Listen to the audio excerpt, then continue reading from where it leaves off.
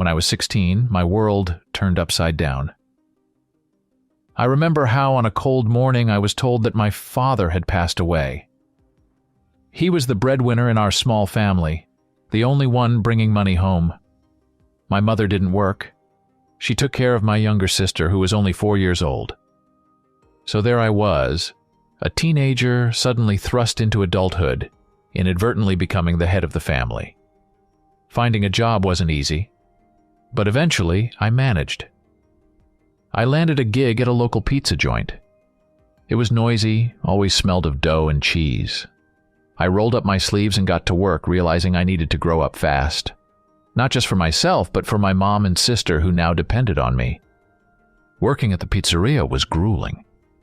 Every day I faced exhaustion and stress, trying my hardest to keep my family afloat. But despite the hardships, I persevered. After a couple of months of back-breaking work, my mother finally found a job, which allowed me to relax a bit and think about the future. I started looking for another job, something more interesting than endless days spent behind the pizza oven. However, finding something worthwhile proved to be not so easy. Nevertheless, I kept searching, fueled by hope for a better future. One day, while strolling down the street, my attention was drawn to a small shop that looked like an antique store. The windows were filled with all sorts of strange and intriguing items, each seemingly holding its own secret. Pinned to one of the windows was a note. Assistant wanted in the shop. There was something about this ad that intrigued me. Perhaps it was my desire to escape monotony, or simply intuition telling me that something unusual awaited me here. Deciding not to pass up the opportunity, I pushed open the heavy wooden door of the shop. The tinkling of a bell announced my arrival as I stepped inside. The first thing that struck me was the sense of solitude and mystery, as if I had entered another world. The air was thick with the scent of old leather, dust, and incense swirling around like mist. Everything seemed permeated with history and secrets. The shop was cluttered with all sorts of antique items, each one unique. On one shelf stood a wooden marionette theater, its figures so lifelike it seemed they could come to life at any moment.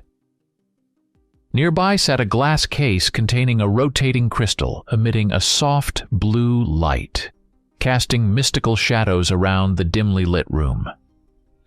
In the corner stood an antique mirror in a carved frame, but when I looked into it, it didn't reflect my image. Instead, faces flickered in its depths, clearly belonging to past eras. A shiver ran down my spine, but I couldn't look away. On the next shelf were various clocks. Some ran backward, others stopped at a certain time, and still others emitted sounds more like whispers than ticking. Among them stood an ancient clock box adorned with images of the sun, moon, and stars, as if it could control time itself. At the far end of the shop, on a special pedestal, stood a statue of an angel with outstretched wings. It seemed to watch my every move. At its base lay a small book with a lock, engraved with an unknown symbol. As I carefully examined the items on the shelf, my gaze settled on an antique silver snuff box adorned with intricate Celtic circles and mysterious runes. The lid of the snuff box was slightly ajar, and I caught a faint whiff of old tobacco, as if it had been used recently. Suddenly I heard a slight rustle behind me, and turning around, I saw an old man. He was dressed in a worn suit, the color of damp earth, with a dark green vest underneath. His hair was gray and unevenly cut, and his face bore thick white eyebrows and wrinkles that spoke of a long life filled with secrets and knowledge. "Ah, you've found the Morrowcount's snuff box," he began in his hoarse voice, his eyes sparkling with unusual interest. "This item has an amazing history. It is said that the Count used it not only to store tobacco but also ashes from the peaks of the Holy Mountains, which granted him longevity and protection from evil spirits." After a short pause, the old man asked, "And now tell me, "What brought you to my humble shop?" "I saw your job advertisement. I'm interested in the assistant position," I said. The old man nodded as if expecting this question, and his face broke into a smile. "Oh, excellent. The shop truly needs young hands and eyes, especially those who appreciate the stories contained in these ancient objects." With these words, the old man turned and began to move slowly towards the back of the shop, and I followed him. We walked to the back door and stepped inside. The room was set up like an office, but every element of the decor seemed to be from a different era. A massive oak desk with curved legs, a leather chair worn with time, and walls lined with bookshelves, where each book seemed like an ancient relic. Glass orbs and copper measuring instruments were scattered here and there, adding to the atmosphere of an old scientist's world. The old man approached one of the bookshelves and carefully took out a thick tome with a worn leather cover. Returning to the desk, he spread the book before him and began to write something, occasionally glancing at his notes. Then he looked up at me and asked for my name and date of birth. After I answered, he nodded and continued writing. "My name is Mr. Mortimer, and I am the owner of this shop," he introduced himself. "Before we proceed, I need you to familiarize yourself with the terms of our contract and sign it," he added, handing me a quill and pointing to the page where my name was written. I read the terms of the contract carefully. The document stated that I agreed to work in the shop full-time, performing all tasks related to the maintenance and management of the antique collections. In return, the shop provided me with a moderate salary, the opportunity to study in the field of antique art and the supernatural, and access to closed collections for personal research. However, there was one condition that caught my attention. I could not disclose to anyone the secrets I learned while working, and in case of leaving the shop, I would have to sign a non-disclosure agreement. The wording about the supernatural puzzled me. I glanced uncertainly at the old man. "This contract binds you to the shop not only legally but also morally. You will be part of something much bigger than just a shop," Mr. Mortimer said quietly, staring at me through his antique glasses. Before signing the contract, I felt a mixture of excitement and hesitation. Questions whirled in my head about what I was getting myself into. "Mr. Mortimer, what exactly does access to closed collections mean?" I asked, trying to understand the depth of my responsibilities. It means you'll be able to study the most valuable and unique items that are not on display to the public. It's a special privilege available only to selected employees," he replied with a slight smile. "And how often can I use these resources for personal research?" was my next question. "You can use them quite freely as long as it doesn't interfere with your daily duties. We value curiosity and a thirst for knowledge," the old man explained. His answers reassured me, and I decided to sign the contract. Taking the quill, I carefully wrote my name. As the quill touched the paper, the page suddenly burst into bright flames, which quickly turned the document to ashes. I jumped in surprise, but Mr. Mortimer calmly closed the book and placed it back on the shelf. "How did you do that?" I couldn't help but ask. "Oh, just old tricks," he replied with a mysterious smile. Then Mr. Mortimer approached the shelf and laboriously pulled out another book. It was thick and heavy, with a cover covered in dust and a web of time. He handed it to me, saying, "Please study this book tonight and come back tomorrow. It will help you better understand what we do here and what your role and opportunities are in the shop." Surprise froze on my face as I took the heavy book, but then I silently nodded to Mr. Mortimer in understanding. With the book under my arm, I headed towards the exit of the shop and walked towards my aunt's house, where she was looking after my little sister Anna. The evening was already darkening, and the streets were getting darker with each step. After crossing several blocks, I reached the modest neighborhood where my aunt lived in a small house with whitewashed walls and an uneven fence. As I approached the house, Anna was playing in the yard, eagerly examining small flowers and stones. Hearing my footsteps, she looked in my direction and, recognizing me, ran towards me with a joyful cry. After thanking my aunt, my sister and I headed home together. On the way, the youngest kept asking me about the book I was carrying. "What's that book, brother? It looks so old," she persisted, trying to peek under the cover. "It's a study book, Anna. It will help me learn a lot of new things," I replied, trying to distract her from further questions, as the true purpose of the book was far from as simple as it seemed at first glance.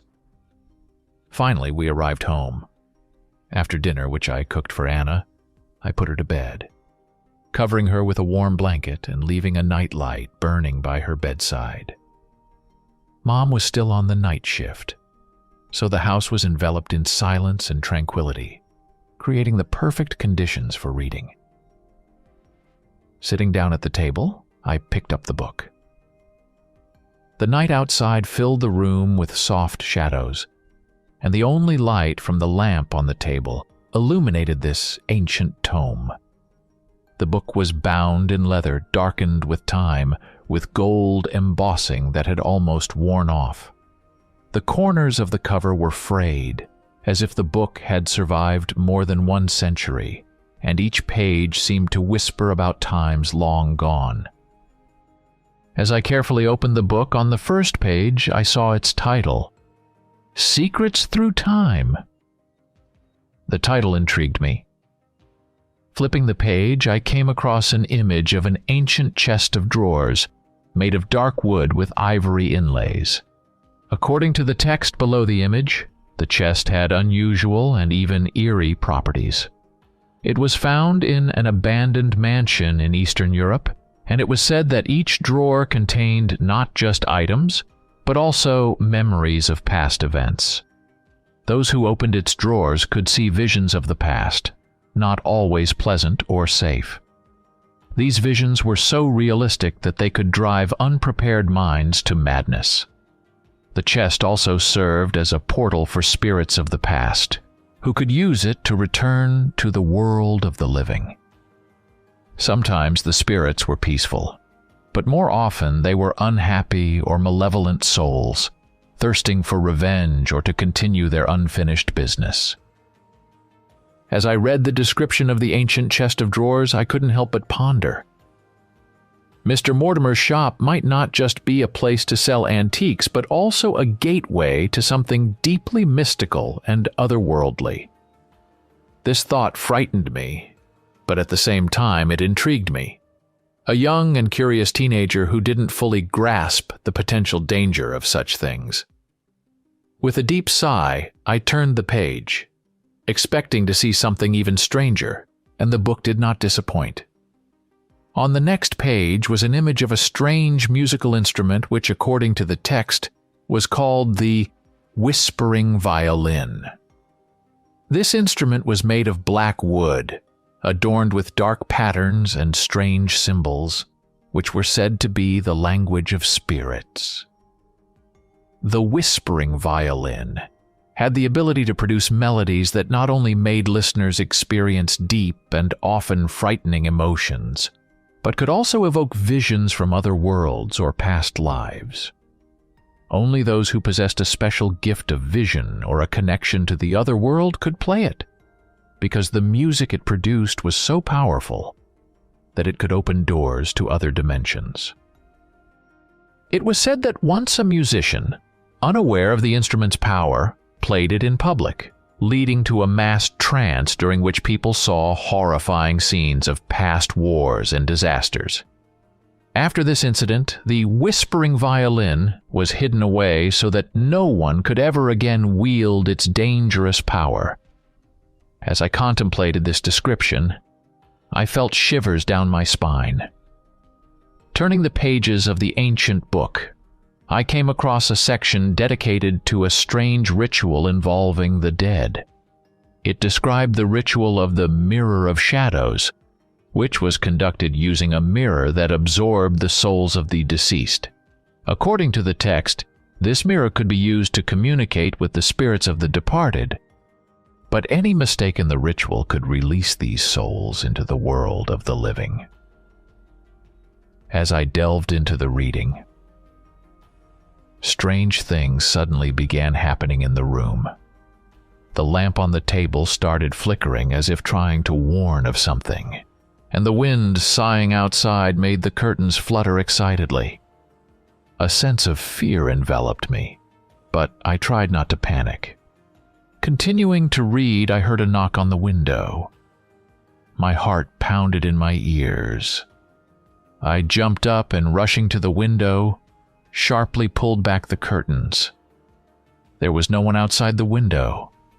What is happening? I grew increasingly frightened, but Mr. Mortimer's task to read the book to the end did not allow me to stop.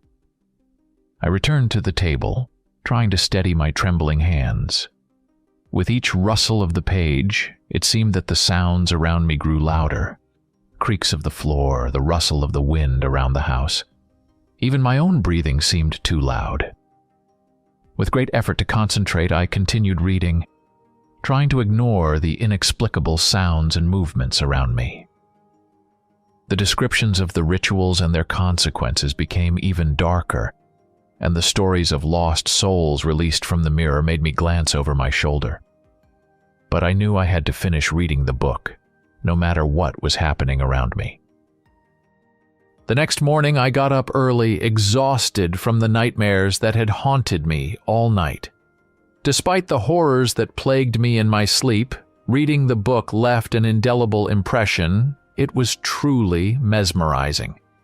Mom had already returned from work and was sleeping in her bedroom, exhausted after the night shift. After preparing breakfast, feeding my younger sister Anna, and then taking her to my aunt's, I returned to work at the antique shop, taking the book with me. When I entered the shop, I saw its owner standing, looking at one exhibit. Then he turned and seemed surprised to see me. Then, looking at me with a deep gaze, he asked, "Did you finish reading the book?" I nodded, and his face brightened with approval. "Well done. Now you're ready for your first task," he said, pointing me towards the exhibits that needed to be dusted. As I began working, I already knew the properties of many of these items thanks to the book I had read, although I still found it hard to believe it all. Particularly intriguing to me was the puppet theater, which, according to the book, possessed remarkable properties. This theater was created centuries ago by a talented puppeteer who imbued his puppets with life using ancient magic spells. It was said that the puppets could move on their own when no one was watching, and their performances opened gates to their inner worlds and fears, making each show a unique psychological journey. After finishing with the theater, my attention was drawn to a glass box with a crystal inside, standing on a separate pedestal under protective glass. This item looked exceptionally attractive. The box was made of clear crystal glass with a delicate silver frame, and inside rested a crystal of a soft blue color, emitting a faint, almost imperceptible light. According to the book I had read the previous day, the crystal had the ability to absorb and retain emotions. Anyone who touched the box could feel a flow of their recent experiences, as if the crystal reflected everything the person had been feeling lately. Moreover, the crystal could even show fragments of memories or moments from the lives of other people who had ever interacted with it. This feature made the crystal not only a fascinating artifact for study, but also a potentially dangerous object, capable of revealing deeper and possibly darker sides of one's consciousness or another's experience. The book emphasized that one must handle such a crystal with caution, especially if the person was not ready to confront deep personal experiences or secrets hidden in the depths of their soul. As I cleaned the box, I gently touched its glass surface, feeling the coolness and the slight pulsation of the crystal, as if it was responding to my touch. Wow! A week had passed since I started working for Mr. Mortimer. He assigned me various tasks related to caring for antiques, as well as studying and cataloging new arrivals. Despite the lack of customers, I didn't particularly mind. The work turned out to be fascinating, and the pay was quite generous. But one day, the monotony of the daily routine was interrupted by the sudden arrival of a visitor. He was a middle-aged man, dressed in a slightly worn coat and hat, giving him the appearance of a wandering professor or researcher. His hair was slightly gray, and he wore glasses with thick lenses, which made his gaze particularly penetrating. The man's gait was hesitant, as if he had wandered in here by accident, led by his curiosity. He slowly toured the shop, carefully examining each item, stopping to study the details and intricacies. His attention was drawn to a small statue made of dark stone, depicting a mythical figure with intertwined snakes around its body, resembling a guardian or gatekeeper of another world. This statue was known among knowledgeable people as the Guardian of the Cursed. According to legend, it was created in ancient times as a symbol of protection against evil spirits, but later began to attract dark forces to itself. Those who owned the statue experienced strange and frightening visions at night, dreaming of lost souls seeking liberation or revenge. It was believed that the statue cursed its owner, binding their fate to the souls it harbored. The man seemed fascinated by this mysterious statue, unaware of its grim reputation. He examined it carefully, turning it in his hands, and his eyes reflected a mixture of surprise and admiration. I watched him from a distance, hesitating whether to warn him about the curse. Thoughts swirled in my head about what choice to make, to intervene or to let fate take its course. When the man asked about the price of the statue, Mr. Mortimer, weighing his gaze, named the price and then added, "This item is known as the Guardian of the Cursed, and it does indeed carry a curse, but I will sell it to you if you still decide to buy it." The man apparently didn't take his words seriously, just laughed, and taking out his wallet, paid for the purchase. Mr. Mortimer nodded to me, indicating that the statue needed to be carefully packed. Wrapping it in fabric, I pondered my new beliefs. Perhaps after a week of working with these unusual artifacts, I began to believe in their supernatural properties. Or perhaps my proximity to these items had made me more sensitive to the unknown. After the statue was packed, I handed it to the buyer who, nodding in thanks, turned and left the shop. Turning to Mr. Mortimer, I couldn't help but ask why he had decided to sell the cursed item. In response, he just smiled at me with a mysterious smile and said, "All in due time, you'll find out later." I could only scratch my head, puzzled. The next day, Mr. Mortimer gave me an unusual task. He handed me a sheet of paper with an address and a small iron seal that fit in the palm of my hand. His instructions were strict. I needed to bury the seal in the yard of the specified house so that no one would notice. After that, my task was to watch the man who bought the statue and continue to do so until I myself realized it was time to dig up the seal and return. Meister Mortimer explained nothing more, ushered me out onto the street, and closed the door behind me. Standing on the street, I puzzled for a moment, but soon pulled myself together and headed to the specified address. Upon arrival, I saw a small house. It was modest, a single-story building with slightly peeling paint and a small front garden. The house seemed quite cozy, but at the same time there was a certain neglect about it, as if its occupants lacked the means or desire to care for it properly. Choosing a moment when there was no one around, I carefully buried the iron seal in a secluded corner of the yard, making sure the earth looked undisturbed. Then I moved to a safe distance where I could discreetly observe the house and its owner. Soon after, I saw the homeowner come outside. Trying to remain unnoticed, I followed him. His route seemed peculiar. He entered every shop along his way, sometimes appearing to be watching someone. He peered into the windows of barber shops and other establishments as if searching for something. His path eventually led to a small building, the post office. I decided to wait outside, but the man never emerged. Approaching closer, I noticed that he was, in fact, a postal worker. I continued to observe him throughout the day, but nothing unusual or suspicious happened. The next day, I decided to continue my surveillance. The man looked a bit haggard and muttered to himself. Sometimes he glanced around as if sensing he was being watched. Was it my imagination, or did he truly know about my presence?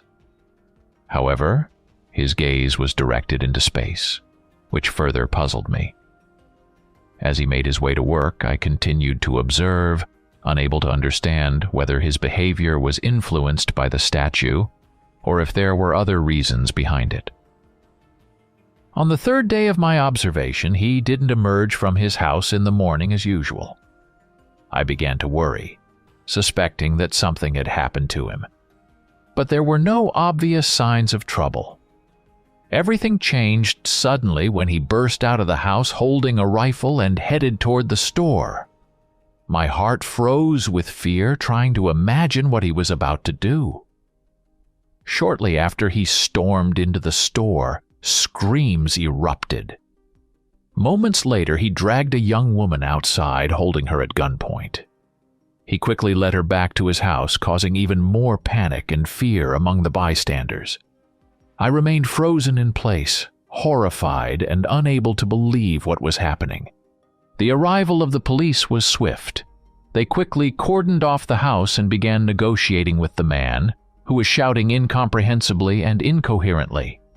It was clear that his behavior was irrational, and the officers quickly concluded that he posed a threat to both himself and others.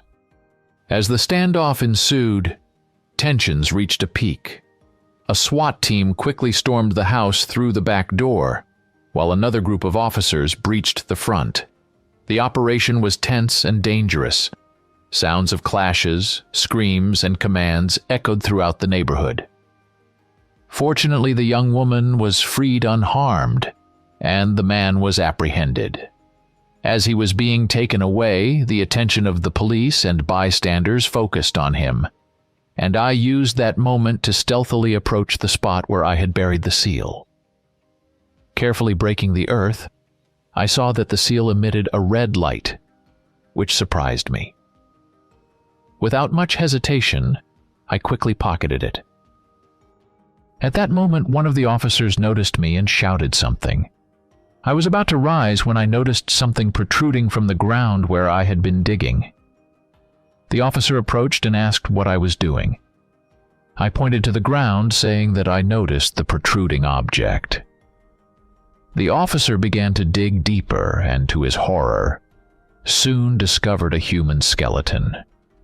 He continued digging, and I took advantage of the moment to blend into the crowd. After some time, it was revealed that dozens of people had been buried in the yard of this house. This discovery caused a great uproar, and the police launched a massive investigation to determine the reasons and circumstances behind such a grim find. This man turned out to be a serial killer, and this discovery shocked me. As I returned to the shop, questions swirled in my mind. Did Mr. Mortimer know that the man was a murderer, and if so, how? These questions troubled me. Upon returning to the shop, I found the owner reading a book behind the counter. When I entered, he set the book aside and amiably asked how my task had gone. I recounted all the details to him, and he nodded as if understanding something, then disappeared into the back of the store and soon returned holding a beautiful gold-bound book. He carefully opened it, flipped to the appropriate page, and asked for the seal.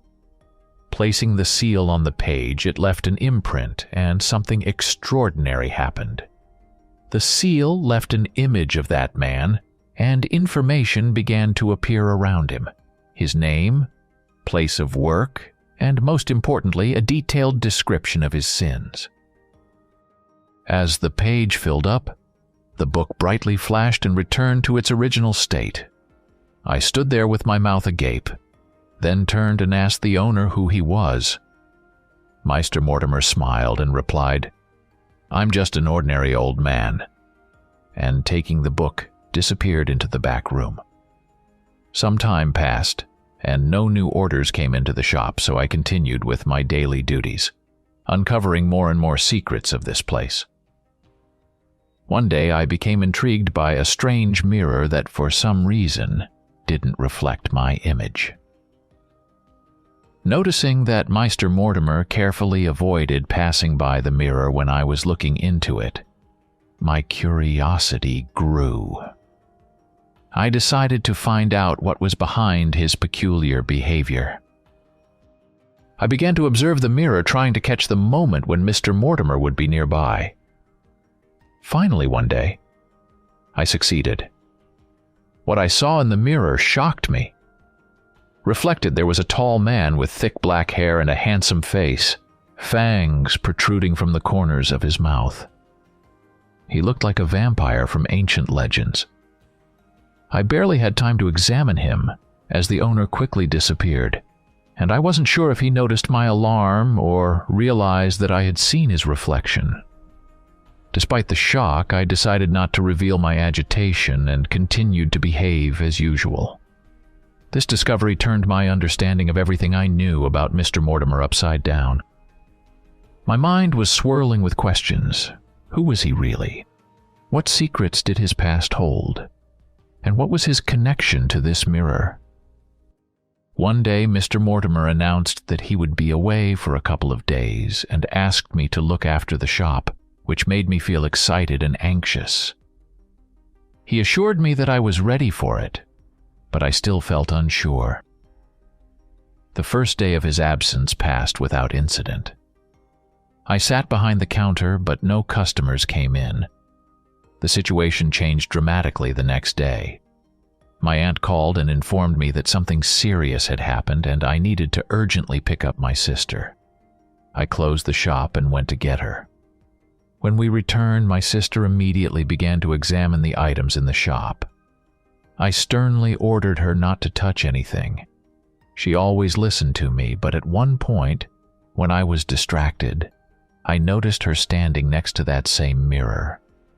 I yelled at her to move away, but it was too late. A hand burst out of the mirror, instantly dragging her inside, and my sister disappeared before my eyes. In desperation, I rushed to the mirror, but by that time it had become solid again, like ordinary glass. There was no trace of what had just happened, except for the deep horror I felt. Being completely at a loss and not knowing what to do next, I began to search for a way to bring my sister back. I rushed to find the book I had been studying earlier. Finding it on one of the shelves, I quickly flipped through the pages to the section about the mirror. The text warned of the need for caution, as the mirror sometimes could interact with the outside world. I cursed myself for forgetting this important warning. Carefully reading the description of how to enter the mirror, I grabbed a special runic amulet, which enhanced protection against the unclean, lying on one of the shelves, and then approached the mirror. Gathering my willpower, I uttered the incantation, following the instructions in the book. After that, I cautiously touched the surface of the mirror with my hand. It began to flicker and vibrate, and its surface suddenly became like water. Tensing, I took a step forward, and to my surprise, the mirrored surface enveloped me, allowing me to pass through. As soon as I found myself on the other side, the mirror returned to its usual state, and I discovered myself in a completely different world. It was a misty forest, and I began to call out for my sister, but my voice got lost among the trees, finding no response. With each of my cries, the fog seemed to thicken, and the sounds became more mysterious and unsettling. I decided to follow a narrow path cutting through the forest. The damp leaves underfoot rustled and slid, creating a sense of instability with each step. To the sides, my gaze revealed twisted tree trunks, forming strange and unpredictable shapes. They seemed to be spectators in the theater of nature, where every rustle could be the beginning of an unknown performance. Shadows stretched through the fog, sometimes gliding along the ground next to me. They seemed detached from their owners, autonomous entities, bending and disappearing as soon as I tried to focus on them. Sometimes it felt like they were whispering, awakening ancient fears lurking deep within my subconscious. Strange sounds filled the air, creaks, groans, and sudden screams, causing me to stop and listen. These sounds sometimes came from afar, sometimes suddenly appeared nearby, creating an illusion of the presence of someone invisible. The wind piercing through the forest carried echoes of voices or perhaps warnings, intensifying the feeling of anxiety and unreality of what was happening. As I progressed forward, the path became more unstable and uncertain. Every step required effort and attention to avoid losing landmarks and straying from the path. At the end of the path cutting through the misty forest, I discovered an ancient house. The structure looked abandoned and ominous. Its walls were covered with moss and lichen, the roof sagged and weathered in places, and the windows were dusty and cobweb-covered, giving the impression that the house was staring at me with multiple dull eyes. With caution, calling for my sister, I entered inside. The air in the house was cold, and there was a smell of age and mold. I slowly made my way through the corridor leading to the central room. In the room stood an old bed with tattered blankets and a wardrobe, whose doors were slightly ajar. Suddenly, I noticed the door of the room trembling slightly.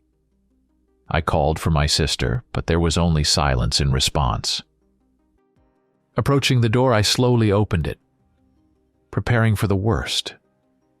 However, inside, I found my sister huddled in a corner and trembling with fear. When I lifted her up, she barely whispered, "He's somewhere here." "Who's here?" I asked, scanning the room. At that moment, the face of a creature resembling a troll with horns appeared in the window. The monster stared at us, unblinking, and turned its head as if scrutinizing us. Its eyes were large and dark, its face covered with rough, wrinkled skin, and two curved horns protruded from its forehead. Such a sight was shocking and incomprehensible. Suddenly, the creature disappeared, as if it had never been there. This frightened me, and I ran, carrying my sister, trying to get out of this ominous house as quickly as possible, to return to the mirror and attempt to go back to our world. As soon as we left the room, the entire house suddenly began to change. The corridors became narrower, the walls twisted and shifted, creating a sinister labyrinth around us. It was like a living entity, trying to confuse and engulf us. The sounds of old wood and creaking filled the air, intensifying our fear. Shadows moved faster, and the air became saturated with the smell of dampness and mold. We ran, trying to find a way out, but every time it seemed like we were close to salvation, the corridors distorted again, forcing us to backtrack. Suddenly, the horned monster caught up to us. It moved unnaturally fast and agilely, its eyes gleaming in the darkness, and its horns seemed even more menacing in the flickering light coming through the old windows. Using our last chance, I pulled out the runic amulet I had brought with me for protection. Clutching it in my hand, I uttered the incantation I had read in the book. The amulet flashed with a cold blue light, emitting waves of energy that momentarily stopped the creature. This moment allowed us to escape from it, but the monster quickly recovered and resumed the chase. We continued to run, our hearts pounding in unison with our steps. Darkness and fear enveloped us, and the ominous sounds of our pursuers echoed in the corners of the labyrinth. Every turn seemed predestined, every shadow threatening. Finally, the monster cornered us, a dead end from which there seemed to be no escape. We found ourselves in a small, cluttered room, its walls so close they could close in around us at any moment. As the creature slowly approached us, baring its fangs and drooling, I felt fear gripping every fiber of my being. I held my sister close, trying to shield her from the terrifying sight, thinking that this was the end for us. Suddenly, the room was bathed in red light, and it seemed like the walls were covered in blood. The red haze engulfed everything around us, creating the sensation that we were inside a living, pulsating heart. The monster hesitated for a moment, looking around in confusion, but still continued moving toward us. Then, as if out of nowhere, a man appeared in front of the creature, the same one reflected in the mirror of the shop owner. He calmly raised his hand and opened his palm, on which a bloody sphere began to form. With strength and precision, he hurled it towards the monster, and when the sphere hit the creature, it pierced through it, causing the creature to collapse to the ground lifelessly. The man turned to me, smiled, and reached out his hand. I grabbed it and stood up. Under his guidance, we quickly escaped from this nightmare place, finding ourselves once again in the forest, which, although still gloomy, now seemed less threatening compared to what we had just experienced. Emerging from the forest, we found ourselves back in the world of the mirror, where the man helped me and my sister return through the mirror portal to our ordinary world. As we stood in the shop, I breathed deeply and relievedly. Everything inside was as I had left it, quiet and calm. Mr. Mortimer sat behind the counter, engrossed in reading a book as if nothing had happened. This moment brought me mixed feelings and surprise. Who then helped me in the mirrored world? Who was the man with his reflection? I was about to ask about this when suddenly the doorbell rang, signaling the arrival of a visitor. Turning towards the door, I froze in fear. There stood a ghost. Having just survived a nightmarish experience in the mirror world, I stood in the shop with my little sister in my arms, looking at the ghost. She had fallen asleep on the way here, and I carefully took her to the back room, laying her down on a couch and covering her with a blanket. Her face, peaceful and serene, made me smile through my exhaustion.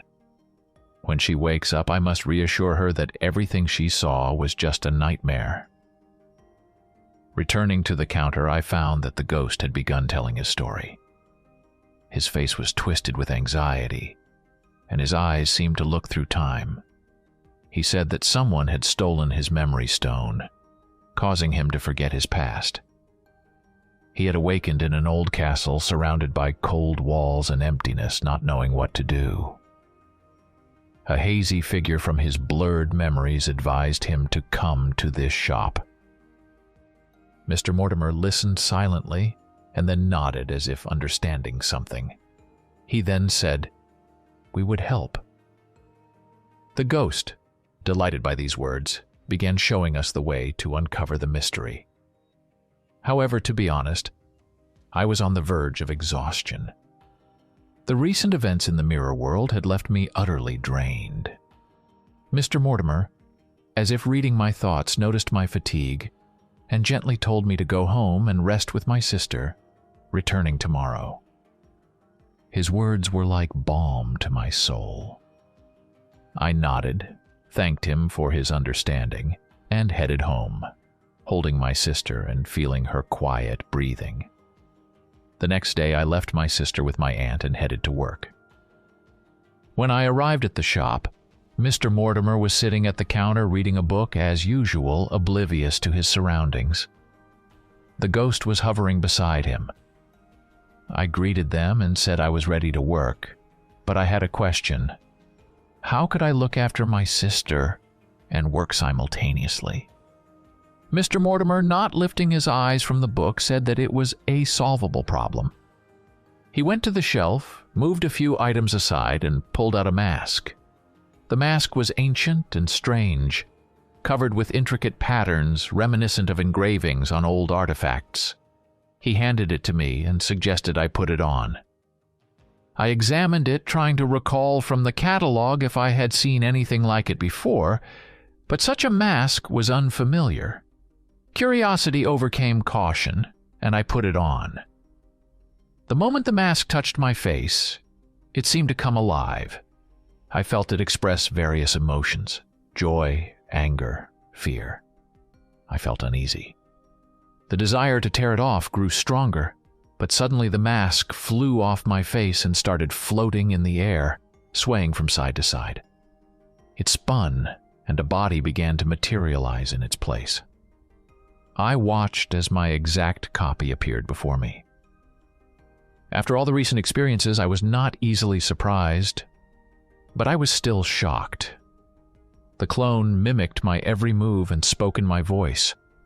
I reached out and touched him. He was completely tangible. It was a strange feeling to see myself from the outside. I studied my eyes, my nose, which seemed a bit small to me. Suddenly, my clone began to dance like a fool and smirk sarcastically. I thought, is that how I look when I laugh? It looks awful. Mr. Mortimer looked at me with a slight smile and said, "Now he can watch over your sister and do your household chores, replacing you. So you don't have to worry. Don't worry, he's very responsible. I will personally keep an eye on him." I nodded, feeling a mix of relief and astonishment. Then I asked, "How will we get to the place and what should I do there?" Mr. Mortimer put the book aside and said, "You need a helper." He opened a drawer on his desk and pulled out a skull, which clicked its jaw and began to speak. "Greetings, Master. How can I assist you?" Mr. Mortimer replied, "Yorick, this time you will help our employee Michael with a task. The responsibility is all yours, understood?" The skull turned and looked at me, assessing, and said, "He's still a rookie. Well, okay, if that's your order." Then the skull unexpectedly jumped into the air and landed in my hands. I was a bit startled and nearly dropped it. The shop owner handed me a tied pouch. "Here. It contains a few useful items that might come in handy." I took the pouch, still trying to get used to the strange sensation of holding a talking skull. Meanwhile, Mr. Mortimer said, "Now you can set off. And by the way, it would be good if you picked up a few useful artifacts that you come across."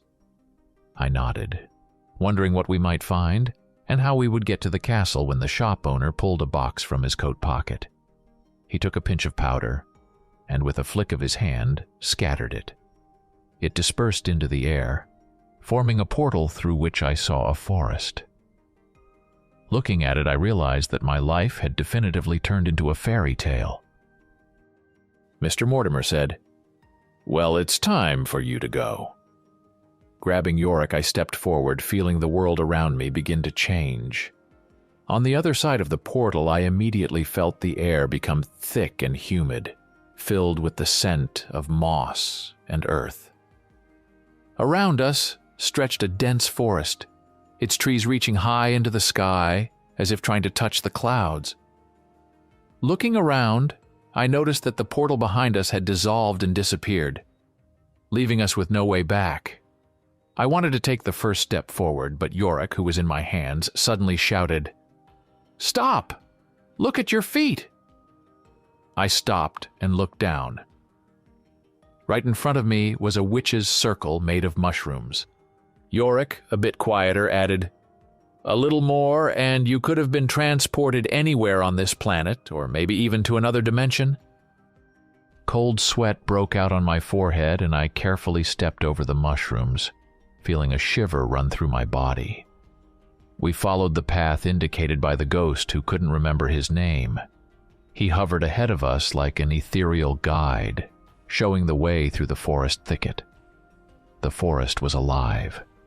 At every step, we heard strange sounds that seemed both close and distant at the same time. The whisper of the wind in the tree crowns, reminiscent of mysterious voices, made it hard to concentrate. The slight crunch of dry branches underfoot echoed, enhancing the feeling that we were not alone. From time to time, there were strange, low growls and rustling as if someone was watching us from the shadows. Occasionally, the sky was pierced by the piercing cry of a nightbird, sending chills down our spines. I felt the dark eyes of the forest watching our every move. Yorick, despite his inanimate nature, was also on alert.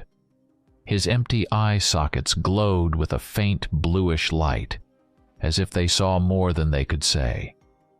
His voice, now more serious, quietly advised, "Be careful. The forest is full of secrets and traps. Listen to the sounds, but don't let them lead you astray." We ventured deeper into the forest, and the trees grew denser, creating the illusion that the forest was closing in around us. It seemed to have a life of its own, and we were merely guests in its domain. Suddenly, from the shadows ahead, fiery fairies emerged, illuminating the path with their shimmering lights. They silently pointed the way, ascending higher and higher towards the sacred trees, whose light pierced through the darkness. We went further and further until the trees began to thin out, giving way to open patches of moss-covered ground and damp grass. Soon we reached the marshlands. The wet ground beneath our feet began to spring, and with each step I felt my feet sinking deeper and deeper into the mud.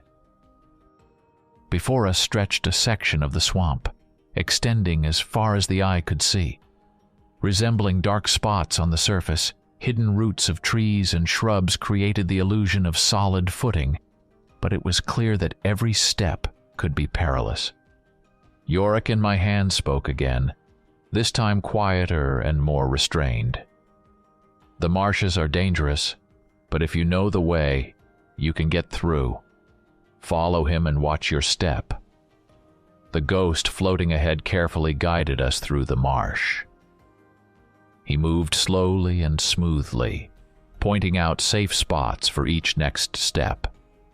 I followed, trying not to deviate from his route. The first step into the marsh was tentative. I placed my foot on a small island of firm ground, feeling it spring slightly beneath me. Then I cautiously shifted my weight and the ground held. I took a deep breath and made the next step. The process was slow and required utmost concentration. I walked, carefully watching every move of the ghost and testing each foothold before shifting my weight. Suddenly, a water spirit emerged from the marsh before me, its body resembling a translucent silhouette emitting cold. It rose from the water and rushed toward me. I froze, unsure of what to do, but Yorick immediately spoke. "Don't move. Water spirits sense fear. Look directly at it, and it will retreat." I stared at the spirit, trying to suppress my anxiety and fear. After a few seconds that felt like an eternity, the spirit slowly retreated and dissolved into the air like mist. I sighed in relief and continued. Having crossed the first section, we approached a wider body of water where the water was dark and nearly opaque. The ghost pointed to barely visible roots and stones serving as stepping stones across this section. I carefully stepped on them, sometimes balancing on one leg to find the next foothold. At one moment, my foot slipped and I began to fall into the water. In desperation, I grabbed the nearest root, which turned out to be strong enough to hold my weight. Yorick at that moment advised, "Hold on tight, don't let go." Find the next foothold and shift your weight slowly. Following his advice, I found a stable foothold and slowly regained my balance. Continuing to walk, I felt the marsh trying to pull me in, but thanks to Yorick's and the ghost's instructions, I managed to pass through the most dangerous section. Finally, we reached the edge of the marsh. The ground became firmer underfoot and the moss gave way to dense grass. I stopped, looked back, and saw how unfriendly the marshlands looked behind us. "Excellent work," said Yorick. "Now we can move on." I nodded, feeling tired but relieved. We continued our way through the forest until we reached ancient ruins, half overgrown with moss and vines. The walls were crumbling with time but still held a sense of grandeur and mystery. Yorick pointed to these ruins and said, "There might be useful artifacts here, but they are guarded. Be careful." Carefully looking around, I noticed movement in the shadows between the stones. On closer inspection, I realized that they were snakes guarding the ruins. Their eyes glowed green, and their movements were graceful and almost invisible. "Yorick, why don't ordinary people see these creatures?" I asked, looking at the snakes. Yorick, clicking his jaw, replied, "After you made a contract with Mr. Mortimer, you gained magical sight. Now you see magical creatures and phenomena hidden from ordinary eyes, the so-called fringe world." We moved slowly and cautiously, trying not to attract the snake's attention. Yorick whispered directions, pointing out safe routes through the ruins. Each step required maximum concentration. I tried to step only on the stones that seemed stable, avoiding those that might be hidden traps. The snakes watched us with their cold eyes, ready to strike at any moment. I felt their tension and malice, as if they were ready to pounce on us at the slightest wrong move. At some point, Yorick said, "Now, use the powder from the pouch. It will help drive the snakes away and give us a chance to grab the artifact." I took a small packet of powder from the pouch. Opening it, I smelled a light but powerful aroma of herbs and spices. Mixing some powder in my palm, I threw it into the air before me. The powder began to settle slowly, and I noticed the snakes starting to retreat as if an invisible force was driving them away.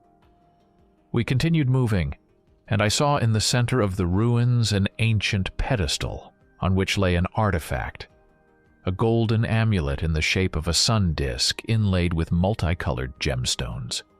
This amulet emitted a soft, warm glow as if holding the power of the sun. I carefully picked it up and felt it fill me with a sense of strength and protection. Yorick confirmed, "Very nice. This is the Amulet of Light. It protects against ghosts." I noticed our guide, who, upon seeing the amulet, made a displeased face and drifted further away from me. Soon we finally reached the castle. Before us rose grim and majestic walls covered in thick ivy and moss. The castle, like something out of an ancient legend, stood amidst the forest, surrounded by mystery and fear. Majestic towers soared high into the sky, their dark peaks lost in the clouds. The castle gates, made of massive wood and reinforced with iron, seemed closed for ages. The castle was built of gray stone, its walls covered in deep cracks, testifying to its age. The windows were narrow and high, most of them broken or boarded up. Large crenellated walls towered over the surroundings, creating a sense of impregnableness. Yorick, sitting on my shoulder, began speaking in a quiet but firm voice. "This castle is called the Castle of Eclipses. Legend says it was built by the great mage Adrian to protect worlds from dark forces. Ancient artifacts and spells capable of changing the course of history are kept within its walls. But the castle was not always a place of light and knowledge. There is an ancient legend that one of Adrian's students, a jealous and power-hungry mage named Maldek, betrayed his teacher. He trapped Adrian in a magical trap and took over the castle, turning it into his fortress of evil. Maldek used the castle's power for his dark rituals and experiments, trapping innocent souls and creating magical artifacts for his misdeeds. The legend also says that on the day Adrian was betrayed, a solar eclipse occurred, and since then the castle has borne its name. Adrian managed to leave several magical traps and spells to protect the castle from complete destruction. He hoped that one day someone would come to free the castle from the dark curse and restore its true purpose. We were admiring the castle's grim beauty when I suddenly noticed movement on one of the walls. Yorick suddenly shouted, "Hide!" Without thinking, I jumped into the bushes. My heart was pounding as I cautiously peered out from my hiding spot. A massive creature was walking on the castle walls. My breath caught. It was a werewolf. So werewolves really exist, I thought, staring at this formidable creature. It was scanning the surroundings, like a guard carefully inspecting the area. If we approached the castle, it would surely notice us. Judging by the skull's reaction, this creature was extremely dangerous. We needed to figure out how to get past it. Yorick, after a moment of thought, finally spoke. "We need to go back into the forest and find a particular herb." I followed his advice, and we set off back. The search took quite some time, but we eventually found the needed plant, wolfsbane. Yorick explained. "Mix this herb with a few others we collected and grind them together." I gathered the indicated herbs and carefully mixed them, grinding them into a uniform mass. Yorick, observing my actions, nodded approvingly and added, "Now look in your pouch. There should be a flute." The flute I pulled out of the pouch looked unusual. Its surface was adorned with intricate carvings, and it had a ring divided into sections, each depicting different creatures. The more I turned the ring, the more new images appeared. It seemed magical, its images coming to life and changing. How this happened I did not know, but Yorick calmly said, "Keep turning until you find the image of a rabbit." I continued turning the ring until I finally found the right symbol. The flute, named the Summoner's Flute, emitted a warm glow. As soon as I saw the right image, I blew into it, producing a pleasant melody. Soon, rabbits started coming from everywhere. They were tame, with soft fur and large, trusting eyes. They surrounded me as if waiting for a command. I looked at them in surprise, not knowing what to do next, but Yorick came to the rescue again. "Take this herb and rub it on the rabbits." I did as he said.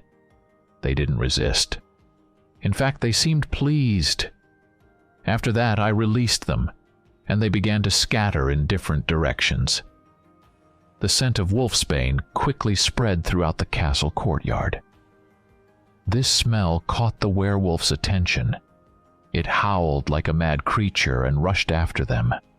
Its eyes gleamed with rage, and its claws tore at the ground as it chased the swiftly running rabbits. We took advantage of the situation and moved forward. We entered the castle through the massive gates, which opened with a prolonged creak. The inner courtyard turned out to be an abandoned garden. Overgrown paths, twisted stone benches, and bushes growing through cracks in the old tiles. Despite the neglect, the garden had its own strange, enchanting beauty. I couldn't help but admire the place, immersing myself in the atmosphere of the past, when I suddenly heard a voice. "Hey, buddy!" I looked around but saw no one. The voice was female, pleasant to the ear, but the source remained unknown. "Hey, buddy, can you help me?" It called out again. I looked around again but saw no one. Then the voice said, "I'm up here. Look up." I did as instructed and saw a young girl about my age entangled in vines in one of the trees. She looked exhausted, probably having spent all her energy trying to break free. I stared at her with curiosity, trying to understand how she got there. "Well, will you help me? I really need to use the bathroom," she said. I coughed awkwardly and climbed the tree. Carefully using a knife, I began to free her from the vines. After freeing her from the last vine, I grabbed her hand and helped her down. She started massaging her numb limbs, then, hopping from one foot to the other, disappeared around the corner.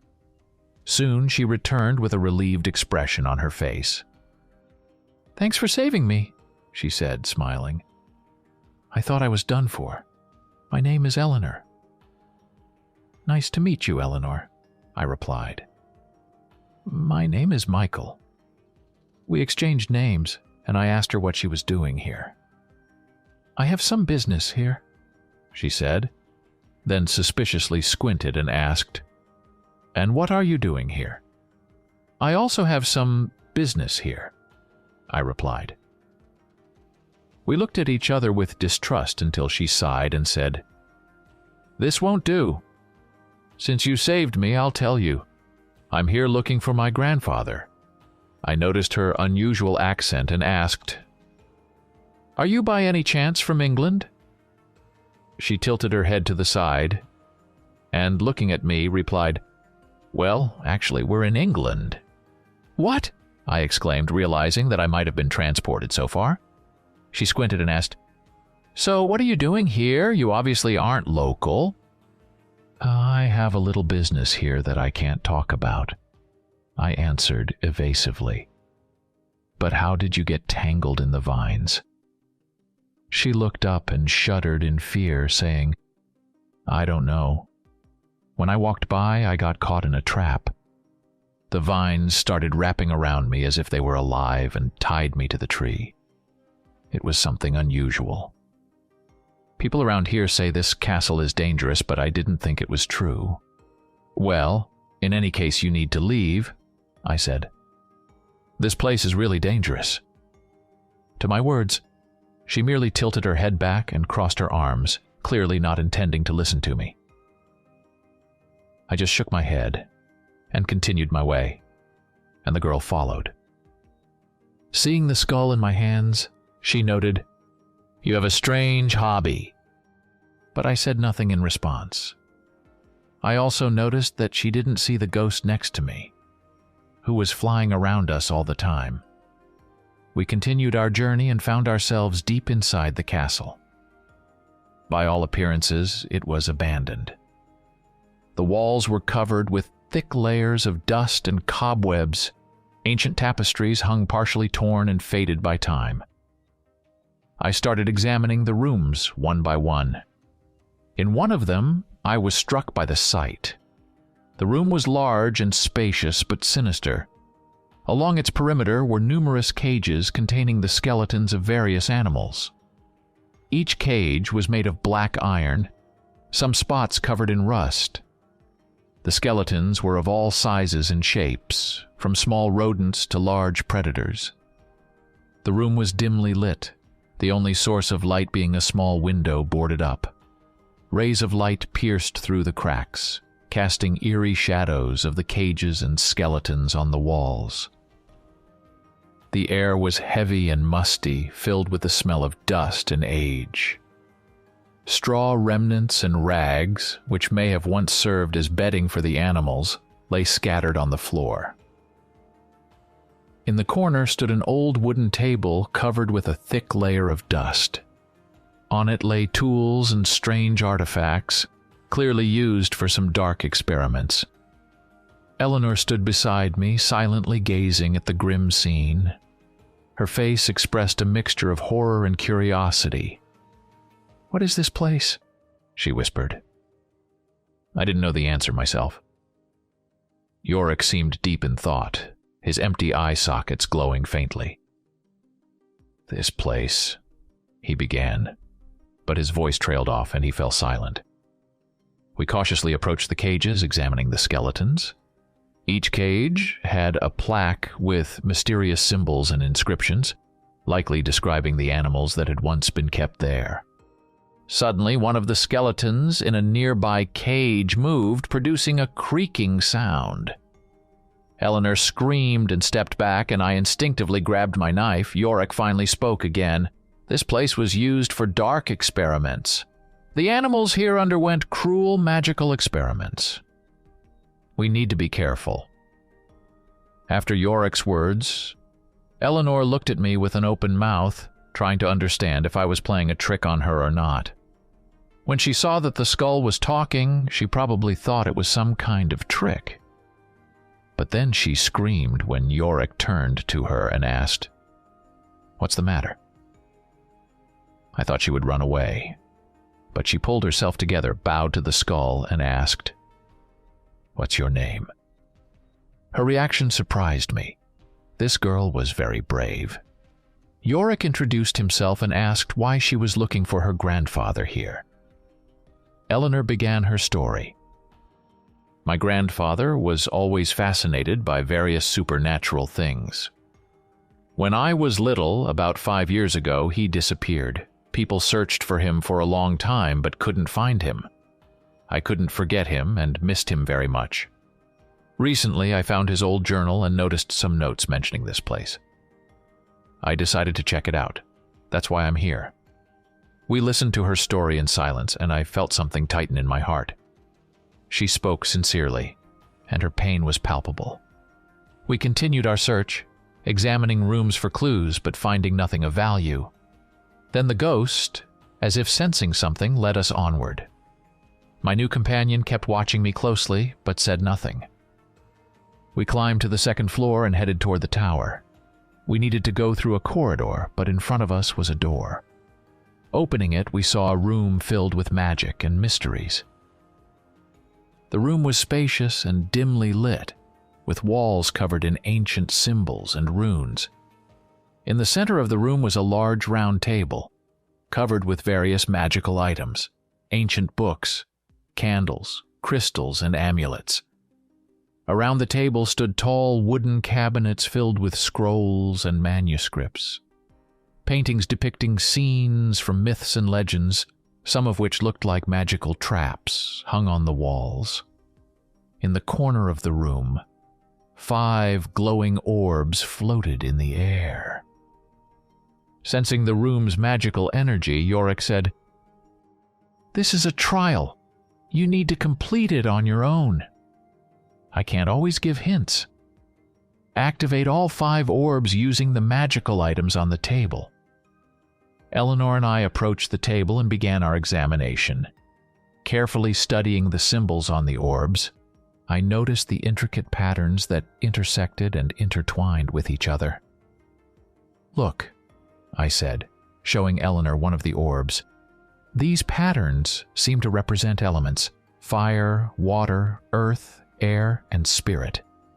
We need to figure out how to combine them." Elanor nodded and focused on one of the scrolls.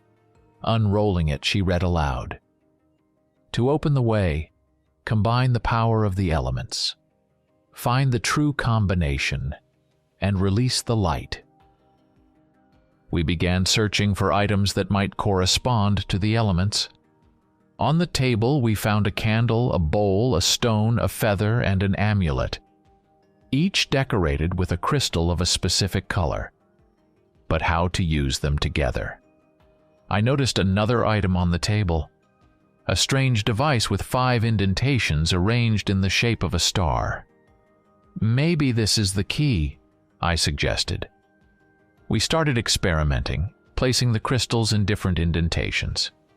Each time we made an incorrect combination, the orbs dimmed and emitted a menacing hum.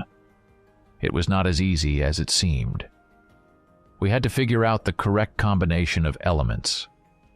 After several attempts, Elanor noticed, "Look, the patterns on the orbs change depending on how we place the crystals. Maybe that's a clue." We began to carefully observe the changes in the patterns. Finally, I realized the elements must be combined so that the patterns on the orbs become complete. It's like a puzzle.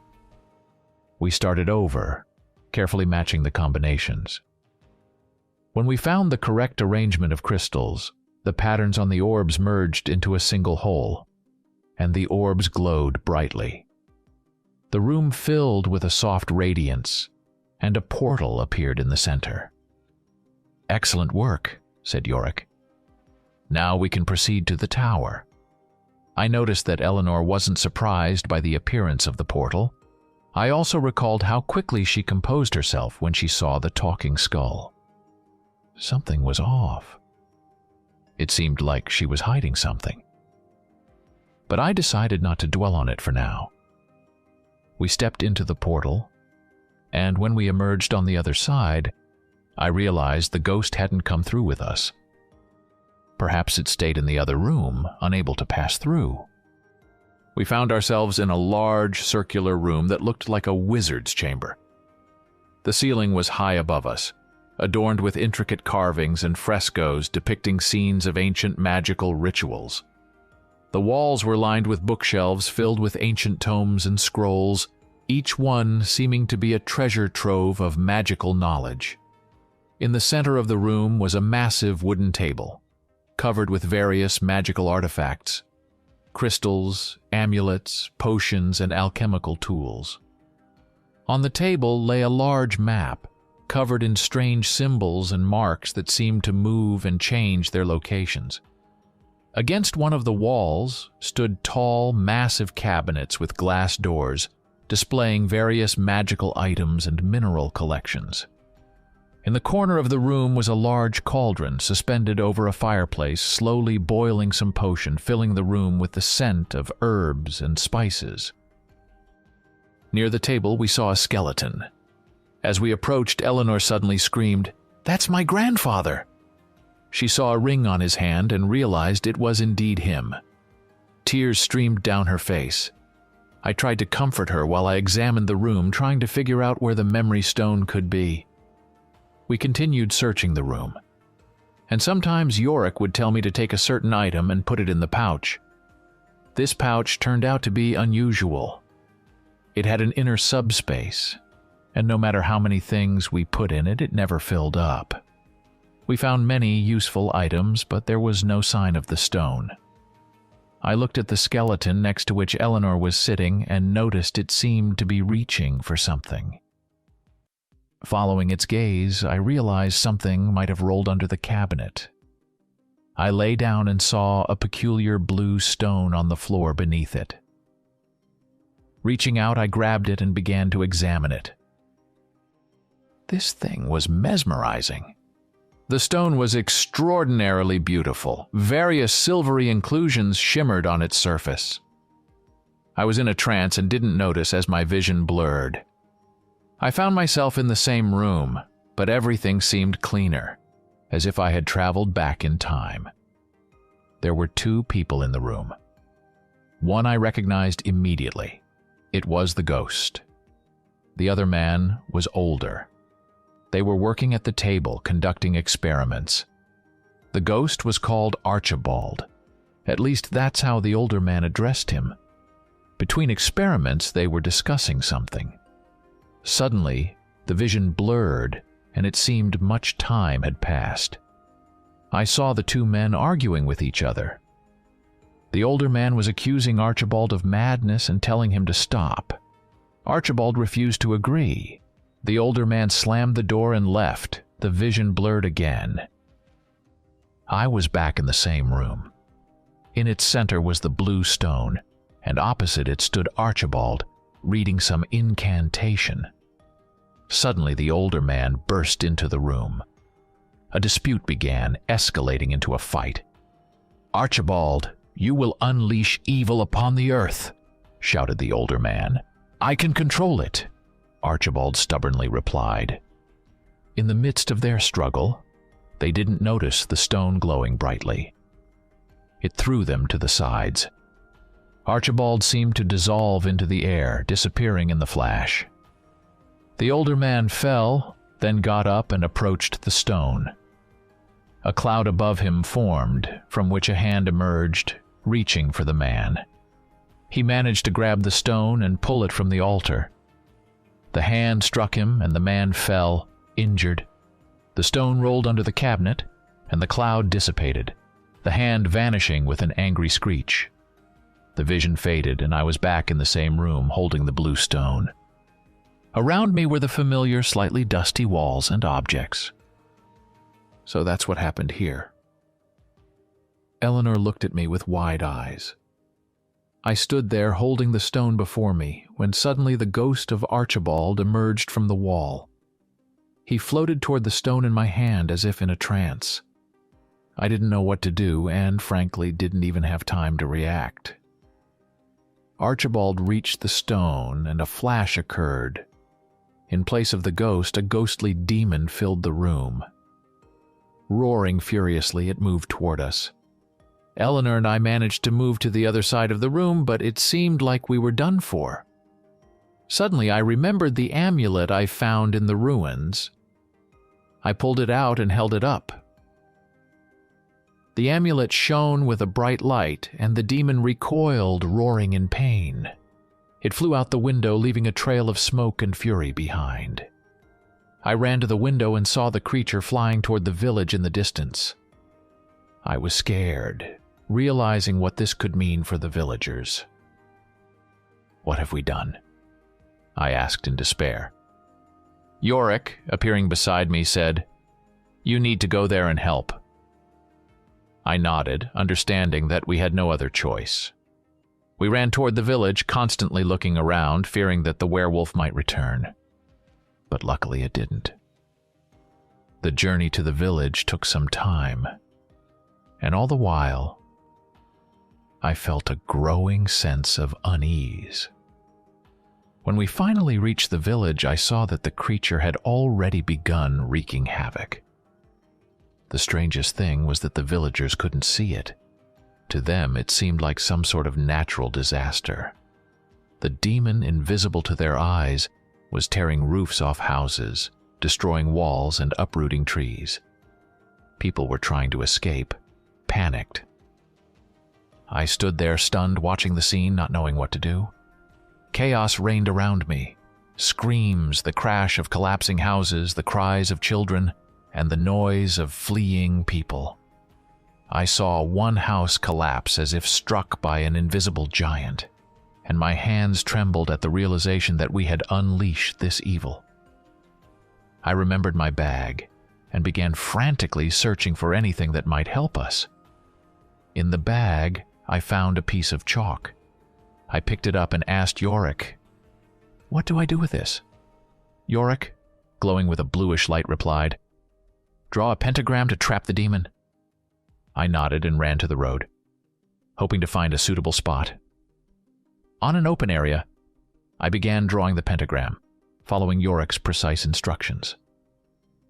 The chalk glided over the ground, leaving clear lines that formed a 5-pointed star within a circle. Yorick guided me, indicating the exact places where the lines should be drawn. "Start with the central circle, then draw the star, connecting its ends," he said. "Then surround the star with a larger circle. Make sure the lines are clear and unbroken." When I finished drawing, Yorick continued, "Now place the light amulet in the center." I carefully placed the amulet in the center of the star, and it began to glow, filling the pentagram with a soft light. Yorick said, "We need to lure the demon here, but we must act quickly and carefully." I returned to Elanor, who was watching the demon as it continued to destroy the village. We began attracting the demon's attention, shouting and waving our arms. I held the amulet above my head so the light would be visible from afar. "Hey, over here!" Elanor shouted, her voice full of determination. "Come here, beast!" The demon noticed us and, roaring, moved in our direction. We ran to the pentagram, trying not to lose sight of it. When we reached the spot, I stood at the edge and tried to lure the demon with the amulet's light. "Come on over here!" I kept shouting, trying to keep its attention. The demon approached, its eyes burning with fury. It stepped into the pentagram, and at that moment the amulet's light intensified, filling the drawing. The demon stopped as if hitting an invisible barrier, "Now!" Yorick shouted. "Seal it inside!" I took the chalk and quickly closed the final circle, completing the pentagram. As the demon was trapped, it struggled fiercely, fighting with all its might. I feared it might break free, but suddenly we heard the sound of footsteps. I turned and saw Mr. Mortimer approaching with a cane in his hand. He walked around the pentagram, examining the demon as if he were in a museum. He muttered something and nodded his head. Then he began striking the pentagram with his cane, and its light intensified and then began to contract, squeezing the demon. It roared in fury and pain. The circle shrank more and more until there was a flash. The same blue stone fell to the ground. Suddenly, Elanor appeared next to him. She seemed to casually, as if just passing by, bend down and pick it up. Then, holding it in front of her, she started examining it. She turned to me and, smiling, said, "It's quite beautiful," before slipping it into her pocket and saying, "Thank you and forgive me. Maybe we'll meet again." After that, smoke flared up under her feet, and when it cleared, she was gone. I stood there trying to understand what had happened. I ran up to him apologizing and said, "Sir, forgive me, I didn't think she would do that. Don't worry, I had a feeling this might happen." "You know her?" I was surprised. "She's from an organization that doesn't get along with me very well," he replied without elaborating. I didn't understand what he meant, but I just nodded. "But what are you doing here?" "I sensed that you needed my help, so I decided to drop by," he answered, calmly looking at me. And it turns out I was right. After that, I briefly told him everything that had happened. He just nodded slightly and told me I had done well. Yes, but I lost the stone. Who was that girl? It was time to go home. My boss opened a portal, and we found ourselves back in our shop. As the portal was almost closed, a werewolf, the same one from the castle, jumped out of it. We stood there looking at each other. I was afraid to make any sudden moves because this creature was truly terrifying. Meister Mortimer, on the other hand, just calmly watched the werewolf, scratching his beard and muttering, "Interesting, interesting." I turned my head, trying to figure out if I was about to embark on another mission. The antique shop had always been a place of mystery and intrigue, but what happened that night surpassed all my expectations. We had just stepped out of the portal, and once again I was faced with shelves cluttered with ancient relics, books with cracked covers, and dim light filtering through dusty windows. Meister Mortimer, old and unflappable, stood beside me when suddenly a werewolf leaped out of the portal behind us. He was a nightmare creature. His bared fangs gleamed in the dim light, and his eyes burned with wild fury. His fur, thick and black as a moonless night, seemed to move on its own. I froze, unable to move or make a sound.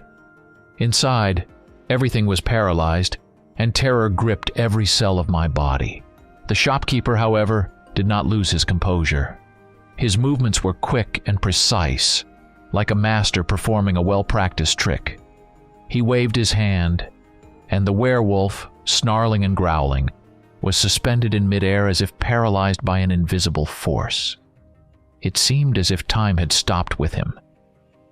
The old man held him aloft with one hand while quickly opening one of the many cabinets with the other. From inside, he pulled out an amulet on a chain which gleamed with a dull but mesmerizing light. Then he placed the amulet on the werewolf, and something unimaginable happened. The creature began to transform before our eyes. His fur slowly disappeared, his fangs shortened, and his fiery eyes took on a human appearance. He collapsed to the ground, and before us stood a middle-aged man. His face, now calm and haggard, bore the marks of many years of suffering. Thick dark hair framed his strong features, and deep wrinkles indicated a hard life full of pain and hardship. He lay on the floor, breathing heavily, gradually recovering from the transformation. Then, sitting on the floor, he looked around in bewilderment, glancing from me to the shopkeeper. I approached the man and helped him up. He swayed as if his body still did not obey him, but he grasped my hand firmly. His eyes, now human, sparkled with gratitude and exhaustion. "Thank you," he muttered, his voice hoarse from long silence. "Where am I?" Mr. Mortimer only smiled his mysterious smile and pointed me to the kitchen. "Bring us some tea," he said. Then he gently took the man by the elbow and led him to an old oak table, offering him a seat. I quickly went to the kitchen. The water boiled on the stove, and I brewed tea, adding a few pinches of calming herbs that Mr. Mortimer always kept on hand. Pouring tea into cups, I suddenly realized how much my fingers were trembling. Sighing, I pulled myself together and returned to the room, not forgetting to bring a plate of crackers. The man sat at the table, his gaze wandering around the shop, lingering on each antique item. I poured the tea into cups and placed the plate of crackers on the table. The man awkwardly took a cup, his hands still trembling slightly. He sipped the hot drink as if he hadn't had tea in many years, then took another sip, closing his eyes in pleasure. We remained silent while he drank, giving him time to recover. When the cup was empty, I quietly refilled it for him. Mr. Mortimer leaned back in his chair and began to tell the story of our shop. The man listened intently, his eyes wide open like a child hearing a fairy tale for the first time. After finishing his story, Mr. Mortimer fell silent. The man stood up from his chair and, dropping to his knees, began to thank us, his voice trembling with emotion. "Thank you. Thank you for saving me." His words were interrupted by sobs. I felt awkward, and once again helped him up. When he sat down again, I thrust a cup of tea and a cracker into his hands. The man took them gratefully, but his hands were still shaking. Mr. Mortimer, leaning on the table, looked at him with his piercing gaze. "Now, my friend, tell us what happened to you," he said, his voice quiet but firm. The man leaned back in his chair, his face shadowed by memories like a foggy ghost of the past. His eyes roamed the room as if searching the shadows for images long drowned in his memory. "It all began many years ago," he started quietly, his voice like the rustle of old pages. "I had a daughter. Her name was Emma. She was my light in the darkness, my only joy in life. We lived in a small house on the edge of the forest." He paused as if gathering his thoughts, then continued. "One night, when the moon was particularly bright, I heard a strange noise at the door. Opening it, I saw an old man in rags. His eyes glowed with madness and his voice was hoarse. He said I was chosen for a great purpose, that my destiny was tied to the moonlight. I thought he was crazy and drove him away." He paused, his eyes clouded with memories. I didn't give it much thought. That night I went to bed but woke up feeling strange. My body was burning. Every cell was consumed with unbearable pain. I ran out of the house and fell to my knees under the moonlight. That night I transformed for the first time. I became a beast, a monster, unable to control my actions. He fell silent, trembling at the memories. His eyes were full of suffering and guilt. I don't remember what happened next. Just fragments, pieces of a mosaic, blood, screams. When I came to, the house was destroyed. Emma was nowhere to be found. I searched for her everywhere, but found no trace. Every time I transformed, I lost more of my humanity until I became just a beast. Time lost its meaning. Everything merged into one endless torment. What happened next, I don't remember. The man slumped, his shoulders sagging and his voice barely audible. I want to return to my daughter, but I'm afraid to find out if she's even alive. I felt sorry for him. I also had a younger sister, and I understood his pain. A desire to help flared up inside me. I looked at Mr. Mortimer with hope. The old man pondered for a moment, his eyes sparkling with hidden knowledge. The amulet on you won't work for long. We must act quickly. There is no cure for your condition, but there is a way to help you control yourself even in wolf form. The man fell to his knees again, his voice trembling with pleading. Please, help me. I ran to him and helped him up. Mr. Mortimer smiled, his eyes glowing with kindness and determination. Of course, we will help, he said confidently.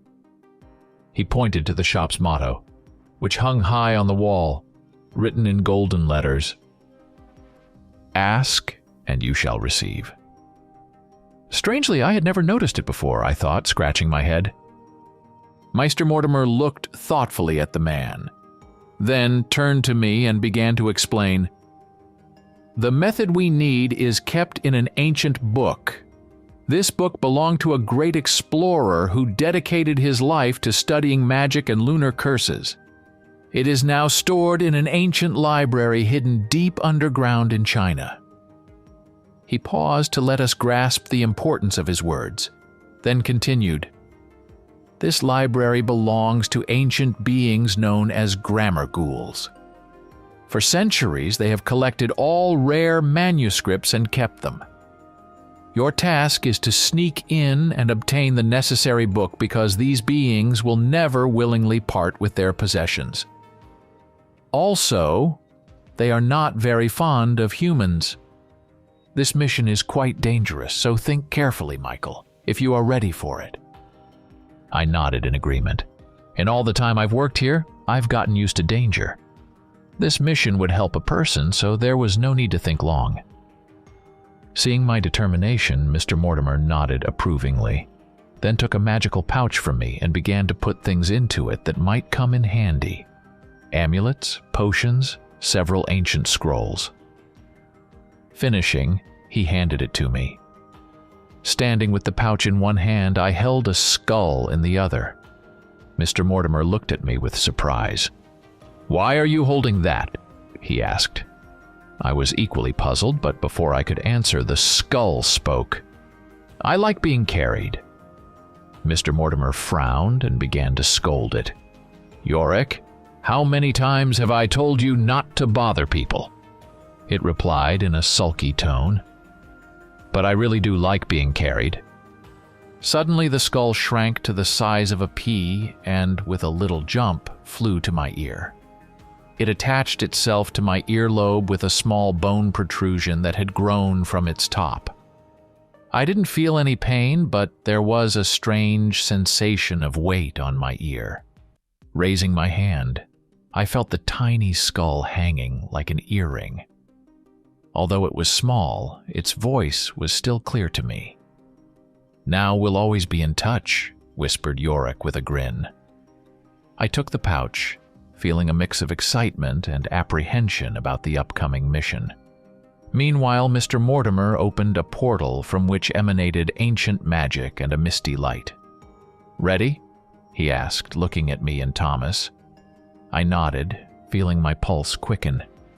The werewolf's face showed determination. We stepped into the portal and the world around us disappeared. The moment we crossed the portal's threshold, I felt my entire body being pulled into a vortex, as if thousands of invisible hands were dragging us through space and time. Sounds and colors blended into a booming chaos, pierced by flashes of light.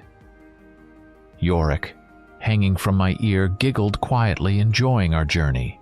Time lost its meaning and space ceased to exist. And then, in an instant, we found ourselves on solid ground. We were in a cramped closet surrounded by dusty old items. I cautiously opened the door and saw that we were in a small souvenir shop. The owners weren't there yet. We quietly stepped out of the closet, trying not to make any noise. Passing by shelves laden with trinkets and knickknacks, I opened the front door, mentally apologizing to the owners, and we stepped outside. I looked around and realized we were in some tourist spot.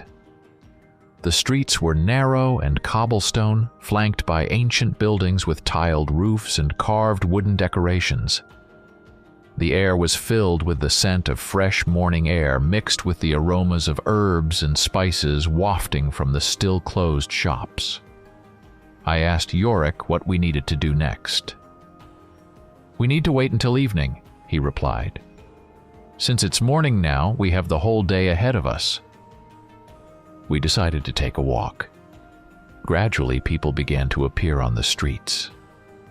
Tourists with cameras, locals opening their shops, and children playing near the houses. There was an atmosphere of calm and slight excitement, characteristic of the start of a new day. As we walked through the streets, we came across a shop where an old man was sitting out front. He was bent over with a long white beard and piercing eyes. On his stall lay ancient items, ceramic vessels, old coins, figurines, and amulets.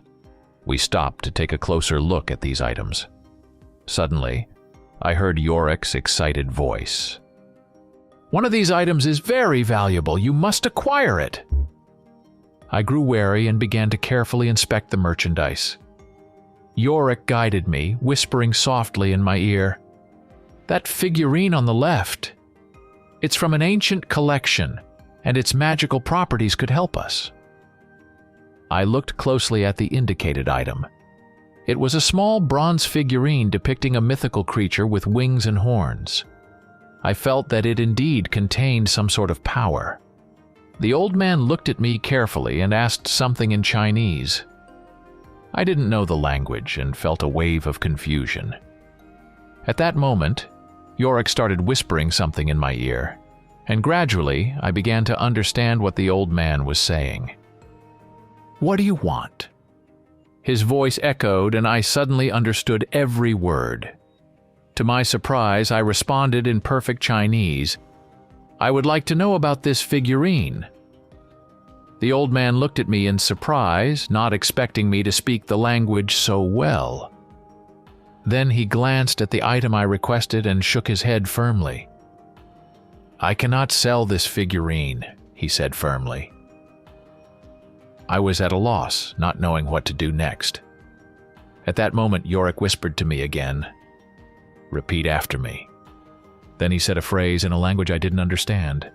I repeated it, not knowing the meaning of the words. The old man's face changed. His eyes widened in astonishment. He trembled and bowed deeply, then hurried to wrap the figurine for me. "But I have no money," I said, suddenly remembering. The old man, continuing to wrap the figurine, responded with reverence, "I wouldn't take money from you anyway. It is an honor that you visited my shop. You are welcome here any time." I took the figurine and placed it in the magical pouch, which didn't deform at all. The old man, noticing this, became even more servile, his eyes shining with respect.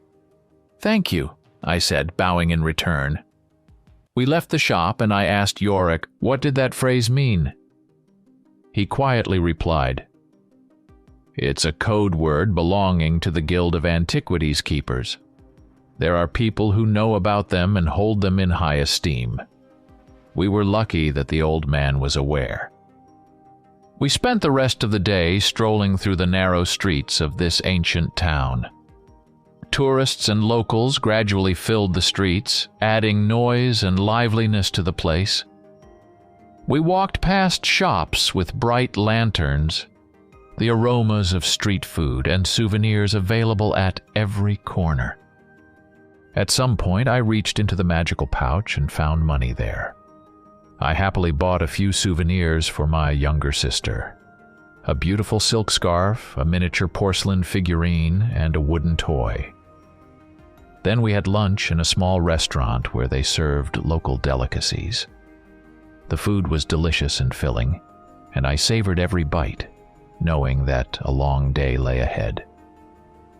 When evening came and the street started to empty, we headed to one of the deserted alleys. There, silence reigned, and only the dim light of lanterns illuminated our path. Yorick instructed me to take out the ancient book we had brought with us. I carefully pulled it out of the pouch and placed it on the ground. The book was covered in ancient symbols and emitted a faint glow, as if it were a source of light itself. We hid around the corner and waited, ensuring no one noticed our presence. Time passed slowly. Darkness thickened and the air grew cooler.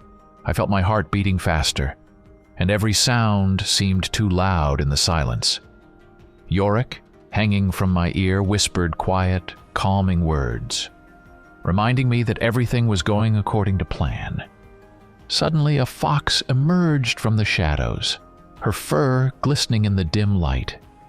She sniffed the air cautiously, then approached the book.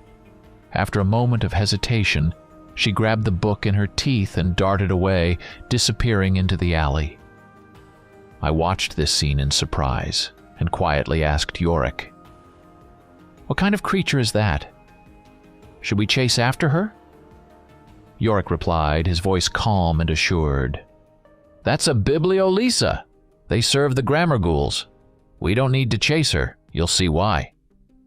As soon as he said this, a thin, glowing line appeared on the ground before us, stretching in the direction where the fox had disappeared. "There was a special mark on that book. We just need to follow the trail," explained Yorick. We did as he said. I walked first, following the glowing line, and Thomas followed behind me. I glanced at Thomas. He was nervous, his eyes darting around anxiously, and his muscles tensed with every step. I wondered if his curse might relapse.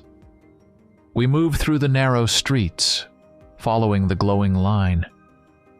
The trail led us through deserted alleys and abandoned courtyards where the shadows seemed even darker and more menacing. The place we were in was old, and every step echoed in the night's silence. Finally, the glowing line led us to an old manhole. It looked abandoned, covered in moss and rust, but as we approached, I saw that it had been recently opened. With effort, we lifted the lid and peered inside. Below, a dark staircase led into the unknown. We began to descend. The stairs creaked under our feet and the air grew damper and staler. Finally, we found ourselves in a sewer. Water trickled faintly beneath our feet, reflecting the light of our magical trail. The walls were covered in mold, and the smell was far from pleasant. Thomas walked behind me, his face focused and tense. We followed the glowing line, which led us through the winding tunnels of the sewer. At every turn, I glanced back to make sure Thomas was all right. Soon we reached a massive door at the end of the tunnel. It was adorned with ancient symbols and looked as if it hadn't been opened in centuries. I pushed hard to open it, and it creaked open with a dull groan. Behind the door was the entrance to a cave. We entered. The cave was enormous, with high vaults that disappeared into the darkness. The walls glowed with a soft green light reflecting the faint glow of the magical trail on the ground. We continued to walk, following this trail, which now seemed even brighter. The path became increasingly winding, and we began to descend deeper. The air grew cooler, and every step echoed in this vast space. Suddenly, the glowing line led us to a massive stone door adorned with intricate carvings. The door was locked, and we had no choice but to hide and wait. But luck was on our side. Soon a fox appeared in the cave, carrying a scroll. She approached the wall and pressed symbols with her paws, causing the door to rumble open, and the fox slipped inside. We seized the opportunity and rushed in after her. We barely made it through before the stone door slammed shut behind us. We found ourselves in a narrow stone corridor adorned with intricate carvings and ancient writings. The carved symbols seemed alive, glowing with a soft green light that reflected off the stone walls, creating a mysterious atmosphere. Continuing down the corridor, we emerged into a vast cave filled with towering shelves holding books, manuscripts, and scrolls. The cave was incredibly spacious, with high ceilings lost in darkness. Light emanated from glowing crystals embedded in the walls and ceiling. Between the shelves moved strange creatures, grammar ghouls. I stopped, watching them in amazement. Grammar ghouls were small, humanoid beings no taller than a meter. Their skin resembled old parchment, dimly glimmering in the crystal light. Their eyes glowed with a green light like two emeralds. They had long, thin fingers, perfectly suited for handling books and scrolls. They wore simple garments made of thin fabric resembling ancient scrolls. The grammar ghouls whispered quietly among themselves, discussing something. They handled the books with care, gently turning the pages and carefully placing the manuscripts back in their places. Their movements had a certain grace, typical of beings whose lives were dedicated to preserving and protecting knowledge. We hid behind one of the tall shelves, staying in the shadows to avoid being seen. Following Yorick's instructions, I rummaged in the magical pouch and soon found something unusual. I carefully pulled the item into the light. It was an ancient artifact resembling an amulet, made of dark metal covered with fine patterns that glowed with a faint green light. In the center of the amulet was a small crystal, shimmering with various hues as if absorbing the light and magic of the surrounding world. The amulet hung on a thin chain of the same metal, and its size allowed it to be easily concealed in the palm. The runic symbols on its surface seemed alive, pulsating in rhythm with my heartbeat. Yorick whispered to me, "This is a subjugation amulet. With it we can influence a grammar ghoul and make it do our bidding, but it must be used carefully." We waited, hiding in the shadows. Soon one of the grammar ghouls passed by us, unaware of our presence. His eyes glowed with a green light. I raised the amulet, pointing it at the grammar ghoul, and felt the artifact's energy begin to pulse in my hand. I concentrated and uttered the ancient words Yorick whispered to me. "Heart of light, command the darkness, power of the ancients, obey my will." The grammar ghoul stopped, his eyes flashed brighter for a moment, then became hazy. He turned toward us and approached, his movements now slow and obedient. "What do you command, master?" He whispered in an ancient language, his voice quiet and respectful. I looked at Yorick, awaiting further instructions. Yorick quietly explained what to do. "Tell him to take us to the secret scroll that will help Thomas." I nodded and addressed the grammar ghoul. "Take us to the scroll that holds the secrets of lunar curses." The grammar ghoul bowed and quietly led us through the labyrinth of shelves and racks. We followed him, trying to move quietly and unseen. The path was winding and dark, lit only by the dim glow of the crystals embedded in the cave walls. We passed by ancient tomes and manuscripts, each holding invaluable knowledge. The walls were adorned with carvings and writings, telling stories of long-forgotten events and magic. Finally, the grammar ghoul stopped in front of a massive shelf reaching high into the air. He reached for one of the upper shelves and pulled out a book wrapped in thin fabric. He then carefully handed the book to me, bowing. "Here is the scroll you sought, master," he whispered. I took the book and felt the magic of the key beginning to weaken. The grammar ghoul froze, his eyes glowing green again, then becoming hazy once more. I exhaled in relief and opened the book, starting to flip through the pages. Each page was filled with ancient spells and ritual descriptions. Finally, I found the necessary spell, a ritual that could help Thomas control his curse. I nodded in satisfaction and carefully placed the book in the pouch. Looking around, I decided we had a bit of time to find something else interesting. My gaze fell on a book with a wind symbol on its cover. My intuition told me this book might also be important. I reached out and carefully took it from the shelf.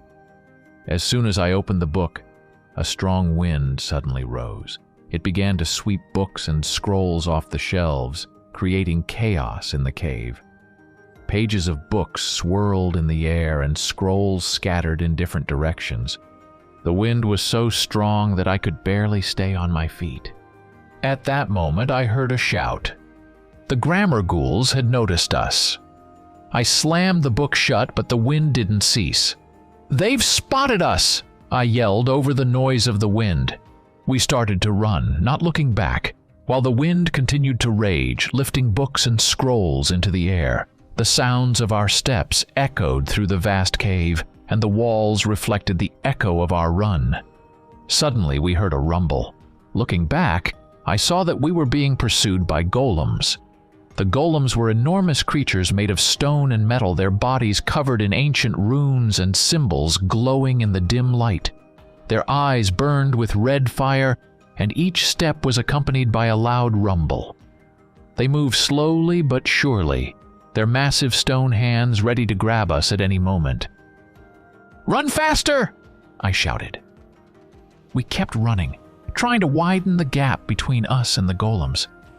I felt my heart pounding wildly in my chest, and my breathing became more and more ragged. Despite his anxiety, Thomas kept pace, his face twisted with determination and fear. Suddenly, Yorick yelled in my ear, "Take out that statuette and throw it on the ground." I didn't hesitate. I pulled the bronze statuette depicting a mythical creature with wings and horns from the pouch. Clutching it in my hand, I threw it to the ground in front of us. As soon as the statuette touched the ground, thick smoke rose, obscuring everything around us. I felt the air fill with magic. The smoke quickly dissipated, and in place of the statuette appeared the monster depicted on it. The monster was huge and formidable. Its body was covered in scales, shimmering like bronze. Its wings spread wide, blocking half the corridor. Horns, glowing with magical light, gave it a fearsome appearance. Its eyes glowed bright red, and smoke billowed from its maw. The monster roared loudly, turning to the golems, and charged at them.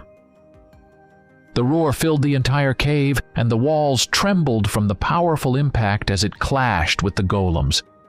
The stone giants slowed, their attention now on the new opponent. We ran towards the exit without looking back. Our hearts were pounding wildly, and our breaths were ragged from exhaustion and adrenaline. At the end of the corridor, I saw a door, and we dashed towards it, knowing we were being chased. We burst through the door, and with effort, flung it open and rushed through. Soon, we found ourselves in the cave we had been in earlier. I quickly pulled out a powder from the pouch that Yorick had given me earlier. It was a magical powder capable of creating a portal. "Hurry up!" Yorick shouted, his voice trembling with tension. I scattered the powder in the air and it began to glow, creating a vortex of light and magic around us. The powder quickly dissolved in the air, and a portal opened before us.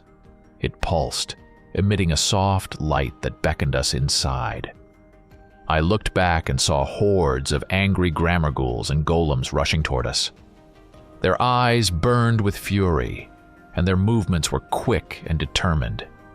"Run!" I shouted without a second thought. I was the first to jump into the portal, feeling the magical energy envelop me, transporting us through space. Thomas followed, his face twisted with determination and fear. As we passed through the portal, I felt the world around us change. The cave, the grammar ghouls, and the golems were left behind. The vortex of light carried us to another place, safe from those who pursued us. We landed on the ground, feeling our bodies adapt to the new place.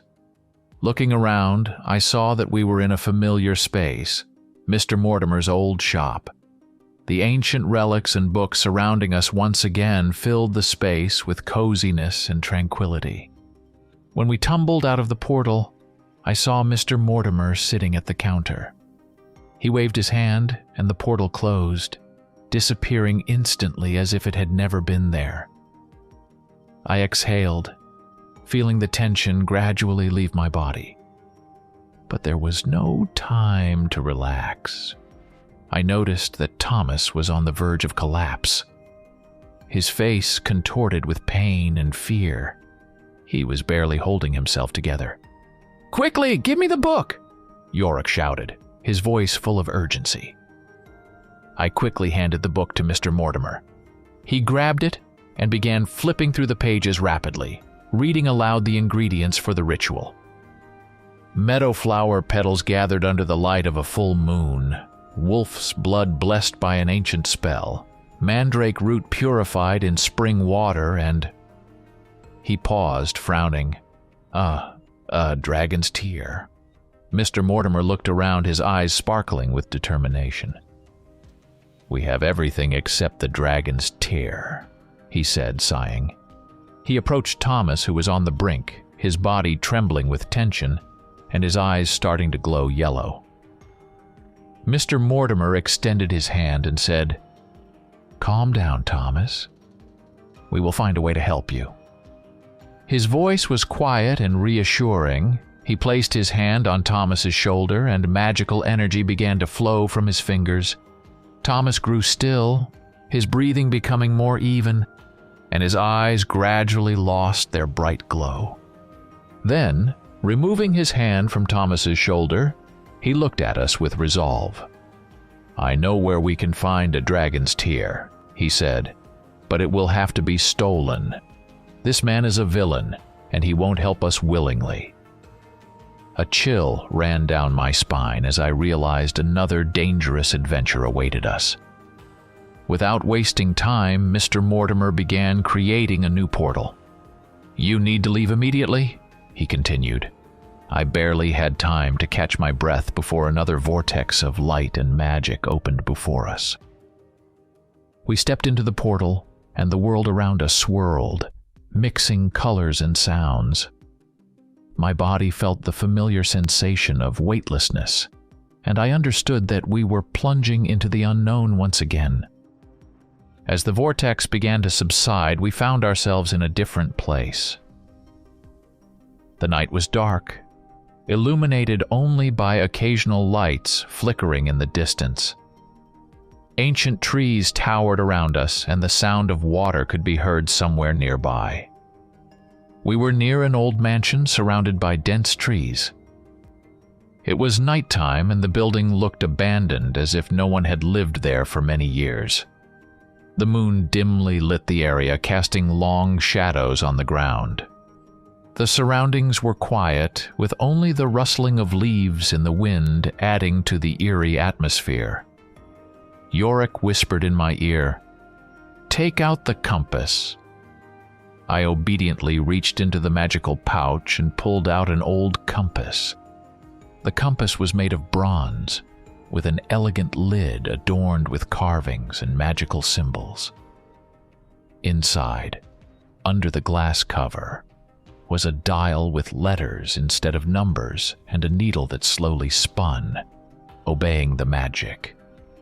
"Enter the phrase dragon's tear," Yorick instructed.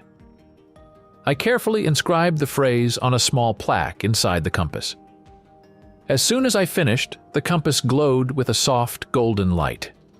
The needle spun several times, then pointed confidently in one direction. "That's it," whispered Yorick. "Follow the needle." We cautiously moved forward, trying to make as little noise as possible. We approached the mansion's massive wooden door. It was slightly ajar, and holding our breath, we slipped inside. The interior was dark, but the faint moonlight streaming through the windows allowed us to make out our surroundings. We found ourselves in a spacious hall covered in dust. Old paintings hung on the walls, their images barely discernible in the dim light. The air was filled with the smell of mold and dampness. We followed the compass needle, which confidently led us deeper into the house. Passing by old furniture and antique items, we moved down a corridor, staying in the shadows. Soon the compass pointed to a staircase leading down to the basement. Descending, we found ourselves in front of a massive iron door. I cautiously pushed it, and the door creaked open. Behind the door, a long corridor greeted us, dimly lit by flickering lamps. We walked along the walls, trying not to attract attention. At the end of the corridor was another door, behind which, according to the compass needle, lay the dragon's tear. We carefully entered. The room was filled with various rare and antique items. Shelves were lined with all sorts of artifacts, but our eyes immediately fell on a small crystal vessel in a prominent place. Inside it shimmered a golden liquid, a dragon's tear. I took a step forward, but stopped upon hearing a rustle. My heart pounded faster, but I gathered my courage and carefully took the vessel. It was warm to the touch, almost alive. I carefully placed it in the pouch, realizing we didn't have much time. As I grabbed the crystal vessel, I felt relief. But it was short-lived. I was about to flee when suddenly an old man appeared in the doorway. He was tall and thin, with a long white beard hanging down to his chest. His eyes burned with a strange, malevolent fire, and his face was lined with deep wrinkles like ancient parchment. He was dressed in an old robe adorned with magical symbols that glowed in the dim light. But my attention quickly shifted to Thomas, who began growling fiercely, his eyes filled with rage. He recognized the old man, the very one who had come to him that fateful night and left the amulet on his doorstep. "It's him!" Thomas shouted, his voice merging with the roar of the beast. He started losing control, his body beginning to distort and transform. Bones cracked and reformed, skin sprouted thick fur, fangs elongated, and his eyes glowed yellow. "Thomas, no!" I tried to stop him, but it was too late. Thomas fully transformed into a werewolf and lunged at the old man. With a loud roar, he leaped forward, claws extended, ready to tear his target apart. The old man seemed prepared for this. He raised his hand, and a burst of magical light shot from his palm, striking Thomas and throwing him back. The battle began. Thomas got back on his feet and charged forward with incredible speed. The old man summoned a protective field around himself, which flared every time Thomas tried to break through with his claws.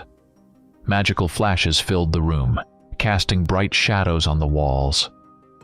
Holding the vial with the dragon's tear, I tried to hide behind one of the shelves, but the fight continued with unprecedented ferocity. Thomas attacked the old man again and again, his roar filling the room. Each attack from the werewolf grew more desperate, and I saw his rage only increase. However, the old man was a powerful adversary. He used strong spells, repeatedly repelling Thomas. Thomas fought fiercely, but his strength began to wane. The old man seized the moment, casting a spell that paralyzed Thomas, who fell to the floor, transforming back into a human and unable to move. "Enough!" the old man said coldly, his eyes burning with malice. He slowly approached the fallen Thomas, who struggled against the paralysis but to no avail. No. I knew I had to act and quickly pulled out a small vial from the pouch, a potion Mr. Mortimer had given me before our journey. It was a paralysis potion, prepared specifically for such an occasion. I crept up to the old man and threw the vial at his feet. The potion shattered, and thick smoke enveloped the old man. He screamed as he felt his movements begin to slow. I rushed to Thomas, trying to free him, but the old man managed to utter another spell. His eyes flashed, and a magical wave threw me back. "You don't know who you're dealing with," the old man growled, his voice trembling with rage. But I knew I couldn't give up. Getting back on my feet, I rushed to Thomas again, ignoring the pain. I managed to reach him and grabbed his hand, trying to help him up. "We need to get out of here," I shouted, knowing our chances of winning were slim. The old man, regaining his strength, raised his hand, ready to deliver the final blow. Just when I thought it was the end, Mr. Mortimer materialized out of thin air. His sudden appearance was like a lifeline, and I couldn't help but wonder if he had been watching me all along. Mr. Mortimer, sensing my unease, gave a slight smile and stepped forward, his gaze fixed on the old man. The old man, seeing Mr. Mortimer, instantly paled and stepped back, his eyes widening in horror. The atmosphere grew tense, as if the very air was filled with a menacing energy. It reminded me of what I had seen in the mirror world. "No, you can't be here," the old man whispered, his voice trembling with panic. Mr. Mortimer approached calmly, his presence both terrifying and commanding respect. The old man, muttering some words, pulled a small mirror from his robe and threw it at his feet. The mirror began to expand like a liquid, spreading across the floor. In the reflection, I saw another world filled with strange and frightening images. The old man jumped into the mirror, and his body disappeared into another reality. As soon as he passed through, the mirror shattered with a loud crash, scattering shards across the room, and everything returned to normal. I stood there breathing heavily, realizing that the old man had managed to escape. Mr. Mortimer approached me, his face calm but his eyes showing determination. "Are you okay?" he asked, placing a hand on my shoulder. "Yes, I'm fine now," I replied, catching my breath. But he got away. "Don't worry, we'll meet him again," Mr. Mortimer said confidently. "The important thing is that we now have the dragon's tear. Let's return. We have much work to do." I nodded and looked at Thomas, who was still exhausted but alive.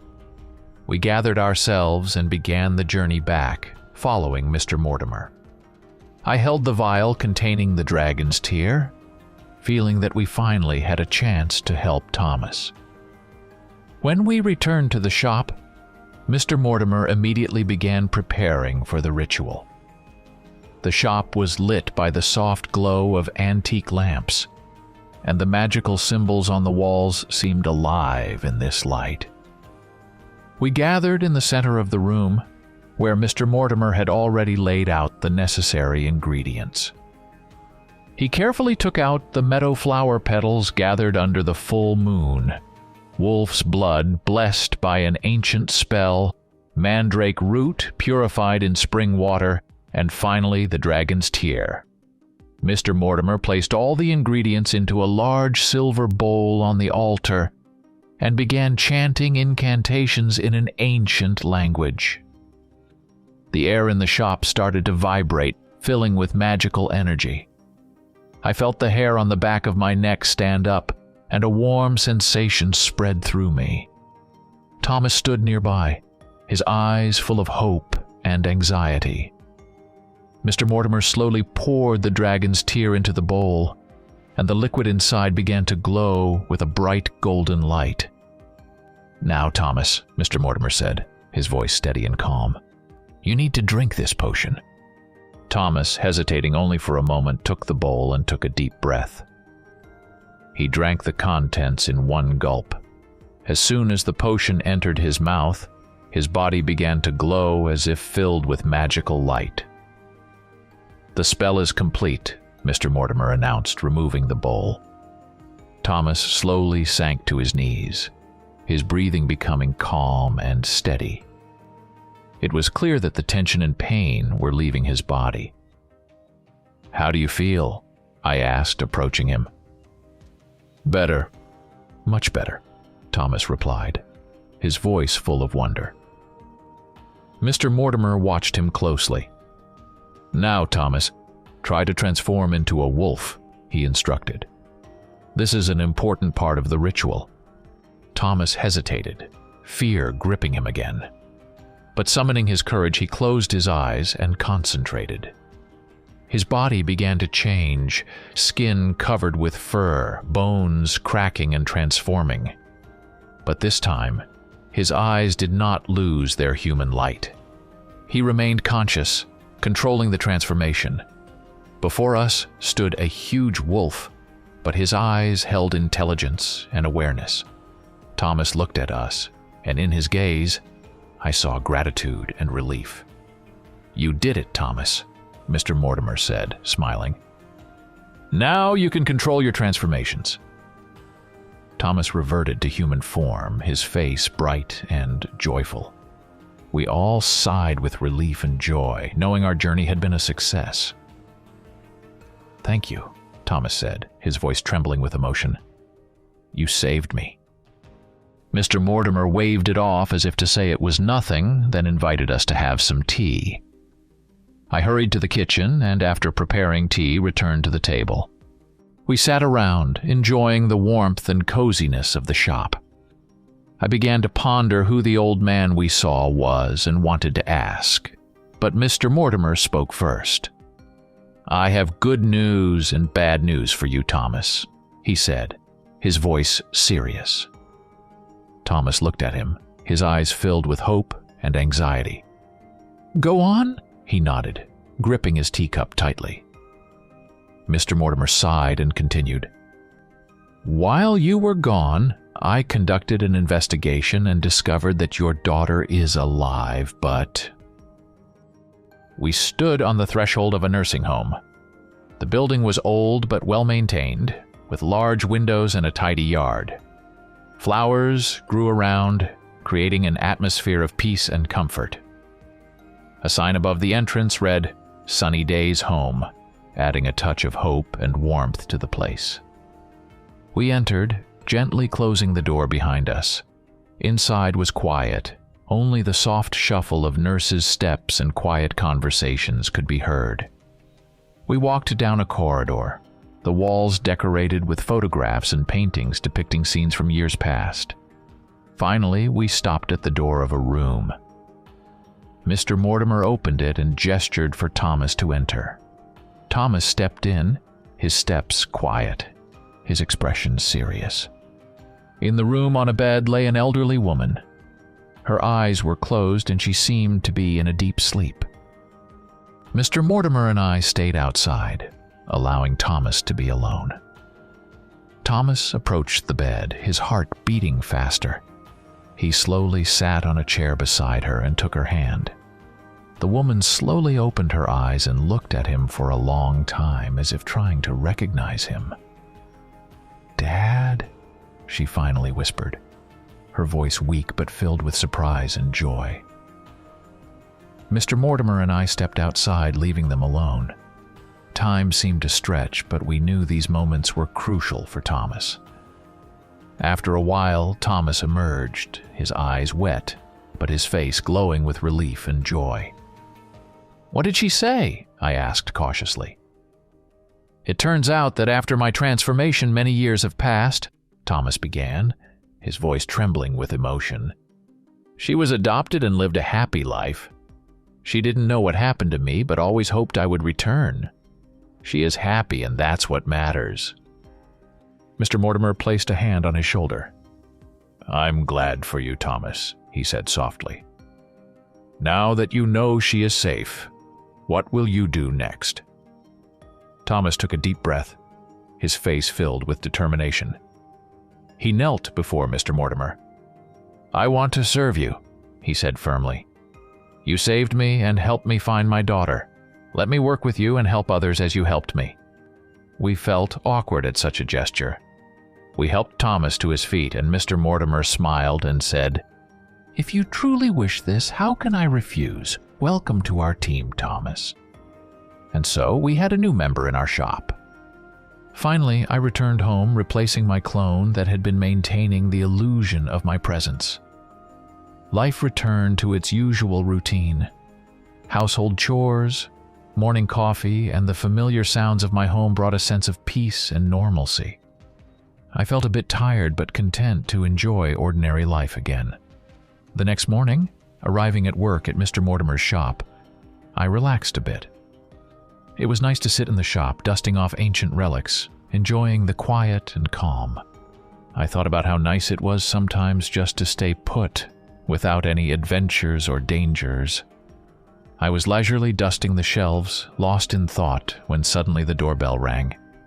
I turned, and my heart skipped a beat.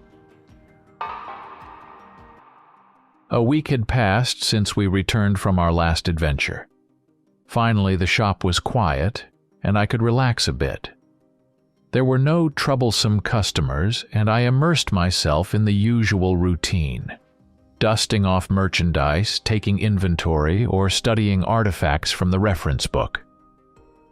A new employee named Thomas had joined the shop, a werewolf who had become our ally. Now that he had learned to control his strength, he no longer posed a danger and had taken up the position of a guard. He also occasionally carried out Mr. Mortimer's errands to find artifacts. At the moment he was sitting at the counter reading a book, his eyes occasionally scanning the shop space, as if expecting something sinister to crawl out of the shadows. I was dusting off a small statue, a carved depiction of a strange creature with a human body and a raven's head. According to the reference book, the statue had the ability to reflect evil intentions. Created in the 18th century in a small village in northern Europe, it was used to protect against dark forces. It was said that if placed at the entrance of a house, any malicious thoughts and intentions would be reflected and returned to their owner. Having cleaned the statue, I returned it to the shelf and then headed toward the secret door. What is this door, you ask? It was located at the very back of the shop, hidden among old bookcases and shelves overflowing with magical artifacts and ancient tomes. At first glance, it seemed like part of the wooden wall paneling, perfectly blending into the overall interior. A narrow beam of light from an old lamp barely reached this corner, creating a play of shadows that made the door almost invisible. The door was covered with dark lacquer, with delicate carvings depicting scenes from ancient myths and legends. In its center was a barely noticeable protrusion, which I accidentally discovered while dusting one of the shelves. This protrusion, initially seeming like an ordinary part of the decorative carving, turned out to be the key to the secret passage. Feeling the carvings, I noticed that one of the patterns could be slightly turned. Trying to find the right angle and pressure, I spent several hours, but the door remained locked. It was clear that this was not just a mechanical lock, but something much more complex and magical. This mystery captivated me entirely. When I asked Mr. Mortimer what was behind it, he just brushed it off, saying I didn't need to know. But curiosity got the better of me, and while in the shop, I constantly returned to this door, wondering what lay behind it. However, I still couldn't open it. While I was fiddling with it, trying to figure out how to open it, Mr. Mortimer entered the shop. I headed to the counter to greet him. Thomas also got up and stood beside me. We greeted the shop owner, who, having already removed his hat, began pulling various items from his coat and distributing them among the shelves. After that, he turned to us and said he had some news. He needed to leave for a week, and we would be in charge of the shop. This news was shocking to me. I was used to Mr. Mortimer always being around and being someone we could rely on. One time when the shop owner wasn't here, my sister had an accident. I was afraid to even imagine what might happen this time. Although Thomas was here, he didn't know all the secrets of this place. The news made me anxious. The shop was filled with magical artifacts and dangers, and I feared that without the boss, we might not manage. Mr. Mortimer saw our anxious faces and just smiled, saying we shouldn't worry too much. Yorick will stay with you, and in case of anything, he'll guide you on what to do. His voice was confident and calm, as if we were talking about the weather, and not the potential dangers of the magical shop. We just nodded resignedly at his words. Yorick only clicked his jaw and laughed quietly. Mr. Mortimer went to the back room and came out about 20 minutes later, dressed for travel and holding a small bag in his hands. He bid us farewell, and as soon as he left the shop, I felt unprotected. We would be here alone for a week.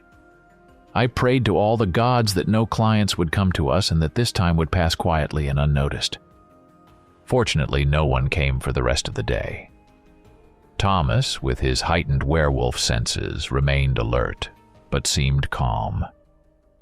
He lived on the second floor, where the bedrooms were, and guarded the shop, ready to come down and protect us at any moment.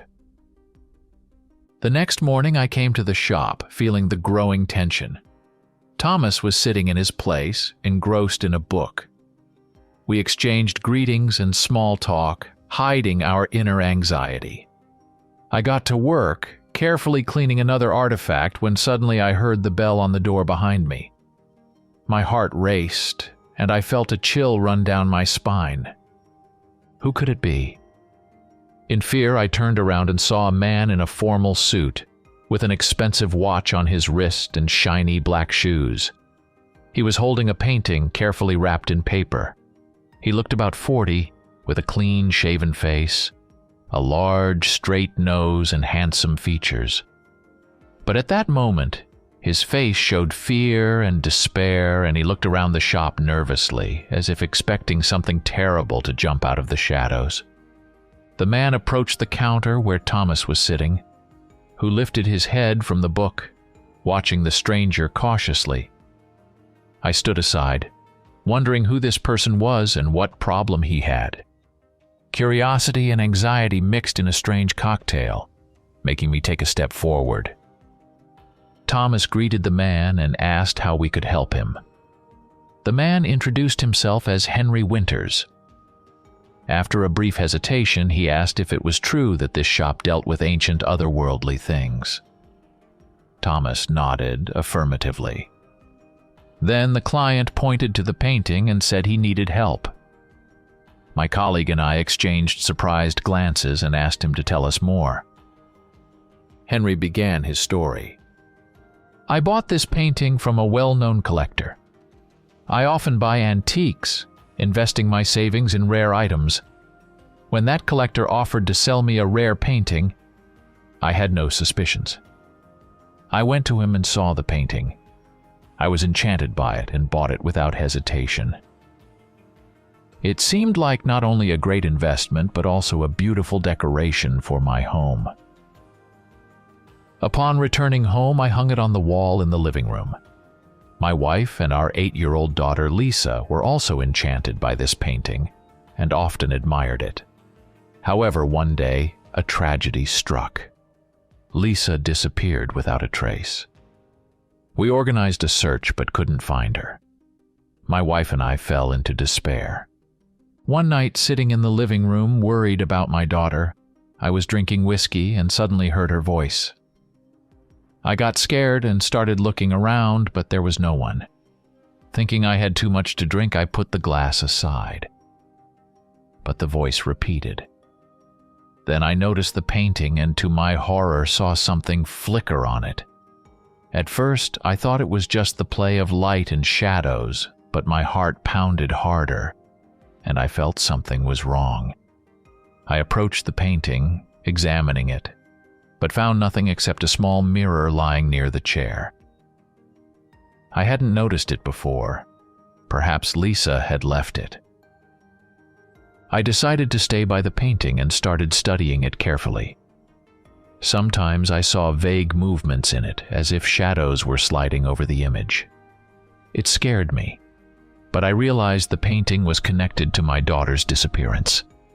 I spent several sleepless nights trying to figure out how to free Lisa. After this, I made some inquiries and was advised to come to your shop. So here I am, hoping you can help." After Henry told his story, he carefully placed the painting on the table and began unwrapping it. The silence in the shop became almost palpable, every sound seeming louder and more significant. We held our breath, waiting to see what had so terrified Henry. When he removed the last wrapping, before us appeared a view of an abandoned amusement park. The painting was done with such striking detail that it seemed to come to life before our eyes. In the center of the painting stood an old, rusty Ferris wheel, its empty cabin swaying in the wind that seemed almost tangible. The wheel, eaten away by time and corrosion, looked menacing, like the skeleton of a giant beast, forgotten and abandoned. On either side of the Ferris wheel were rows of dilapidated rides, carousels with broken horses whose eyes seemed to follow us as if they were alive. The wheels turned slowly and silently, giving the impression that time had stopped here. Further in the shadows of large trees, a haunted house hid, its entrance framed by cracked skulls and dim, flickering lights that created an eerie atmosphere. In the distance, rusty swings creaked as if emitting piercing, screeching sounds, like the cries of lost souls.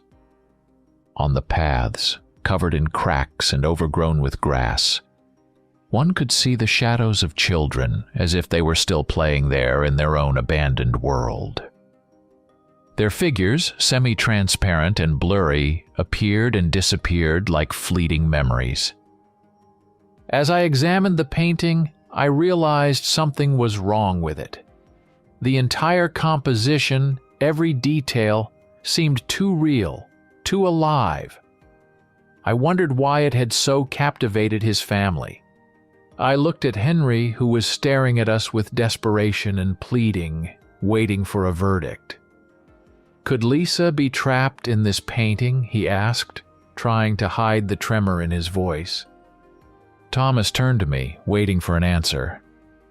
I scratched my chin and thoughtfully replied, "I can't say for sure, but I don't rule it out. We need to check."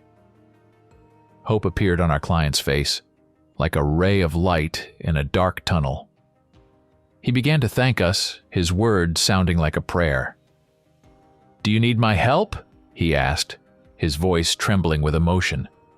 I shook my head and asked him to leave the painting with us and come back tomorrow. It was clear he didn't want to leave. His love for his daughter was evident in his every move, in every look. But we insisted that he come back tomorrow. "Please, save her. I'll pay any price," he said, his voice full of despair and hope. "We'll do everything we can," I replied, trying to speak confidently. We escorted him to the door, watching as he left, his shoulders sagging under the weight of grief. When the door closed behind him, I felt the silence of the shop become palpable again. We were left alone with the painting, and the weight of responsibility fell on us. Thomas turned to me and asked if I knew what to do. I nodded, pointing to the skull lying on the table. Seeing that his help was needed, it only clicked and said, "This painting is not as simple as it seems." Then I asked him, "Yorick, what should we do?" He replied without hesitation, "Open the second shelf to your left and take out the lantern." I did as he said. Pulling the door open, I saw various items inside, and among them stood out an ancient lantern. It was a magnificent piece, old and elegant. Its body was made of dark bronze, and the top was crafted in the shape of an owl with outstretched wings. The owl's eyes were inlaid with tiny rubies that glittered in the dim light of the shop. I took the lantern and placed it on the table next to the painting. With a slight tremor, I opened the lantern door and lit it with a match. When the flame caught the wick, I closed the glass door. In a moment, the room was illuminated by a bright light, and the bronze head came to life, its eyes glowing with a sinister fire. It examined us with curiosity, as if awakening from a long sleep. "What do you want?" it asked, its voice cold and sharp like a rusty blade scraping glass. Yorick clicked and said, "Examine this painting and tell us who its creator is." After our request, the owl directed a beam of light at the painting, illuminating it like a scanner. The beam slowly passed over the entire surface, lighting up every inch. Then the light went out, and the owl's eyes glowed even brighter. In an instant, the room was filled with a blinding light, and Thomas and I found ourselves in another place. We stood in a small, dimly lit workshop. The air was filled with the smell of paint and old wood. In the center of the room, on an easel, stood a painting depicting the amusement park. Next to it sat a young artist, finishing the last stroke. He was a creative person, all smeared with paint, in ragged clothes resembling those of poor students or vagabonds. His brush, made of dark wood, was covered with intricate carvings and inscriptions. The tip of the brush was shaped like a snake, giving it a sinister look. His paints seemed to be a living substance, shimmering and moving in their jars. I walked around the artist, trying to get a better look at his face. He looked about 20, with curly black hair and a prominent nose. He was immersed in his creation and didn't notice us, as if we were invisible. My heart was pounding in my chest like a mad drum, and I realized this was a projection of memories. I gasped, realizing we were inside the past. Thomas stood nearby, his face full of wonder and anxiety. Then he pointed to the painting and said, "Look, something is wrong."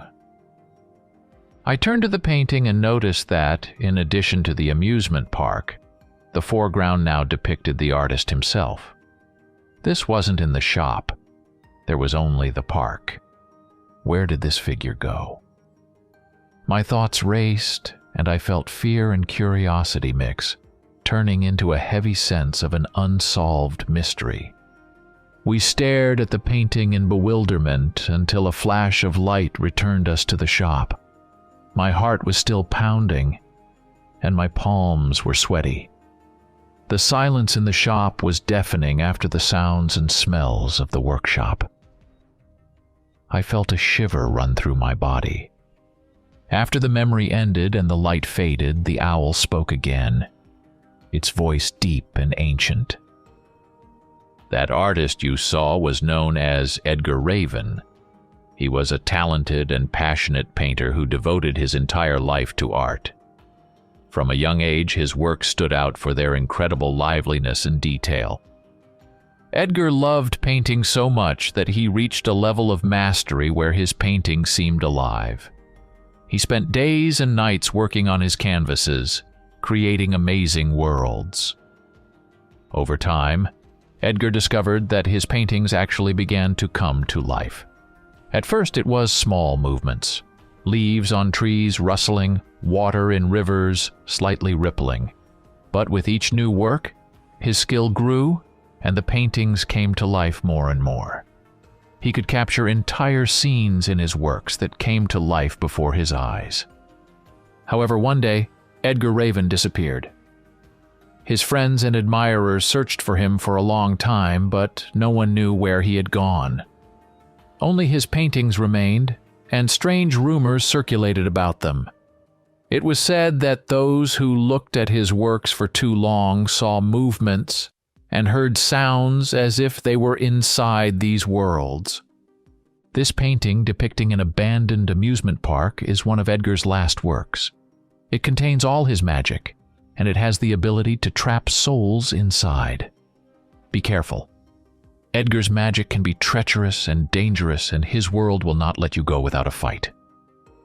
After the owl told us about the painting, it returned to its original position and froze. The wick went out, and the room plunged into semi-darkness again. I took the lantern and put it back. Then the three of us started thinking about how to solve this problem. Yorick was the first to break our silence.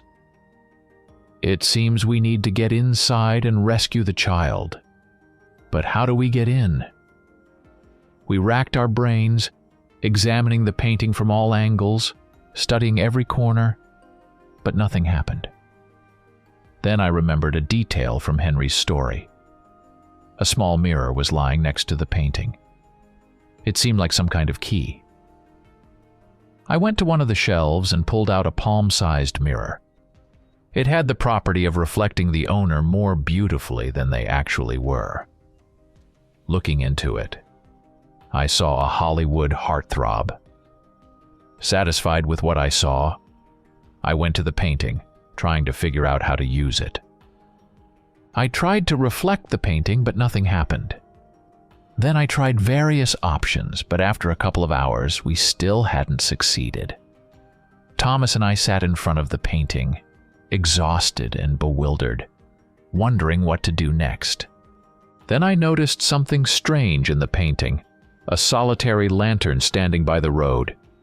The whole park seemed shrouded in darkness, but under this lantern, a faint beam of light lay on the ground, even though the lantern itself was not lit. It seemed suspicious to me. An idea came to mind. I took the mirror and reflected the sunlight shining through the window toward the lantern in the painting. Seconds later, something unexpected happened. The lantern in the painting lit up, and the entire park came to life. The rides started working, and lights illuminated the entire park as if someone had flipped a switch. Yorick clicked his jaw and said, "Well done. You figured out how to open the entrance." We stood mesmerized, watching the painting come to life. Thomas was already about to touch it, but I stopped him. "We need to prepare," I said, and began gathering things that might come in handy. During my time working in the shop, I had noticed several useful items and knew their properties. After putting all these things in my pouch, I looked at Yorick. He understood me without words, jumped up, and began to shrink, then hung from my earlobe like an antique earring. Only after this was I ready. I nodded to Thomas and we reached out our hands to the painting. Touching its surface, I felt waves ripple through it like water. Some force pulled us inside, and in a moment, I awe. Okay, realizing I was standing on a street. The road was lit by the old-fashioned lanterns, their warm light spilling over the wet pavement, reflecting images of mysterious shadows. In the distance, the bright lights and structures of the amusement park could be seen. Thomas materialized next to me, looking around in confusion. The surroundings were eerily familiar and frightening at the same time. The trees stood like sentinels, their branches like skeletal arms reaching toward the sky. Mist clung to the ground, giving everything around a sinister appearance. The atmosphere was filled with the smell of dampness and decay, as if we had stepped into an abandoned place long deserted by people. We began to move along the alley, heading towards the park. In the shadows of the trees, strange rustles and muffled sounds could be heard, as if someone was watching us from the darkness. The lanterns lighting the road flickered, creating strange, eerie shadows. I felt my heart beating faster, and a chill ran down my spine. When we approached the entrance to the park, we were met by a massive arch with a faded but still majestic sign. Park of Illusions. The huge letters, once bright and colorful, were now chipped and covered in mold. The entrance gates creaked in the wind as if complaining about their loneliness. Under the sign hung an old poster depicting happy families and joyful children, but now it looked grim and ominous. The park's silence was broken only by the whisper of the wind and the occasional creaks of old rides. We took a step forward and entered the park. The gates closed behind us with a dull sound that echoed in the silence. The light from the lanterns cast long shadows, and I felt a cold shiver run down my spine. The first thing that stood before us was an old carousel. It stood in the middle of a cobblestone square, like a forgotten monument of the past. Its metal structures were covered in rust, and the wooden horses, once bright and colorful, now looked faded and worn. Some of them were eyeless. Others had peeling paint, creating a creepy impression. The carousel slowly turned, emitting a piercing creak that chilled to the bone. The horses moved up and down in an unnatural slow rhythm, as if weighed down by centuries of exhaustion. The music that should have accompanied this movement had long fallen silent, leaving only ghostly echoes of past merriment. As we walked past the carousel, I thought I saw ghostly children riding it. Their figures were semi-transparent and barely discernible in the dim light, but I saw them gripping the reins tightly and laughing, their voices turning into whispers of the wind. These visions disappeared as soon as I blinked, but reappeared every time, making my heart race faster. The air was cold and damp, filled with the smell of mildew and decay. It seemed that the horses were watching us, their empty eye sockets tracking our every step. Thomas walked beside me, his face tense, his eyes carefully watching every movement. We quickened our pace, trying to leave this place as quickly as possible. But even when we had walked a fair distance away, the creak of the carousel continued to haunt us like a sinister whisper from the shadows. I turned to look at it one last time and saw one of the horses slowly turn its head as if bidding us farewell. As we moved further, we constantly looked around, searching for the child. I tried calling her name, hoping she would hear us, but there was no response. It was truly a terrifying place. Soon we saw ghostly silhouettes of park visitors. They seemed not to notice us and passed by, exclaiming joyfully as if enjoying this place. Thomas and I avoided them, and seeing such a sight, even Thomas was trembling with fear. After crossing the square, we decided to approach a small building with a sign that read, "House of Laughter." The building looked eerie, its facade covered with peeling paint, once bright and cheerful, now faded and cracked. The windows were boarded up, some of the boards creaking in the wind, creating a gloomy symphony of sounds. Above the entrance hung a sign with a smiling clown, but his smile seemed distorted and evil. The door was half open, and dim light poured out from behind it, creating an illusion of movement inside. The entrance was framed by rusty light bulbs that occasionally flickered and glowed, adding to the overall eerie atmosphere. The building seemed to invite us in, promising fun, but every detail screamed danger. Thomas and I stopped in front of the entrance, feeling fear grip us. We had no choice but to enter and explore the building, as the little girl might be trapped inside. Overcoming our fear, we approached the half-open door. I pushed it, and it creaked open with a piercing sound, letting us inside. The dim light from the lanterns hanging above the entrance created strange, distorted shadows on the walls and floor.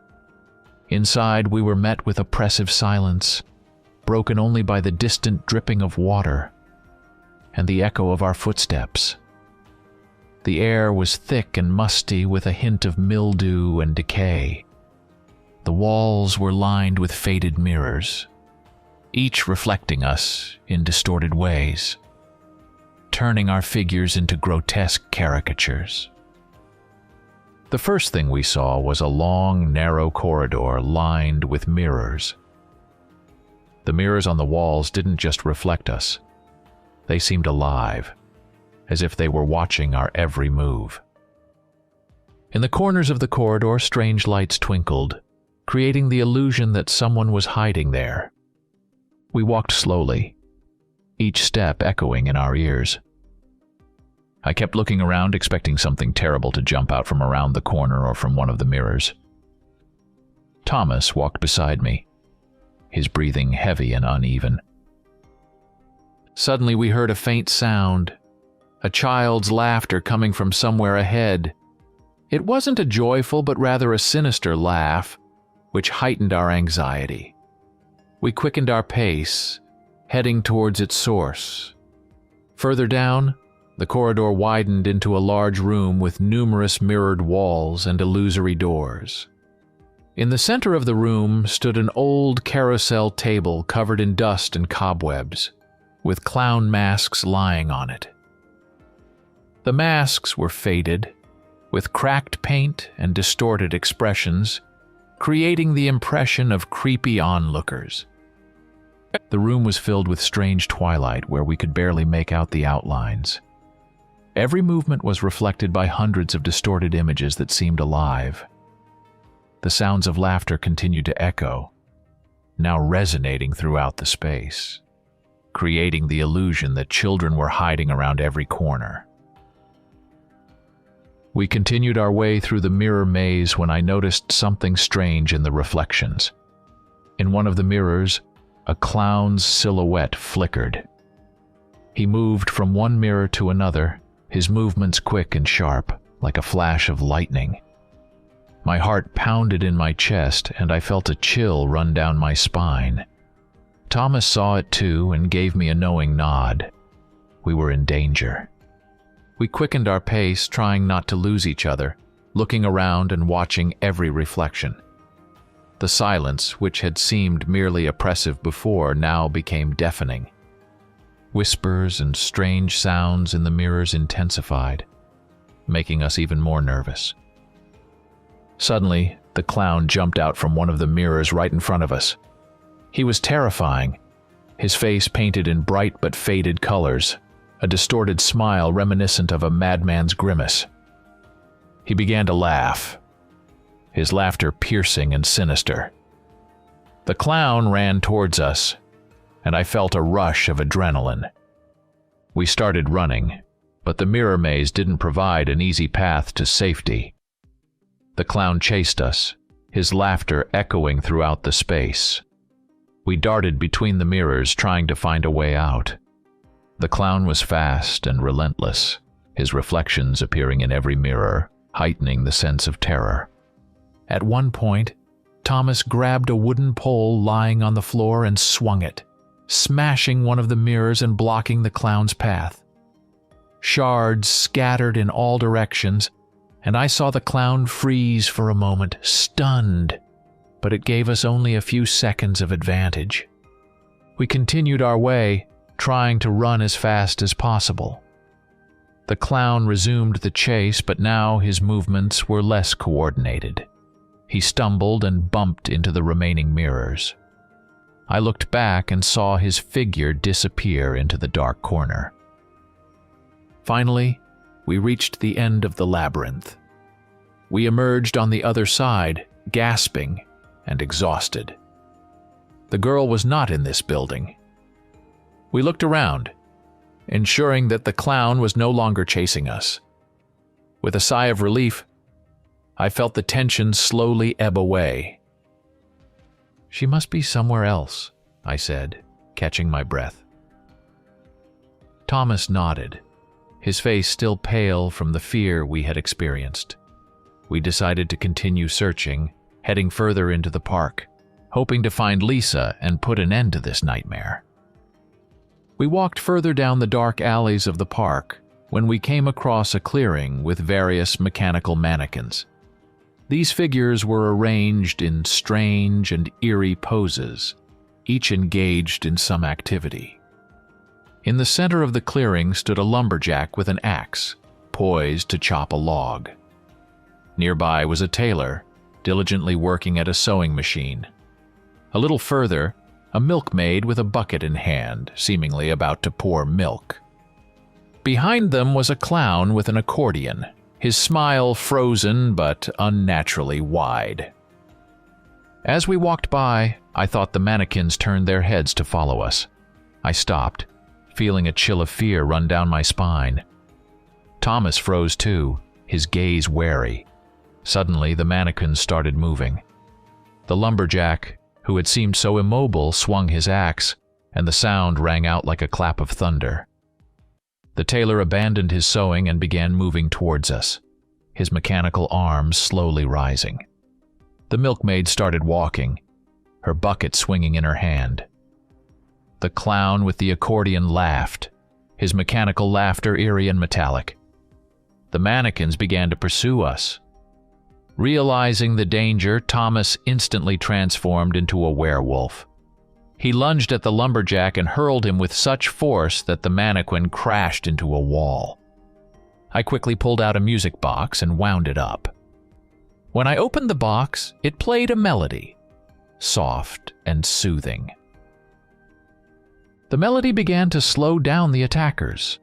Their movements became sluggish, as if they were moving through thick molasses.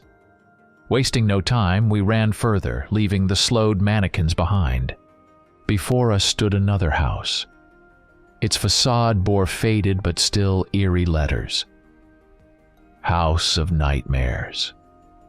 The building looked even more ominous than the previous ones. The walls were shabby, the windows boarded up, and above the entrance hung a huge rusty sign with a skull on it. In front of the entrance was a cart, clearly meant for visitors. We didn't hesitate. Thomas, still in werewolf form, jumped into the cart first. I followed him, and the cart immediately set off, heading into the depths of the house. The sounds of the pursuing mannequins faded, and I was relieved to realize they had fallen behind. The cart carried us inexorably into the darkness of the House of Nightmares, and we braced ourselves for the new trials that awaited us inside.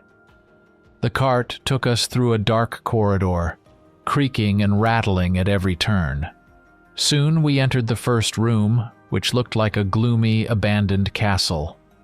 The walls were lined with rough stones covered in moss and cobwebs. From the ceiling hung old, decrepit chandeliers that flickered dimly, adding to the eerie atmosphere. The air was cold and damp, and every step we took echoed off the stone floor. Suddenly we noticed the room was full of ghosts. Semi-transparent figures in old-fashioned clothes floated slowly in the air, their faces expressing endless sorrow and sadness. Seeing us, the ghosts immediately changed direction and rushed towards us. Their movements were swift and jerky, and their eyes glowed with a creepy light. My heart pounded in my chest, and I felt fear gripping me.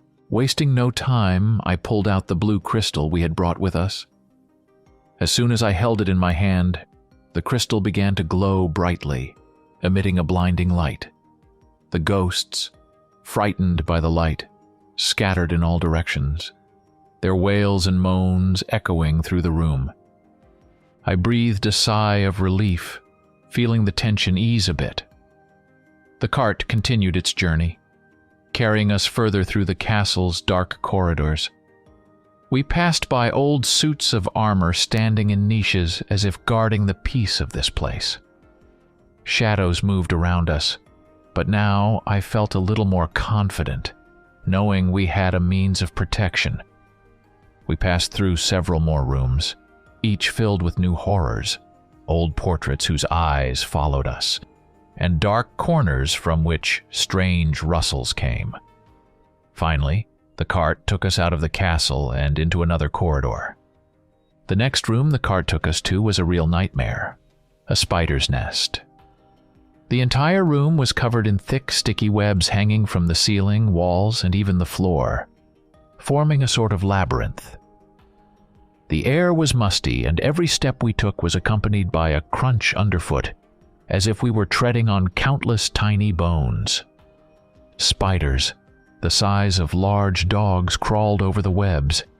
Their eyes gleamed in the darkness, reflecting the dim light, and their legs scraped the stone floor, producing eerie sounds. These creatures were covered in dark fur, and their venomous fangs glistened menacingly. The webs they clung to seemed strong enough to hold even a person. As soon as the cart stopped, the spiders noticed us. They let out a piercing hiss and rushed towards us, their movements fast and aggressive.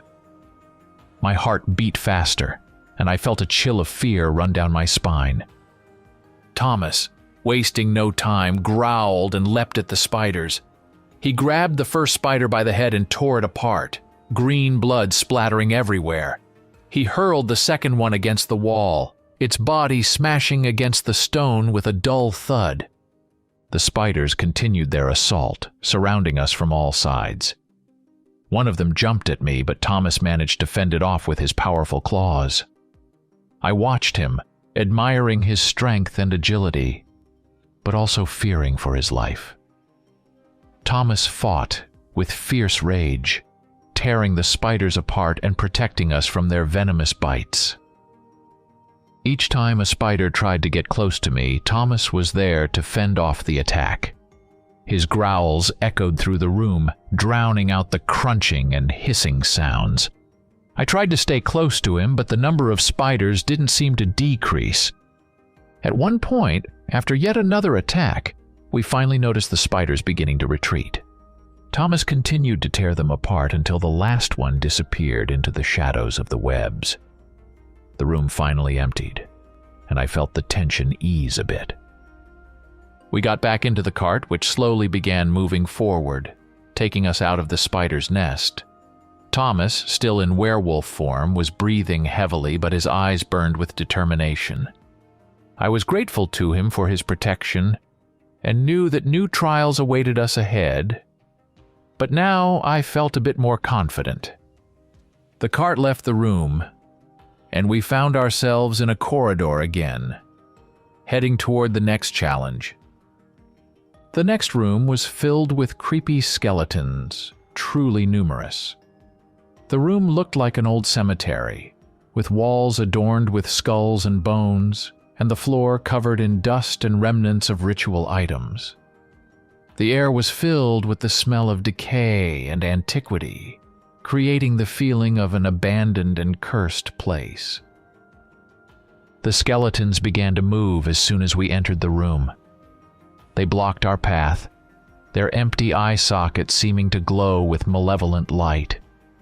Their movements were swift and precise, and the sound of clattering bones echoed through the room. I felt fear gripping me and started frantically thinking about how to get out of here. Suddenly, Thomas, wasting no time, leaped from the cart and charged at the skeletons. His claws tore into their bony bodies, ripping them apart and scattering them in all directions. He fought with fierce fury, clearing a path for the cart. I knew he was doing this to protect me, and I felt mixed emotions of gratitude and fear for his life. The cart kept moving forward, and I desperately shouted for Thomas to follow me. But he couldn't leave us in danger. He continued to fight the skeletons, scattering them around the room, but there were too many of them. I saw his figure disappearing into the thick of the battle, and the fear for him intensified with each passing second. Finally, the cart exited the room, and I saw the way out ahead. I jumped out of the cart and waited for Thomas, my heart pounding with anxiety and fear. Time stretched endlessly, and with each second, I felt despair growing. But Thomas didn't return. I didn't know what to do. Thoughts raced through my mind, and I felt helpless. Deep inside, a fear grew that he might not come back. I stared into the darkness of the room's entrance, hoping to see his familiar figure. Suddenly, I heard a child's scream echoing through the park. Turning around, I saw another building. It was the artist's house. It looked old and abandoned, but still majestic. The stone walls were covered with moss and cracks, the windows boarded up, and gargoyle figures perched on the roof, seemingly watching my every step. The atmosphere around the house was gloomy, and I felt fear mixed with determination. I was torn between waiting for my friend or running to the child. But Yorick, quietly clicking, told me, "Thomas can handle himself. You must save the girl." Clenching my teeth, I rushed toward the house. As I approached, I saw the door slightly ajar, as if inviting me in. I didn't hesitate. Pushing the door open, I ran inside. Inside, the house was filled with silence and darkness. The walls were covered with faded paintings, each depicting scenes from the past, people, places, events, all looking strangely distorted and sinister. The floor was covered in dust, and the air was thick with the smell of old paint and mold. I moved further, making my way through corridors and rooms. In one room stood old, broken easels and jars of dried-up paint. Everything here breathed abandonment and mystery. I felt my heart beating faster, expecting something horrible to jump out from around the corner at any moment. I heard another scream and quickened my pace. As I ran through the dark corridors, I noticed some of the paintings on the walls began to move, as if coming to life under my gaze. Reaching the last room, I stopped, seeing the figure of the very artist from the memories. He stood, admiring his paintings, seemingly fully immersed in his art. On one of the paintings was an 8-year-old girl crying and screaming. I immediately knew it was Lisa. On another painting was the artist himself, sitting in a cage and desperately trying to escape.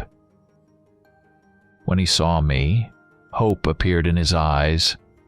I looked at the two and couldn't understand who was real. Doubts tore me apart until the figure of the artist turned around. He was a copy of Edgar, but with one exception. He was missing one eye. That eye was just a blank spot on his face, as if it hadn't been finished. At that moment, I remembered that Edgar was applying the final touches to his painting, painting the second eye, but apparently didn't finish. Then I realized that the figure before me was a painted clone, grinning wickedly when he saw me. His smile was empty and cold, as if endless darkness lay behind it. The clone slowly moved towards me, and I felt a chill of fear run down my spine. Suddenly the artist waved his brush, and numerous paintings on the walls came to life. Various terrifying creatures began to emerge from them, each frightening and dangerous. The first creature stepped out of a painting on the left wall. It was a dark knight in black armor, his eyes burning with red fire. He was armed with a long sword and moved with terrifying grace. Witches with long, crooked fingers and grim faces covered in warts followed him. Their whispers echoed through the room, sending chills down my spine. From another painting, living statues began to emerge, depicting mythical monsters, minotaurs, gargoyles, and griffins. Their stone bodies cracked as they moved. Ghostly children with empty eyes and pale faces quietly glided behind them, their presence sending a chilling cold through the air. Finally, from the last painting flew out a flock of bloodthirsty ravens, their cries filling the room. Their beaks were sharp, and their eyes burned with a thirst for blood. I took a step back in hesitation, gripped by fear and confusion. The creatures filled the room, their malevolent gazes fixed on me. Suddenly, Yorick, dangling from my ear, shouted to me, "Get the wooden soldier!" I reached into my pouch and pulled out the nutcracker, a toy used to crack nuts. Pressing its head, I tossed it into the air, and it began to grow, turning into a mighty soldier. The nutcracker, now a warrior in full armor, rushed into battle with the living creatures. His wooden sword gleamed in the dim light of the room, and his movements were quick and decisive. First, he faced the dark night. Their swords clashed with a loud clang, and I felt the floor shake beneath me. The Nutcracker proved incredibly strong and agile, his strikes precise and powerful. He disarmed one of the knights and hurled him against the wall, where he crumbled into dust. Next, the witches surrounded him, their crooked fingers reaching for him. The Nutcracker parried their attacks with his sword. With each swing, he tore their figures apart, and the witches began to retreat, screaming in pain and fear. The statues moved towards him with a thundering noise, their stone bodies cracking with each step. He deftly dodged their attacks. His sword shattered their stone bodies, turning them into piles of rubble. Ghostly children tried to surround him, but he emitted such light and strength that their figures dissolved into the air with each of his strikes. When the bloodthirsty ravens attacked, the Nutcracker raised his sword and swung it, creating a barrier around himself that repelled them. The ravens crashed against the walls with cries, disappearing in puffs of smoke. I stood, stunned by the battle, feeling fear and adrenaline mixing in my blood. The Nutcracker fought with fierce intensity, clearing the way for us. Seeing his minions defeated, the evil artist clone waved his brush again, and dozens of sinister clowns appeared around me. Their faces were distorted with grotesque grimaces, their eyes glowing with a malevolent light. They surrounded me, their wicked laughter echoing through the room. I thought it was the end for me. But suddenly, Thomas, in his wolf form, leaped out of the shadows. His powerful body crashed into the crowd of clowns, and he charged at them with fury. The clowns attacked him, but Thomas was relentless. His claws tore them apart, and his powerful jaws snapped their limbs. The clowns tried to fight back, their movements quick and chaotic. But Thomas was faster and stronger. He jumped from side to side, dodging attacks and striking back. One by one, the clowns fell under his assault, their bodies crumbling to dust. I watched this, trying to keep a safe distance, and felt fear gradually give way to admiration. Thomas fought with fierce determination, protecting us. His growls and the clown's cries blended into a horrific chorus that seemed to echo throughout the house. Soon the last clown fell, and the room fell silent once more. Thomas, breathing heavily, approached me, his eyes still burning with determination and anger. I felt deep gratitude and relief, seeing that he had won. "You saved me," I breathed, looking at Thomas with respect and gratitude. He just nodded. The three of us surrounded the clone. I took out the music box and wound it up again. The melody played, and the clone's movements began to slow down. Seizing the moment, Thomas and the Nutcracker attacked him. The clone hesitated and couldn't react in time. In that instant, Thomas, in his wolf form, ripped the brush from his hand. Holding it in his teeth, he snapped the brush in half. The clone screamed in despair, his body beginning to dissolve, as did everything around us.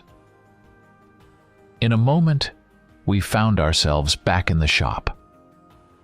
I looked around and saw Thomas holding the crying girl. He was back in human form, trying to comfort her. Nearby, the artist was kneeling, looking at his hands in disbelief, realizing he was free. The painting was ruined, smudged into a dirty blotch. I exhaled in relief. We had completed the task without the shop owner's help. After catching my breath, I walked over to the toy soldier and the music box. Picking them up, I carefully placed them on a shelf. Then I approached the artist and helped him up. "Thank you," the artist said, his voice trembling with emotion. "I thought I would never get out." The artist explained that when he was finishing the painting, the clone came to life and dragged him inside, stealing his brush. He didn't know how many years he had been trapped inside and thanked us repeatedly. "Thank you, you saved me," he repeated, his eyes shining with genuine gratitude. After that, he promised that one day he would repay us for our salvation and left the shop. I called Lisa's father and told him we had rescued her. They arrived immediately. We witnessed a touching family reunion as Lisa ran into her parents' arms. They couldn't hold back their tears of joy and gratitude. Lisa's father shook my hand firmly and said, "Thank you. We will be forever grateful." They thanked us again and left. Thomas and I exhaled in relief, feeling the tension of the past hours finally dissipate. "We did it," I said, putting things away and tidying up the shop. Thomas nodded, smiling tiredly. When everything was cleaned up, I headed home to finally get some rest. As I walked through the streets, I felt the weight of the adventures begin to lift. Tomorrow would bring new challenges, but today I could afford some peace and well-deserved rest. The next day, I returned to the shop and immediately felt something was wrong. There was chaos. Shelves were overturned, books and artifacts scattered on the floor. There were still a couple of days left until Meister Mortimer's return, and he was nowhere to be found. I started calling for Thomas, but no one answered. Anxiety began to grow. I searched the first floor and then went upstairs, but Thomas was nowhere to be found. My concern increased. Who had caused this mess? Could someone have broken in? As I looked around, my eyes fell on the light coming from the secret door. It was ajar. Getting closer, I realized the door was indeed open. But how and who had opened it? I grabbed the edge of the door and opened it wider. In front of me was a staircase leading down. Lanterns hung on the walls, creating the light I had seen earlier. The light flickered, casting sinister shadows. Looking down, I knew I had to descend, even though I didn't know what awaited me there. The next day, after the adventures we had inside the painting, I returned to the shop and immediately sensed something was wrong. There was chaos, shelves overturned, books and artifacts scattered across the floor. Mr. Mortimer wouldn't be back for a couple of days. I started calling for Thomas, but there was no response. Anxiety began to grow. I searched the first floor and then went upstairs, but Thomas was nowhere to be found. My worry intensified. Who could have caused this mess? Could someone have broken in? As I looked around, I noticed light coming from behind a secret door. As I approached, I realized the door was indeed open, but how and who had opened it? I grabbed the edge of the door and opened it wider. Before me was a staircase leading down.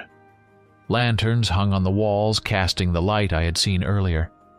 They flickered, creating eerie shadows. I descended the staircase and found myself in a wide corridor stretching into the unknown. The corridor was dimly lit by torches on the walls, their flickering light casting long shadows and creating a sinister atmosphere. The floor beneath my feet was paved with ancient stone tiles that creaked and trembled with each step. I moved forward, listening carefully to every sound. The corridor was cold and damp, filled with the smell of mold and mustiness. Occasionally it turned, and at each turn I expected to see something dreadful, but the path remained deserted. Finally, after another turn, the corridor led me into a small room. In the center stood 3 massive chests of different colors, each adorned with carvings and ancient symbols. I stood examining them and noticed that one was slightly ajar. Thoughts raced through my mind. Should I open it or not? Perhaps it was a trap. Where could Thomas be, and who had broken into the shop? I felt cold sweat on my forehead. Inside, a struggle was raging. Should I take the risk and open it, or return upstairs and fetch Yorick? His help could be invaluable in such a situation. But on the other hand, I thought, I could just lift the lid and see what's inside. It won't take long, I told myself, trying to calm down. With a trembling hand, I reached for the chest lid. My heart pounded in my chest, each beat echoing in my head. Grabbing the edge, I quickly opened it and jumped back, expecting the worst. But nothing happened. The room remained as quiet and silent as before. Approaching again, I peeked inside and saw a girl about my age. It was Elanor, the same girl who once stole the memory stone and then disappeared. She lay inside, bound by shadows in the form of ropes. How could she fit in there? Perhaps spatial magic was at play. Her face looked puzzled, as if she had tried to escape but couldn't. Strange, I thought. Why do I always meet this girl when she's trapped? I remembered how I first met her, and she was caught by vines. When Elanor saw me, fear flashed in her eyes, followed by relief. "Please, let me out," she pleaded. I only smiled and asked, "Why should I? After all, this trap was designed for thieves like you." Elanor pouted indignantly and fell silent. Her reaction amused me. But I knew I had to decide what to do next. Free her and try to get information, or leave her here as punishment for her past crime. In the end, I promised to release her if she told me who she was and what she was doing here. It was clear she was thinking, and then she answered, "Okay, I'll answer your questions, but not all of them. I get to choose what to say or not." "All right," I agreed and asked the first question. "Who are you and who do you work for?" She didn't answer immediately, apparently considering what to say and what not to. "We are called shadow hunters," she began. "We protect people from evil and other dark beings. Sometimes a person encounters trouble without realizing it's the work of dark forces. That's when we intervene. Sometimes monsters attack people and then we come to the rescue. In short, we're the good guys." I stood, pondering her words. I couldn't trust her since she had already deceived me once. Elanor interrupted my thoughts, saying, "We're the good guys, unlike your employer. Do you know who he really is?" I didn't respond because I wasn't sure myself who he was. "He's a vampire," she said, "and a very powerful one. My superiors start trembling just hearing his name." "I know he's a vampire," I replied. "But that doesn't mean he's bad. While I've worked here, he's always helped those in need." "That's true," she said. "But you don't know his past." "His past?" I asked. "What happened?" "That I won't tell. Who knows? He might get angry at me, and then I wouldn't survive." Her words confused me, and I remembered the old man and his true form as a young vampire. Who was he really? "All right, I'll think about that later," I decided. "Second question, what are you doing here?" "That I can't say," she replied and fell silent as if clamming up. I waited for a while, but she didn't seem to be going to speak. So I sighed and decided to release her. I couldn't just leave her here. I looked for a way to do it and found a small button in the form of a pattern at the back of the chest. Pressing it, the shadows disappeared, and she was ejected out. She landed hard on her backside, then got up, cursing and rubbing the sore spot. After she regained herself, I asked if she had seen a middle-aged man, Thomas. She shook her head but added that she had heard noise before I arrived. "Maybe it was him," she suggested. I scratched my head in puzzlement. What to do? Mr. Mortimer was due back in a couple of days. Should I wait for him? What if something happened to Thomas? Then I decided to check the other chests and wondered which to choose. One was blue, the other red. Elanor stood by, waiting to see what I would do next. I decided to choose the blue chest. Approaching it, I opened the latch and pressed the button, then jumped back, expecting it to suck me in. But nothing happened. Peeking inside, I saw nothing but an egg lying at the bottom. It was an ordinary chicken egg. What was it for? Mr. Mortimer didn't keep eggs for making omelets here, did he? At first I thought about taking it, but then changed my mind and closed the chest. Out of the corner of my eye, I noticed Eleanor's eyes light up. That was it, that's what she came for. I wanted to ask her, but decided to check what was in the third chest first. As I approached it, I saw an inscription carved in small letters. Open only in case of emergency. I hesitated. Should I do it? But Thomas was missing, so it was an emergency. So I pressed the button, and before anything happened, I saw Elanor running towards the chest with the egg. I cursed, but couldn't do anything because some force started pulling me into the third chest. Elanor met the same fate. She didn't make it to her goal before she was also pulled towards me.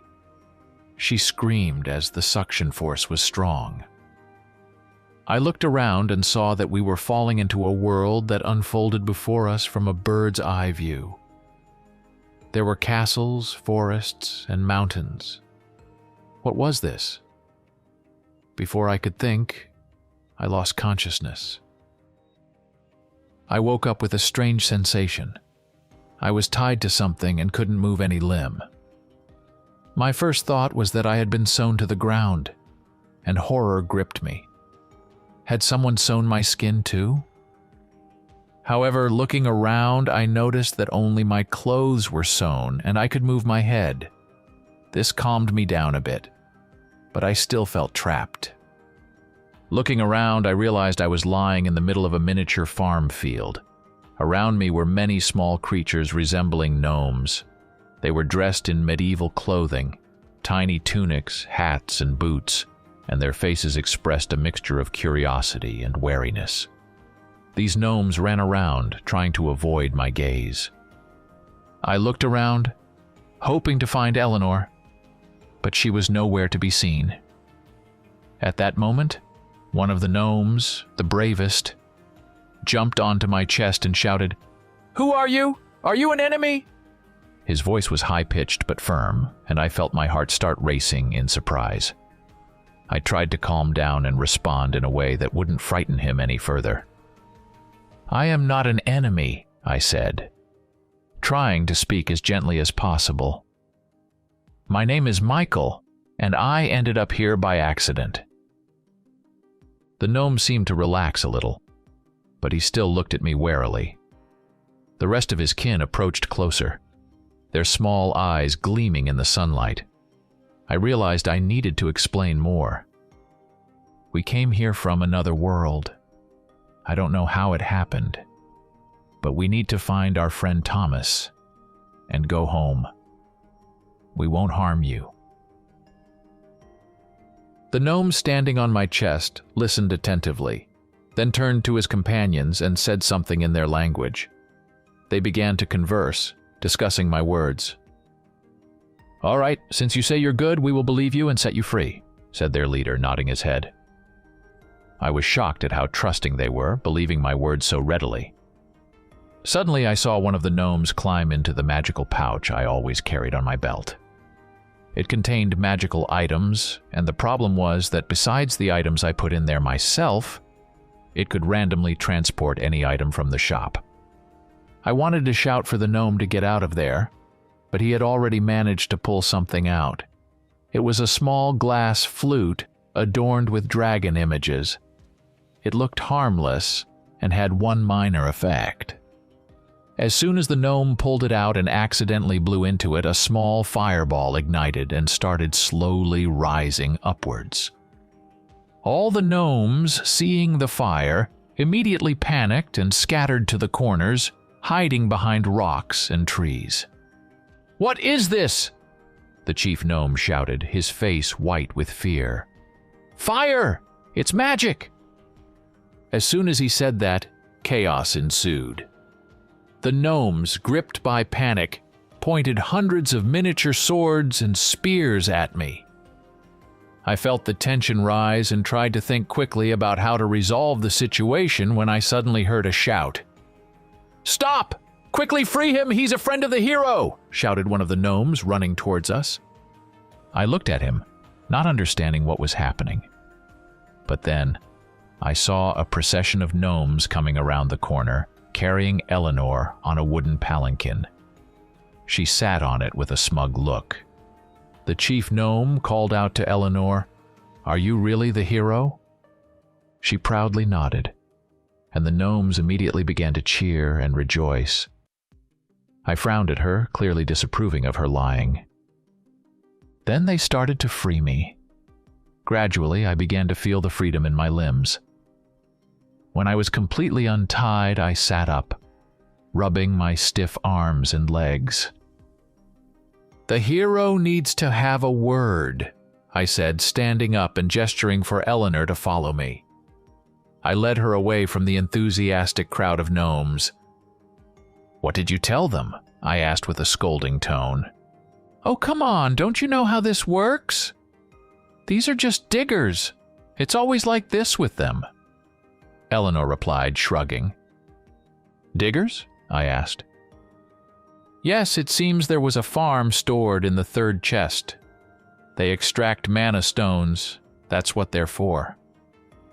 "But why were they hidden in the basement?" Elanor wondered. I looked at these harmless creatures and decided not to ask what kind of stones they were. "How do we get out of here?" I asked the main question. "There should be a teleport somewhere," she said, immediately hurrying to look for it. But I grabbed her hand and said, "First, we need to find Thomas." She didn't want to agree, but then perhaps remembering that I helped her earlier, she nodded. I exhaled in relief. Apparently, she did have a conscience. We approached the gnomes and Elanor began questioning them about Thomas, but they hadn't seen anything. Only one gnome stepped forward and said he saw a flash near the Swallow Mountains. This was a lead. We were about to head in that direction, but the gnomes began pleading for us to visit their city with them. I wanted to refuse, but seeing their pleading faces, I couldn't say no. We followed the gnomes along a winding path that led us through fields and forests. As we progressed, the landscape changed, and we saw many miniature buildings, carefully integrated into the natural landscape. The path was paved with tiny stones and surrounded by flowers and grasses that looked miniature to us. We passed by little gardens where gnomes were growing their tiny vegetables and fruits. Around us, gnome children ran, playing and laughing, while adults went about their daily chores. Finally, we reached the center of the city. The gnome city was surprisingly beautiful and meticulously planned. In the center was a square paved with tiny stones, surrounded by houses built from wood and stone. These houses were decorated with carvings and flower garlands. In each window, small lights glowed, creating a warm and cozy atmosphere. In the central square, a crowd of residents awaited us. They all looked at us with interest, whispering and smiling. The chief gnome climbed onto a small platform and raised his hand, calling for silence.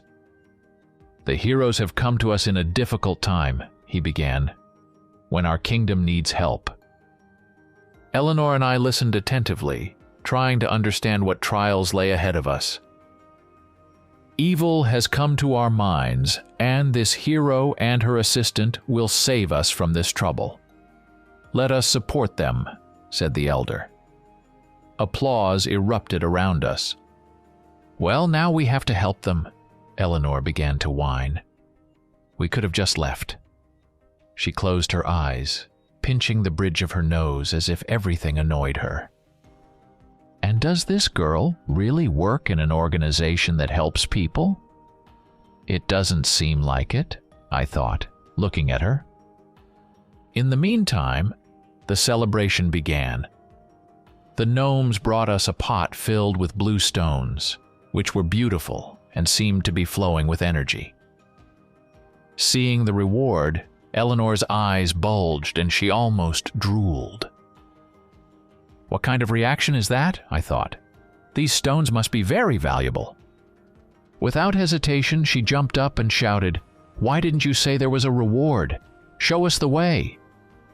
The gnomes bustled, preparing for the expedition. Soon several gnomes approached us with torches and small shields. They led us along a winding path that stretched through a dense forest.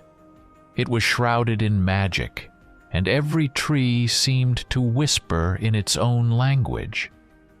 The torchlight cast bizarre shadows, making the surroundings even more mysterious. Along the way, the gnomes told us about the mine and the evil that had filled it.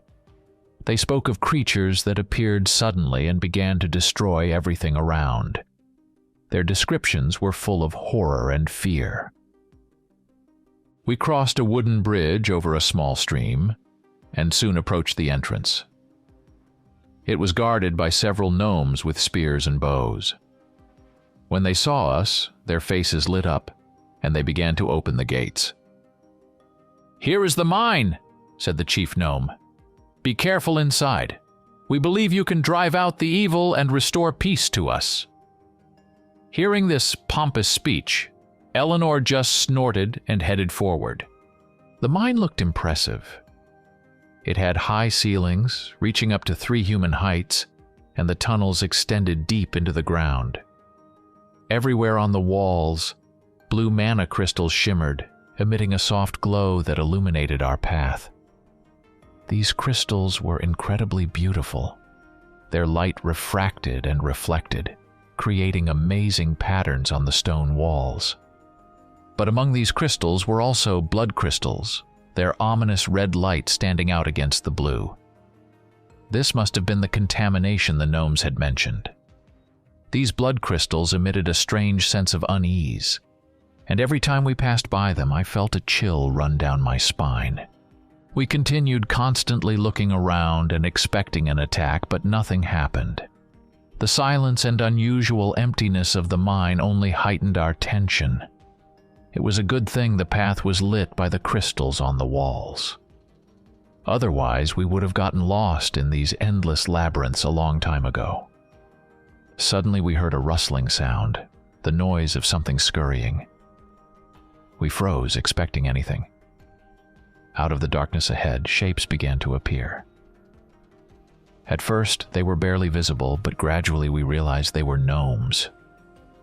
However, they looked different.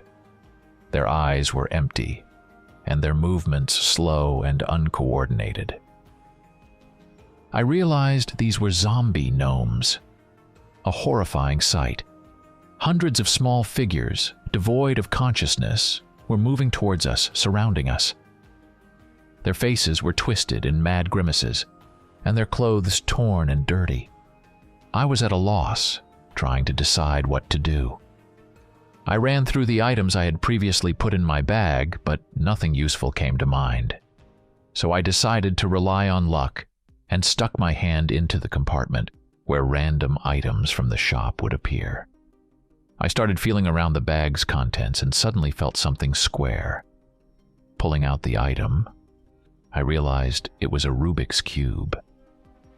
"Okay, think, what could this be?" I muttered, holding my temples and closing my eyes. Right?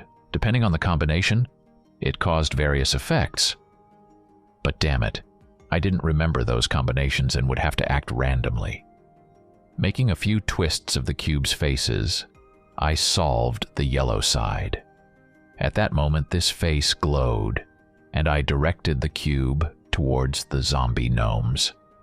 There was a flash. The zombies turned into small, harmless toys that continued to move towards us. "Great," I swore. toys. Elanor, apparently realizing nothing good had come of it, shouted, "Run!" We dashed forward, weaving through the crowd of toy zombies, which now looked less threatening but still pursued us. Eventually, we managed to lose them, but then shadows started rushing toward us. Elanor stepped forward and pulled out a staff. The staff was long and slender, with a silver tip adorned with magical runes glowing in the dim light of the mine. Waving it, she said something in an ancient language, and the staff lit up brightly. The shadows, as if struck, began to dissipate, and soon disappeared entirely, leaving us in safety. "Onward!" Elanor shouted, and we ran further. Ahead we saw a red crystal that pulsed as if alive, radiating a sinister energy. Running up to it, I felt the darkness emanating from it seeping into me. The dark energy was strong, and I started feeling unwell. The staff Elanor held helped weaken the darkness's influence, but it was still hard. I rushed forward and grabbed the crystal. Wild pain shot through me, and I felt the energy flowing through me, trying to take control. I began to see various visions. Meister Mortimer, a war, blood, screams, and then Thomas, who was caught in a trap. I tried to snap out of it. Gritting my teeth, I fought through it and tossed the crystal into my bag. In that instant, the atmosphere changed, the darkness disappeared, and I collapsed to the ground, exhausted. Elanor ran to me, kneeling down. "Are you all right?" she asked, her voice full of concern. I was breathing heavily, but felt my strength gradually returning. "Yes," I replied with difficulty. What did those visions mean, and what was that crystal? I was shaking, but slowly recovering. We needed to hurry, Thomas was in danger. Finally, I managed to stand, and we headed toward the exit. Along the way, we saw gnome bodies lying everywhere. Apparently, the evil spell had been broken, just like mine. I felt sorry for them, but there was nothing more we could do. When we emerged outside, joyful gnomes greeted us, sensing that we had completed the task. They welcomed us as heroes, their faces glowing with gratitude and relief. Soon we returned to the city, where we were given our reward amid the cheerful applause of the locals. Elanor grabbed the pot containing the blue mana stones and said, "We'll split it in half." I didn't argue and received my share, which I immediately threw into my bag. Shortly after, we asked the gnomes to lead us to the Swallow Mountains, the only clue to where Thomas might be. Time was running out, and we needed to hurry. Understanding the urgency of our request, the gnomes quickly found guides. We left the city and re-entered the forest, heading towards our goal. The journey didn't take long. As we approached the mountain, we felt some malevolent energy, but encountered no immediate danger. We followed a path that led us to a cave. At the entrance stood enormous gates. They were made of black stone, adorned with intricate carvings and symbols that glowed with a dim red light. They looked ancient and ominous, as if guarding something important and dangerous. The surface of the gates depicted scenes of battles and magical rituals, with a large round emblem at the center. The gates were locked, and we stood there, pondering how to get inside. Carefully examining them, I noticed 3 indentations, their shape reminding me of something. Right, they had the same shape as the red stone I had found earlier. I cursed, realizing we needed to find 2 more like it to open the gates. Elanor and I exchanged glances and then looked at our gnome guides. "Do you know where we can find more of that malevolent energy?" I asked them, expecting a negative response. To my surprise, the gnomes nodded. "Yes, we know," one of them replied. "They are far from our city, so they don't pose a threat to us." I asked them to take us there. The gnomes agreed and led us again through the forest to a lake. When we reached it, it looked eerie and mystical. The water was dark and calm, like a mirror reflecting the gray sky and surrounding trees. Ancient, gnarled trees grew around it, their roots protruding from the ground, forming intricate patterns. On the shore stood large boulders covered in moss and lichen. Fog swirled above the water's surface, giving the lake a sinister appearance. In the center of the lake was an island with an ancient altar surrounded by magical symbols. This place emitted the same malevolent energy we had felt before. "The water here is cursed," one of the gnomes said. "We never go near this place." I scratched my head, thinking. So, we needed to get to that island. Luckily, I had something to help overcome obstacles. Searching in my bag, I pulled out a coil of wire. Elanor looked at me skeptically. "What's that?" she asked. "You'll see," I replied, unwinding the coil and saying a code phrase. Suddenly, the wire began to extend, intertwining to form a web-like structure. In a moment, a bridge made of wire stretched towards the island. Its thin, interwoven lines formed a pattern resembling a spider web. It looked fragile, but I stepped on it and jumped. The bridge even had handrails. We headed towards the island where the stone lay. The bridge swayed and bent under our steps, but I quickly got used to it and walked confidently, remembering that the stone was likely guarded by those shadows. Elanor already had her staff ready. Suddenly we saw ripples on the calm water. I realized we wouldn't pass through here easily. Just as I thought this, enormous crayfish the size of dogs leapt out of the water. They too seemed to be zombies, with white pupils. Clacking their claws, they climbed onto the bridge. I dodged one jumping towards me, and we ran. Suddenly, one of them jumped onto the bridge right in front of us, nearly hitting me with its claw. In panic, I backed away and reached for the Rubik's Cube. I began twisting the faces quickly, trying to find the right color. The cube activated only when at least one side was solved. But understand, when a giant creature is crawling towards you, wanting to cut your head off with its claw, it's hard to do.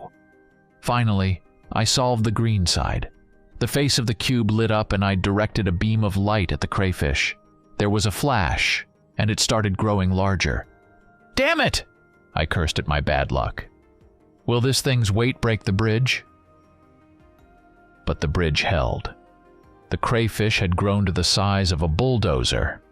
In a panic, I continued to twist the cube's faces. Elanor screamed as the enormous claw moved towards us. Finally, I solved the blue side. I aimed the beam at the monster, and there was a flash. The entire area turned to ice. The giant crayfish froze, becoming an ice statue.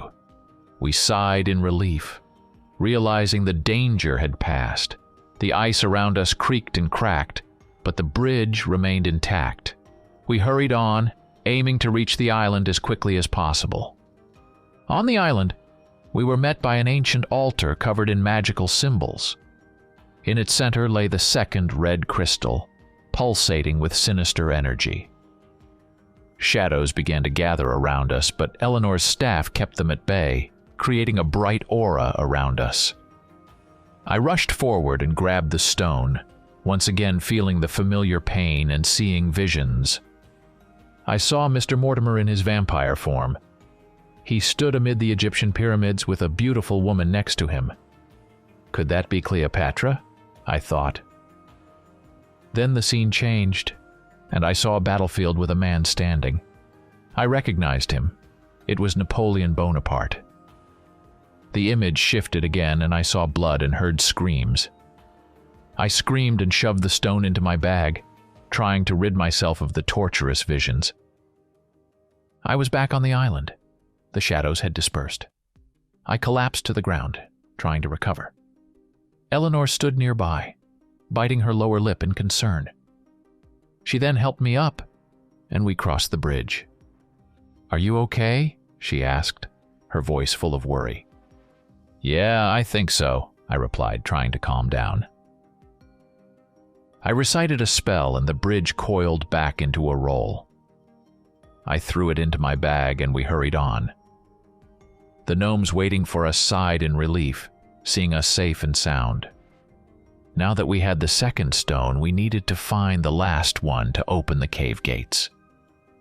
We quickly explained to the gnomes what had happened and asked them to take us to the last place where we could find another crystal.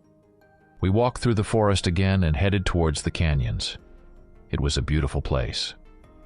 The canyon stretched far ahead, its rocky walls covered with sparse shrubs and flowers, and below, a swift river flowed, sparkling in the sun.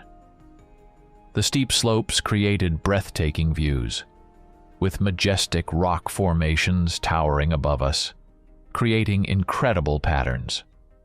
When we arrived at the location, I saw a strange sight in the distance: enormous boulders moving around.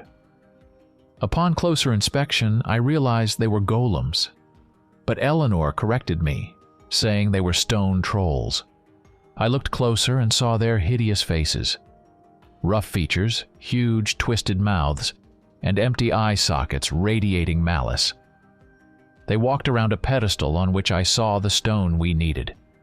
This was our third task, and it was no easier than the previous ones. I turned to Elanor and asked if she had any ideas. Then she said, "You have the cube." I wanted to argue. "You saw that it has random effects, and it can be dangerous. Do you have any other option?"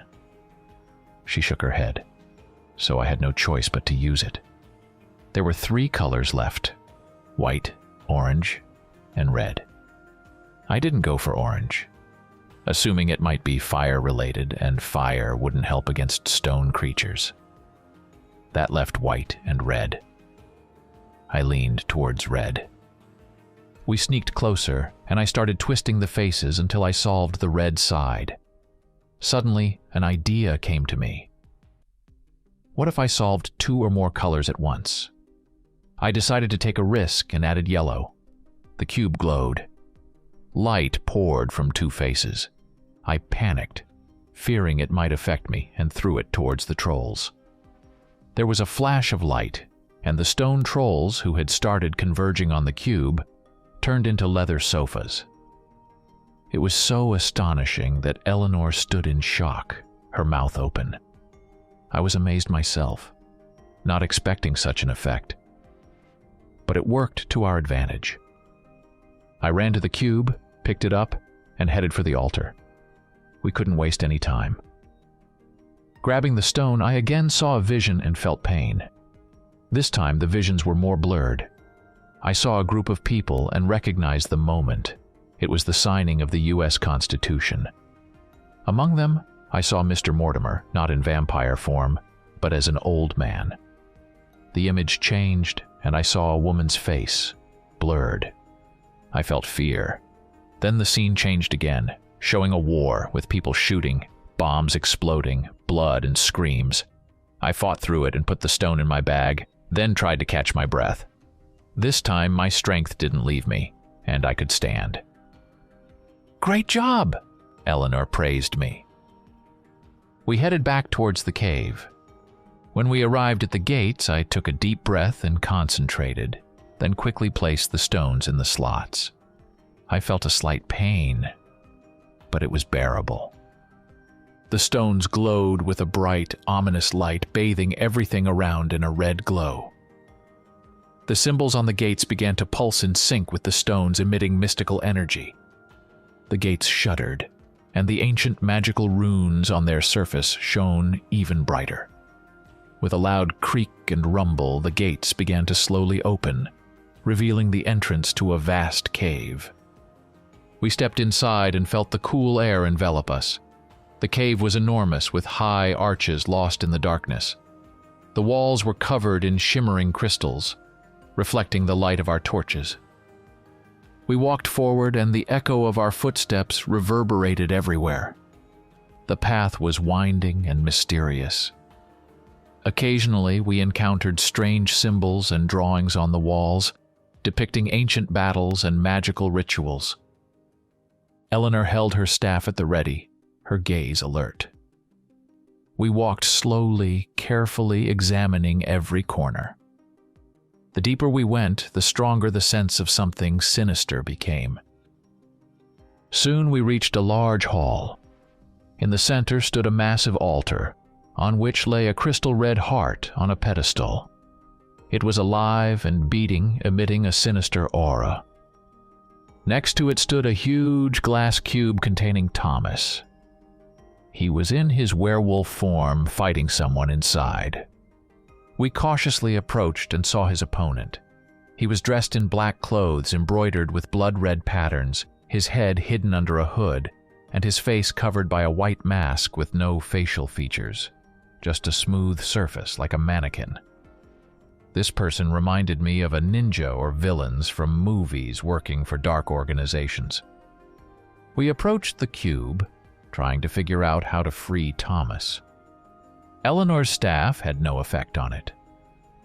So we started searching the hall for clues, but found nothing. I cursed myself for not bringing Yorick. He would have known what to do. I took out the Rubik's Cube and started examining it. There were still a few colors left. I thought about the white side, possibly linked to white magic, although on the other hand, it could do anything. I feared turning Thomas into a sofa, but had no choice. Twisting the faces, I solved the white side. The cube glowed and a beam of light shot out. I aimed it at the crystal, and miraculously, it began to melt. Could it really be working? It took a little time, and soon Thomas started to move. But so did the unknown man. When the crystal melted completely, he leapt aside, and Thomas roared and lunged at him. I realized something was wrong. "Elanor, did you go straight to the basement or search the shop first?" I asked, recounting the mess that had been made there. She shook her head. "No, I went straight to the basement." Then I realized another person had broken into the shop, and it was this man who had followed the girl. Apparently, Thomas discovered him and chased him, ending up in this place. Now they were fighting each other, but suddenly the man dashed to the altar and grabbed the heart. At that moment, there was an unexpected surge of energy, and the heart began to glow brightly. Realizing the danger, Thomas rushed toward him, but the stranger managed to activate some spell. "Careful!" Elanor shouted, raising her staff. The man looked at us with a wicked smile. "Too late," he said in a sinister voice. He began to grow, and thick red smoke swirled around him. He transformed and changed until he turned into the most beautiful woman I had ever seen. She had sharp fangs, and I realized she was a vampire. Her body seemed ethereal, like a genie from a lamp. Her legs were hidden in the smoke, and she appeared to float above the ground. She started looking around, trying to understand what had happened. Then, seeing Thomas running toward her, the vampire said something. At that moment, Thomas was thrown against the wall, hitting it hard and losing consciousness. It seemed we were in big trouble.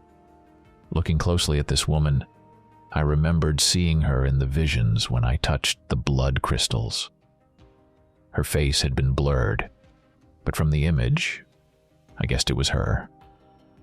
Having dealt with the werewolf, she looked at us cunningly and smiled, saying something in an unknown language. I suddenly felt an overwhelming desire to become her servant. I tried to fight the spell, but I couldn't. Suddenly, Elanor shoved me on the shoulder, shouting, "Snap out of it!" This cleared my mind, and I tried to avoid looking at the vampire. "What should we do?"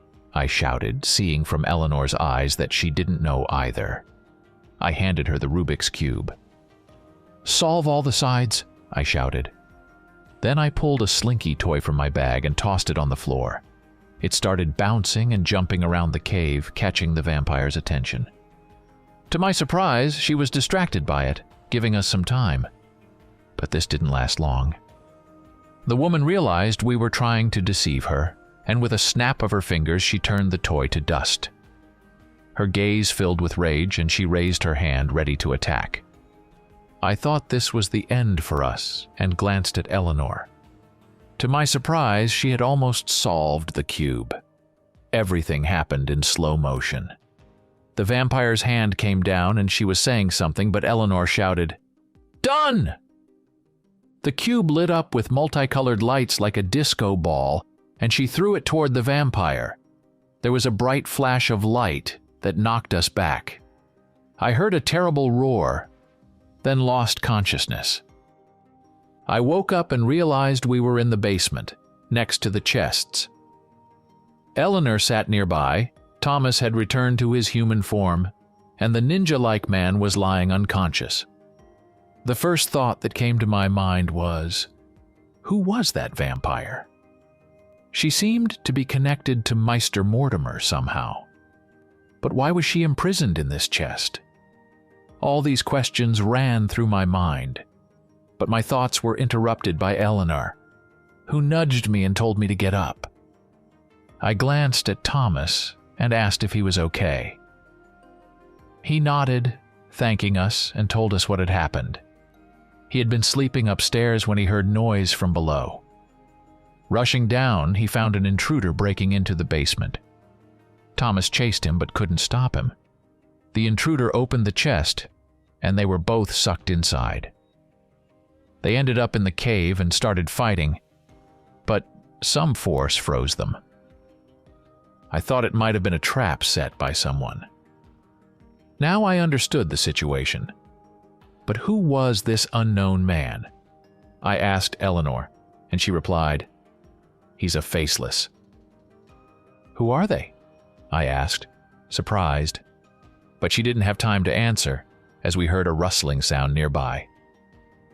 Turning, I saw light coming from the blue chest where the egg lay. Eleanor's face turned pale. "Not this," she said. The chest's lid flew open, and we saw the egg trembling, surrounded by a blue light. The sound of cracking shells was loud, like someone smashing walls. Cracks appeared on the egg, and it broke open, revealing the creature inside. Looking at it, I cursed, saying, "Damn it, more problems for us." The trap we found ourselves in was something out of a nightmare. As soon as we freed ourselves, the four of us, me, Elanor, Thomas, and the faceless one who lay unconscious on the basement floor, stared at the second chest. It suddenly opened, emitting a strange bluish glow. Elanor, pale and trembling, shuddered at what might happen next. What could it be? I wondered, peeking into the chest. Inside, I saw an egg starting to crack, making deafening sounds. Damn, why is it suddenly hatching? Looks like we're in trouble, Elanor whispered, her face growing even paler. I tried to get more information from her, but the egg kept cracking louder and louder. A small piece of the shell fell off the top, and a blinding light burst out. We stood, mesmerized by what was happening, as the shell fragments fell one by one, the light gradually fading. Suddenly, the egg fully opened, and out emerged a strange creature. It was a tiny little man the size of a finger, made of bronze, with a body covered in patterns and inscriptions. Instead of a face, he had a clock made of crystals. His movements were jerky and mechanical, making him seem both alive and artificial. The little man looked at us in surprise, examining each of us in turn. The ticking of the clock in his head grew louder, echoing threateningly in our ears. I impulsively reached out to the creature, but Elanor sharply slapped my hand away, making me pull back. "Are you crazy?" she hissed at me. I tried to understand what had made her react that way. "That's a Chronix," Elanor explained. It can influence space and time. It's a very dangerous creature, and you can't touch it. We need a special tool called a grabber.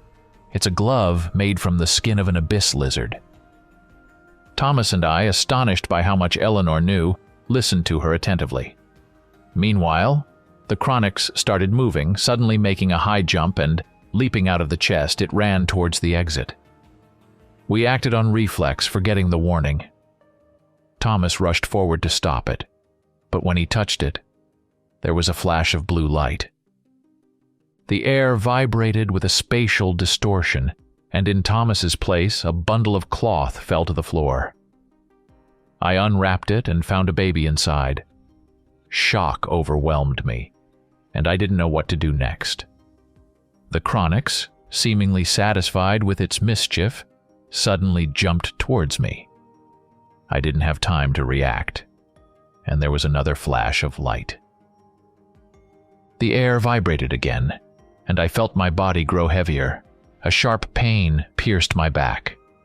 My vision blurred. I looked at myself and realized I was leaning on a cane and glasses rested on my nose. My posture had become hunched. What the hell happened? I wondered as I saw Elanor, pressed against the wall to avoid the creature. The Chronix, without stopping, jumped onto the faceless one, and another flash of light illuminated the basement. Where he had lain, only a skeleton remained. The sight made my hair stand on end. It could have been me. The danger of this creature was now clear. The Chronix headed for the exit, and we watched in horror as it disappeared from the basement, leaving us in confusion and fear. Elanor screamed, "We need to run and find the glove before this creature escapes!" She kept glancing at me strangely, and I wondered what had happened to me. Carefully lifting the baby bundle, she headed down the corridor. I followed with difficulty, suspecting what had happened to me. Bringing my hand close to my face, I saw it had become old and wrinkled. I cursed and grumbled like an old man. When we finally reached the exit, the first thing I saw was the mess in the shop. Partly it was the faceless one's fault, who had broken in earlier, but also the Chronix. Apparently, it had touched wooden items, turning them into trees, while other things crumbled to dust. I was horrified. What would Mr. Mortimer say when he returned? Then I hit my forehead, scolding myself, as we had bigger problems. I glanced at the bundle in Eleanor's arms and then noticed a mirror, realizing I'd become an old man. I saw my wrinkled face, gray hair, and dull eyes. I'm only 16, but I've aged so much. This realization horrified me. Fearing I would stay this way, I gathered my thoughts and headed deeper into the shop. Suddenly, amid the chaos, I saw an unfamiliar man. He looked like a medieval character.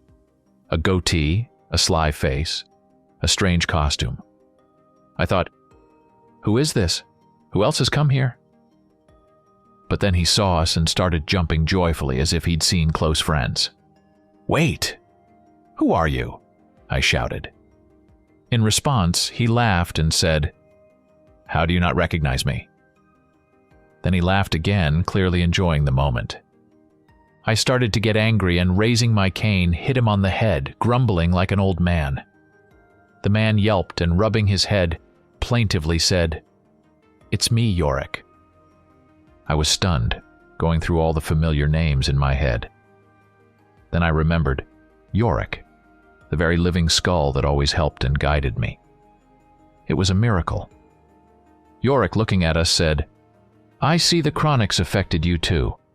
I was lucky. When it passed by, I caught its attention, and it returned me to my youthful days." He proudly stroked his beard. I was about to hit him on the head again, irritated by his smug face, but Elanor interrupted us. "We need to hurry, or you'll stay in this state forever." I feared such an outcome and, with a trembling voice, asked Yorick where the grabber was. He cheerfully hopped to a cabinet in the corner. Opening the middle drawer, he pulled out a blue glove made from some scaly creature's skin and handed it to Elanor. He flatly refused to catch the chronics himself, fearing he'd turn back into a skull. We quickly gathered a few more necessary magical items in a pouch that could come in handy. Elanor carefully packed them, and we headed outside, determined to find this dangerous creature. We ran out onto the street and found ourselves in a narrow alley. It was morning, and the sunlight filtered through the thick canopy of trees, creating a play of light and shadow on the chipped stone walls of old buildings.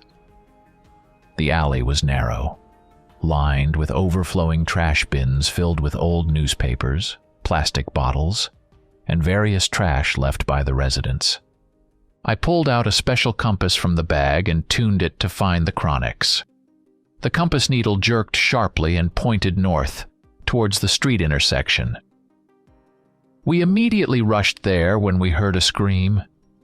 In the alley stood a woman screaming at the top of her lungs, her face distorted with fear. I tried to understand what had happened and saw a small crocodile lying next to her. I couldn't understand how it got there. But then I heard Eleanor's voice. "I see a brand mark on this crocodile. It must have been a handbag once." "That's the point," I replied in my old man's voice. I couldn't see anything due to poor eyesight. We left the woman to scream and headed in the direction the compass pointed, expecting the worst. Soon we saw a man on the road looking around in shock. He sat in a car that looked like it had traveled 1,000 years. The car was all rusty, the body covered in holes and cracks, the windows were missing, and the tires were just rusty rims. The man, bewildered and not understanding how this could have happened, clung to the steering wheel as if it was his last hope. Moving further, we noticed that the street began to resemble a post-apocalyptic landscape. The chronics seemed to have accelerated the growth of all the plants in the area. Trees and shrubs broke through the asphalt, their roots tearing up the sidewalks, and the branches formed a dense canopy of greenery, blocking out part of the sunlight. We continued running, ignoring the bewildered faces of passers-by, and suddenly the compass pointed sharply to the east. We turned into a small alley with trash bins and saw the chronics there, entertaining itself by turning a seed into a watermelon and back. It was so engrossed in its activity that it seemed oblivious to the world around it. We were delighted to have found it. Elanor handed the baby to Thomas and, putting on the glove, began to carefully approach the bronze little man. I thought we were finally about to catch it, when suddenly 2 shadows jumped out in front of us. They were 2 men in black suits and faceless masks. The faceless ones. Apparently, they were also interested in this creature. They pulled out long, narrow daggers that gleamed in the daylight. These daggers looked deadly, and I knew they wouldn't stop at anything to achieve their goal. But before I could do anything, Yorick stepped forward. He confidently said, "I'll handle this." His voice was calm, and a smile played on his lips. He pulled a deck of playing cards from his pocket, and I noticed that each card glowed with a strange light.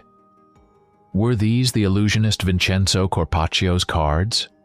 I had once come across them but couldn't manage them, as they required strong mental control. But I knew their power. Each suit had specific properties.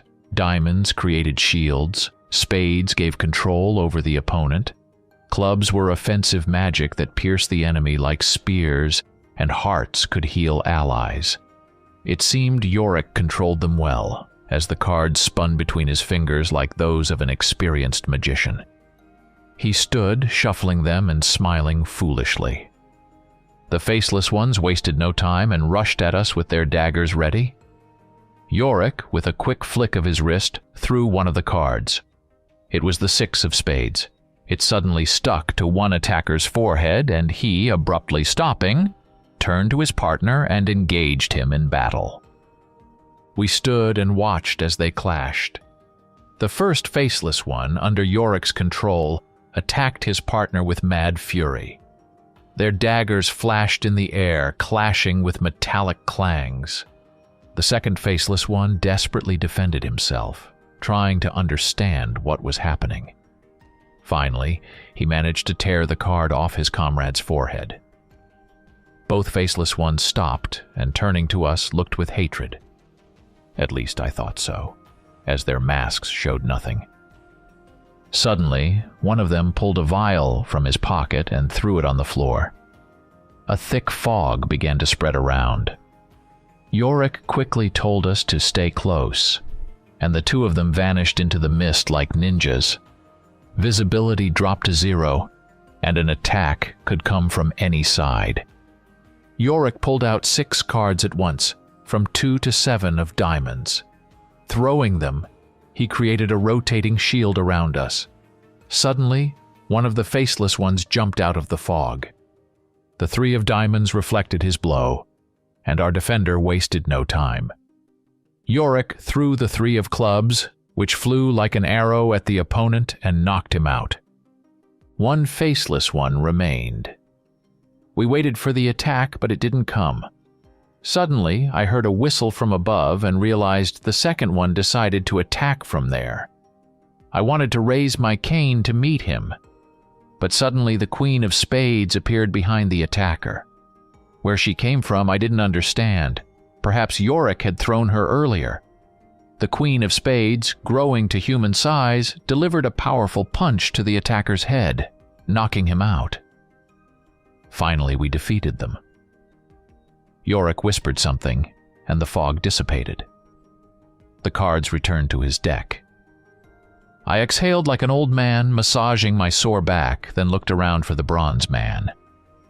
He was nowhere to be seen. We realized that while we fought, the Chronics had escaped again. We used the compass again and ran in the right direction. Along the way, we saw various strange things, confirming we were on the right path. I exhaled with relief because it seemed the creature didn't affect ordinary people. We had to speed up, but soon I was out of breath, bending over, holding my knees, trying to catch my breath. Wait, I'll be right there. I tried to catch my breath, but we didn't have time. Then Yorick approached me and offered his back. I climbed onto him and, pointing with my cane, shouted, "Excellent, grandson, forward!" At that moment, I noticed the angry looks of my friends and realized I was really turning into an old man. Soon we reached a bridge. It was huge, made of iron beams, and pedestrian traffic on it was limited. But that didn't stop us. We ran forward along the edge of the bridge, ignoring the annoyed honks of passing cars. Suddenly, Elanor shouted and pointed upwards. There, people in black suits were jumping across the cables and beams. They were the faceless ones. How annoying, I thought. Soon we saw the bronze man walking leisurely along the edge of the bridge. We rushed towards him, and our enemies did the same. The Chronics noticed he was surrounded from several sides and seemed to panic. We felt a vibration that spread across the bridge. I realized he was starting to collapse from the flow of time. I was scared, as many people were driving on the bridge who could die. I told Yorick about this, and he rummaged through my bag, pulling out a glue gun. He squeezed out a magical substance onto the bridge, which spread, strengthening it, and it stopped shaking. "This will buy us some time," said the former talking skull. I looked at the Chronics again, and saw that the faceless ones were getting closer. They threw something like a cage at him, causing the creature to panic. We ran towards them. Yorick pulled out the deck again and threw the cards. This time they were jacks, who flew out of the cards, grew, and then engaged in battle with the faceless ones. I moved as fast as I could. Elanor, holding the baby, almost reached the man. But I didn't like how nervous the creature was. It was starting to glow, and a loud ticking of clocks echoed in our heads. Suddenly, the baby started crying, adding more tension to the strange atmosphere. The glow grew stronger, and the little man began to tremble in the cage. I thought something was about to happen, and suddenly, a strong flash of blue light engulfed us. We found ourselves in an open field. The ground underfoot was trampled, and around us stood people in ancient Roman gladiatorial armor, their bodies clad in massive cuirasses, shining helmets with crests, bracers, and greaves.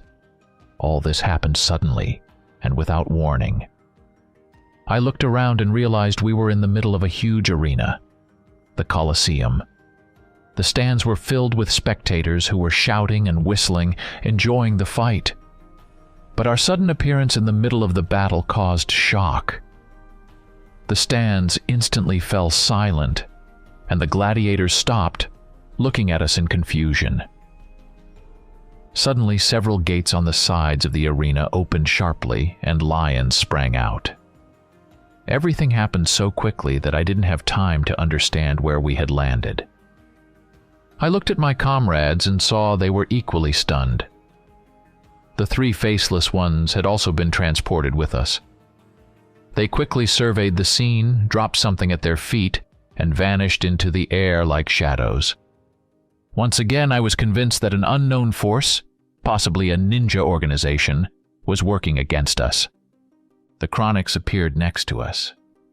Elanor noticed him, and ready, extended her hand with the glove. But to my horror, he jumped at me. I tried to fend him off and threw my cane at him but missed. The Chronics touched my leg and ran off. There was a flash of light and a vibration surrounded me. I remembered the skeleton lying in our basement and thought it was the end. But to my surprise, I was fine. I looked at myself and realized I had returned to my original state. Damn, I was really happy about that. Elanor was about to run after the Chronics, but a lion's roar interrupted us, charging at us. First, we had to fend him off. Yorick stepped forward and used his cards again. With his deck, dealing with the lion was not difficult. He threw the 10 of spades, which stuck to the lion's forehead. The lion froze, wagged his tail, then approached me and began rubbing against my leg. It was a creepy sight, and the stands remained silent. The gladiators had already defeated the second lion and were looking at us in astonishment. As I stood, I noticed the cane I had carried as an old man beside me. It hadn't disappeared. With surprise, I approached and picked it up. The cane was made of beautiful wood, covered with strange inscriptions and patterns. My initials were engraved on the top. I wondered why it hadn't disappeared with everything else. If it had my initials, it meant it would belong to me in the future. I raised the cane, deciding to keep it. Maybe it was some sort of artifact. Soon the gates on the sides of the arena opened again, and legionnaires emerged surrounding us. Their armor gleamed in the sun, helmets with crests, massive cuirasses, bracers, and greaves. They held short swords and round shields, ready for battle. The man standing on the platform said something loudly in Latin. I didn't understand a word, but Yorick, catching the meaning, quickly translated. He's asking who we are. I was at a loss, not knowing what to say. But suddenly Yorick shouted something in response, and the stands erupted in noise. The man raised his hand again, and everyone fell silent. It was clear he was shocked. "What did you say to him?" I asked, not understanding what was happening. "I told him we are messengers of the gods," Yorick replied proudly. I was confused and started to ponder where we had ended up. Could this be some sort of theatrical performance? But Yorick shook his head. "We've traveled back in time, and we're not in ancient America, but in ancient Rome. The Chronics has power not only over time, but also over space. Yorick explained. I listened to him in shock, longing for normal days. After that, he rummaged in my pouch and pulled out a small matchbox. Opening it, he showed me what was inside. It wasn't matches, but sawdust with purple larvae crawling in it, resembling maggots. I remembered once going fishing with my father and buying such larvae for bait. They looked quite disgusting. Yorick took out one larva and handed it to me. I looked at him in surprise. "Put it in your ear," he said. "Are you crazy?" I shouted. "It's a polyglot larva. With it, you'll be able to understand all languages," Yorick explained. "When we were in China, you translated for me just fine," I countered. "Then I was in the form of a skull and used my magic. I can't do that now, so just take it," Yorick insisted. I resisted, but suddenly Elanor, without hesitation, took the larva and put it in her ear, then smiled at me. I had no choice but to repeat her actions. The larva caused unpleasant sensations, but soon I felt it settle in my ear and become unnoticeable. I turned my head and saw that the man was addressing us again, asking if we would like to go to the palace. This time I could understand him, but could I speak the language? As soon as I thought about it, unfamiliar words flowed from my mouth. How convenient, except for the larva in my ear. We decided to accept his offer as the baby, Thomas, was starting to cry again, probably hungry. The ranks of legionaries parted, and we were led through the Colosseum. We walked through narrow passages, passing through arches and corridors lit by torches. Stepping outside, I was amazed by the view of the city. Stone buildings with red-tiled roofs stretched along cobblestone streets. Statues of gods and heroes stood on every corner. And fountains with clear water delighted the eye. People dressed in tunics and togas looked at us with curiosity, like celebrities. We crossed bustling markets where vendors shouted their wares and passed majestic temples. Soon a palace loomed before us. It was enormous, with marble columns and gold decorations. The interior halls were stunning. Mosaic floors, walls painted with frescoes, and high windows letting in light. We were brought to luxurious palace chambers and served food. The city's leader, a majestic and stern man, bowed to us and asked what we desired.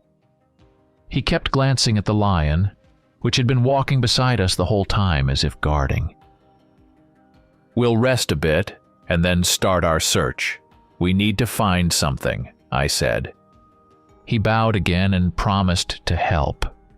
We fed the baby and then ate ourselves. I felt noticeably tired and lay down, not realizing when I fell asleep. When I woke up, it was deep night. Elanor was asleep and Yorick was standing on the terrace looking at the stars.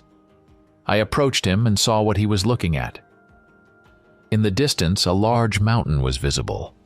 It was a volcano that seemed to be starting to erupt. "Where are we?" I thought, wanting to ask Yorick, but he looked thoughtful. When he finally looked at me, I asked, "What are you thinking about?" "I never thought I'd be human again," he replied. "My past life ended ingloriously. I served as an ornament for a vain poet for a long time. One day my master found me, and my life changed.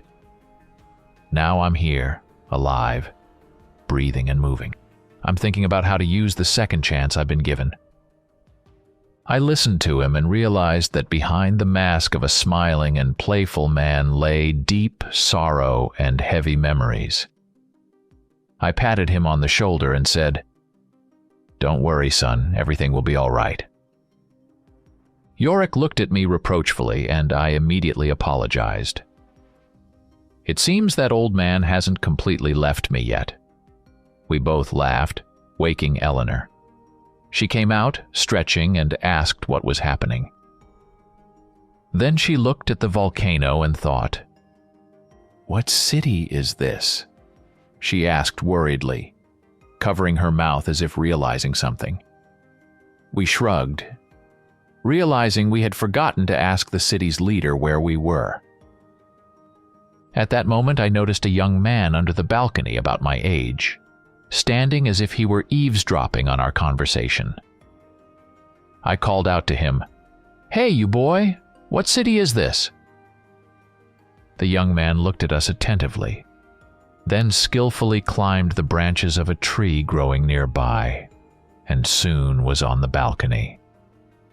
He had black hair, brown eyes, a lean but muscular build, and was dressed in a simple tunic. I had seen him somewhere before. "Don't messengers of the gods know where they are? How strange," he said with a hint of sarcasm. We exchanged glances. This young man was clearly no fool, but suddenly Yorick fell to his knees before him, which was so unexpected that the boy stepped back. "Master, it's you. I recognize you. It's me, Yorick," he shouted, tears appearing in his eyes. The boy just stared at him, not understanding what was happening. Elanor and I lifted Yorick and tried to calm him. Elanor asked, "Why is he acting like this?" I looked closely at the young man and suddenly remembered the reflection in the mirror. The realization struck me. This was Mr. Mortimer, but in his youth. I gasped in surprise. We decided to go inside and invited the boy to join us. He looked at us distrustfully but followed. It was clear he wasn't afraid. In the room, we laid Yorick on the cushions and then asked the boy his name. He reluctantly introduced himself. "My name is Mark. I am the son of the city's leader, and our city is called Pompeii." When he said that, Elanor and I simultaneously jumped up and rushed to the terrace to look at the volcano. No way. Could we really be in that ill-fated city just before the eruption? How much time do we have left? We returned to the room and told Yorick that we needed to go find the chronics. The young man looked at us with a puzzled expression. He saw that we were afraid of something and was quite perceptive. I didn't know if we should tell him the truth, but this was Mr. Mortimer, and he seemingly hadn't acquired his powers yet. What should we do? Then I decided and said, "The volcano is going to wake up soon and destroy the city. You need to run."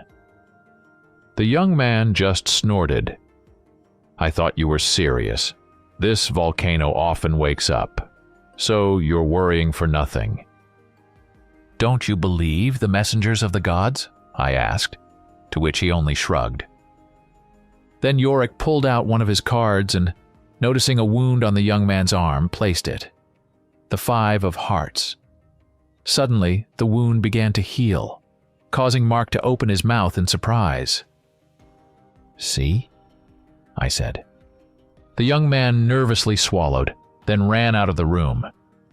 We didn't stop him and started gathering our things. I pulled out the compass and tuned it to the Chronix's aura, bringing it close to the baby. Then we stepped out onto the balcony. Yorick pulled out the diamond cards, which formed a staircase, and we descended. As we passed through the garden, we heard a noise behind us. Turning around, I saw the boy again. Mark had caught up with us, catching his breath, and then said, "I warned my father. At first he didn't believe me, so I showed him the healed wound. I got it this morning while training with a sword, and he saw it.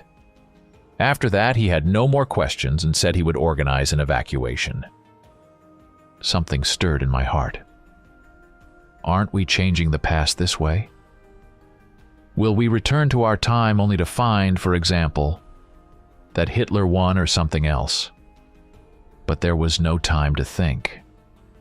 I pushed all those thoughts out of my mind and headed in the direction the compass pointed. The young man said he would go with us. I refused, telling him to save himself. He wouldn't back down. I waved my hand. Let him do what he wants. We left the garden and found ourselves on the streets of Pompeii. The city's night streets were almost empty, but from time to time, we encountered people who looked at us with curiosity. Majestic buildings and ancient temples adorned with bas-reliefs and statues of gods passed us by. We ran past markets where night vendors remained and past houses where people slept, unaware of the impending danger. We passed the baths, which stood in silence, and a massive amphitheater shrouded in darkness. The compass confidently pointed the way, and we followed it without stopping for a moment. Finally, we reached a temple that towered over the city, its columns reaching into the sky. The entrance was adorned with massive doors carved with scenes from myths.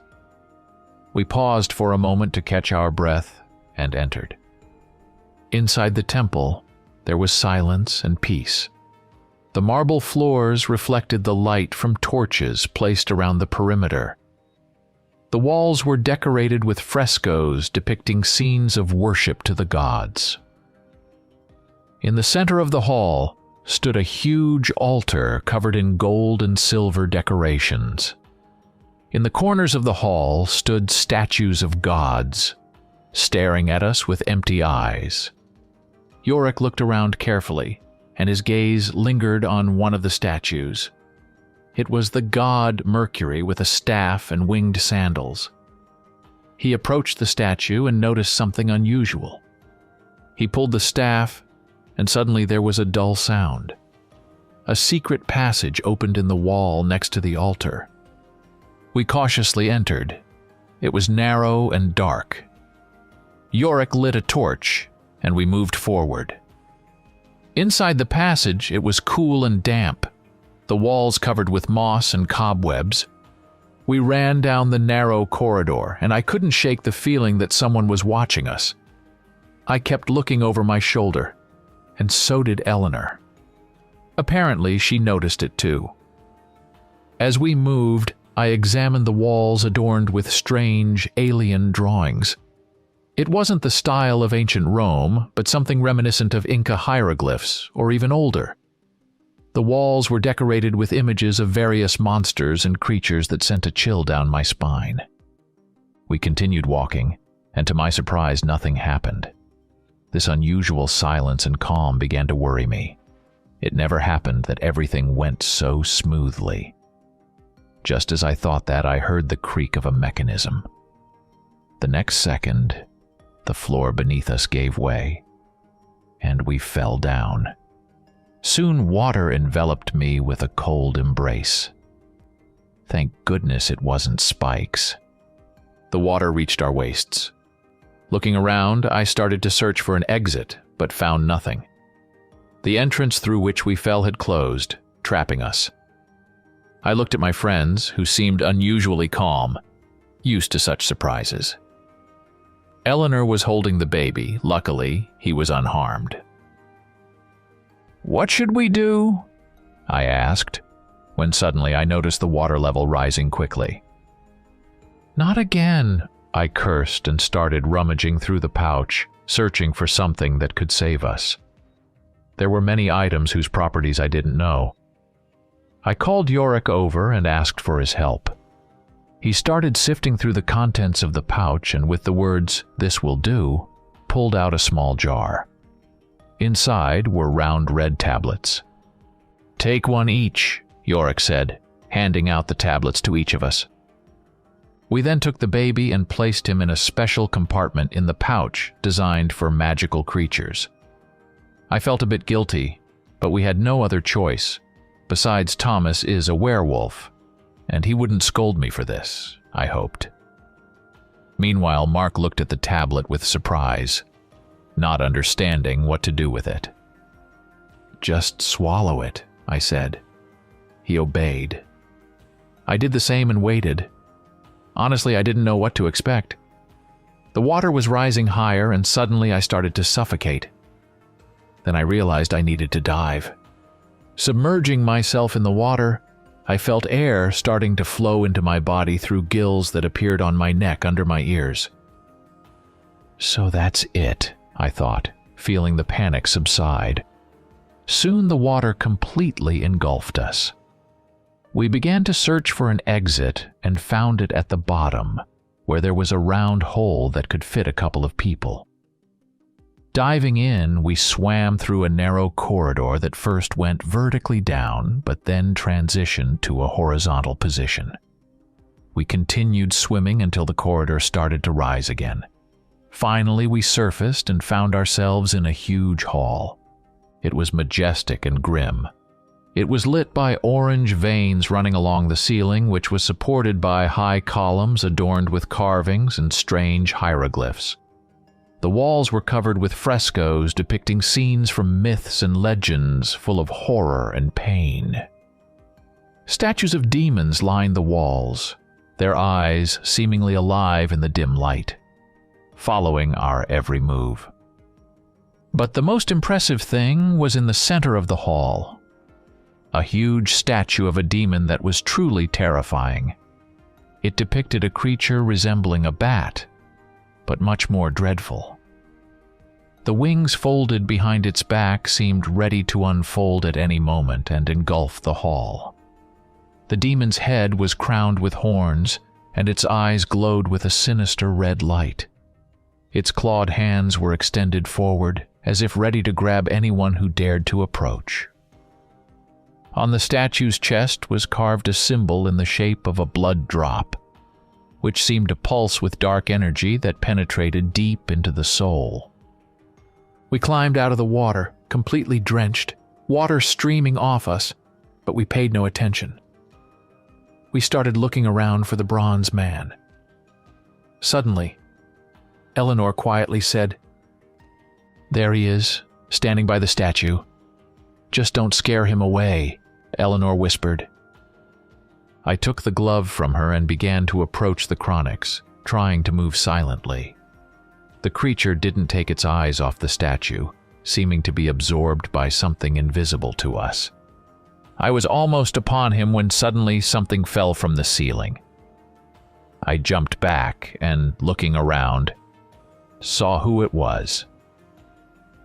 "Damn, I'm so tired of these guys," I cursed. It was the faceless ones again, and there were 3 of them. They rushed at me with their daggers, their gleaming blades menacing in the dim light. I raised my cane and parried one attack. Yorick immediately came to my aid, taking on the other 2. Mark watched in astonishment, his mouth open as if he couldn't believe his eyes. One of the faceless ones lunged at me again, and I fended him off with my cane, knowing it was ineffective. A thought flashed through my mind. If only I had a sword! Suddenly, the cane transformed into a long, beautiful sword. Even the faceless one paused, amazed at the change. But then I resumed the fight, feeling like I was still losing. It was difficult since I had never trained in fencing. The faceless one gradually pressed me against the wall, and it looked like I was about to be finished off. Suddenly, I felt something move at my waist and realized something was emerging from the pouch. A small creature, about the size of a dog, suddenly leaped towards the faceless one and began to gnaw at him. He screamed and tried to fend it off, but soon the creature bit through his neck, and he collapsed to the ground unconscious.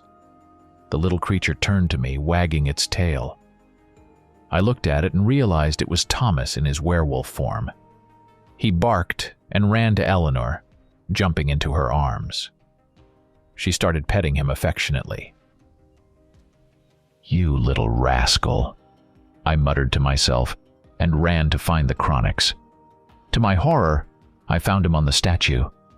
I dashed forward with all my might. Nearby, Yorick was fighting the faceless ones. But I didn't make it in time. A flash and vibration occurred, and the statue suddenly came to life. Stones began falling from it like a shell, and it roared like a nightmare creature. The demon was terrifying. Its wings unfolded, casting menacing shadows, and its eyes glowed a bright red. Its horned head turned toward us, and a sinister grin filled my mind with fear. Suddenly, it roared, and we felt an earthquake that knocked us to the ground, followed by an explosion. I realized the volcano had awakened. Meanwhile, the demon raised its clawed hands and prepared to attack. "Back!" I shouted, trying to defend with the sword. The demon, ignoring our attempts, began to advance. Yorick threw a card that embedded itself in the demon's paw, but this only angered the creature. Elanor, holding Thomas, retreated, trying to keep the baby safe. Yorick started throwing diamond cards that formed a magical wall, and the jacks engaged in battle with the animated demon statue. I wondered what kind of creature it was while it tried to break through the barrier. Looking around, I tried to think of a way to defeat it. Suddenly, I noticed a detailed painting on the wall. It depicted the same demon, but with a spear pierced through it. "That's it," I whispered, looking at the image, and began searching the room for the spear. It was nowhere to be seen. Then I saw the Chronix sneaking nearby like a guilty cat leaving the scene. Without hesitation, I grabbed him with the gloved hand. The Chronix tried to escape, but the glove held him. "Take us back!" I demanded, but the Chronix shook his head, which only angered me. Then I saw lava flowing from the wall and brought him closer to it. The Chronix started struggling fiercely, apparently disliking the fire. "Will you do it?" I asked again, this time holding him even closer to the hot lava. The Chronix nodded affirmatively. I ran to my friends, holding him tightly. Yorick was still fighting, holding the demon at bay with his cards. Reaching them, I shouted, "We can go back!" But Yorick objected. "What about the master?" Right. I had forgotten about Mark. I wanted to shout at him to run, but saw that the exit was already blocked. What should we do? We couldn't take him to the future with us, or Mr. Mortimer wouldn't exist. It was a dilemma. Suddenly, an idea struck me. I took the cane and imagined a spear. The cane immediately transformed into a beautiful spear made of black material with a red, sharp stone tip. It was exactly like the one depicted on the wall. I was about to hand it to Yorick when suddenly Mark jumped out of nowhere and snatched it from my hands. We all looked at him with confused expressions. "Are you crazy?" I shouted.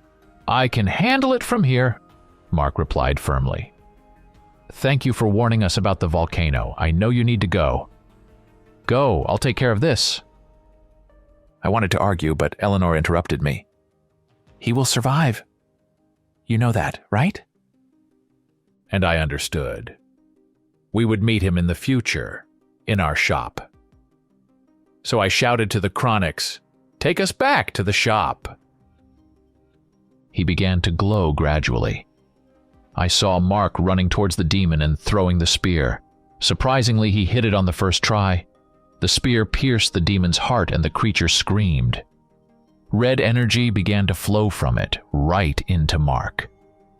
He screamed in pain, but I couldn't help as I was engulfed in a blue flash.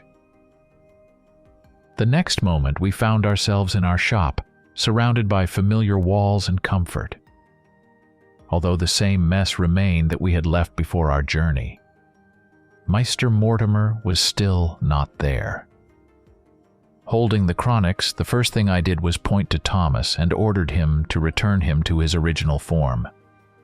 The Chronix obeyed, albeit reluctantly.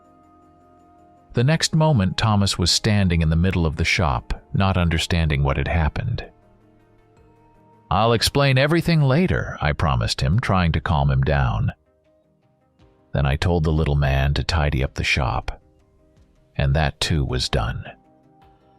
Finally, I breathed a sigh of relief. Yorick brought a small clock house, and we placed the Chronix inside. It was a containment artifact designed to keep him under control. While we were dealing with this, I kept my eyes on Elanor. She was quite the thief, and my suspicious gaze offended her. With a raised nose, she left the shop without saying goodbye. I wanted to stop her, but waved it off. Finally, it was over, and I could return home to my family. A week passed, but Meister Mortimer still hadn't returned. We began to panic when, early one morning, a seagull flew in through the open window. It carried a letter in its beak with the word "help." The three of us exchanged puzzled glances, not understanding who it was from, but one thing was clear: another adventure awaited us.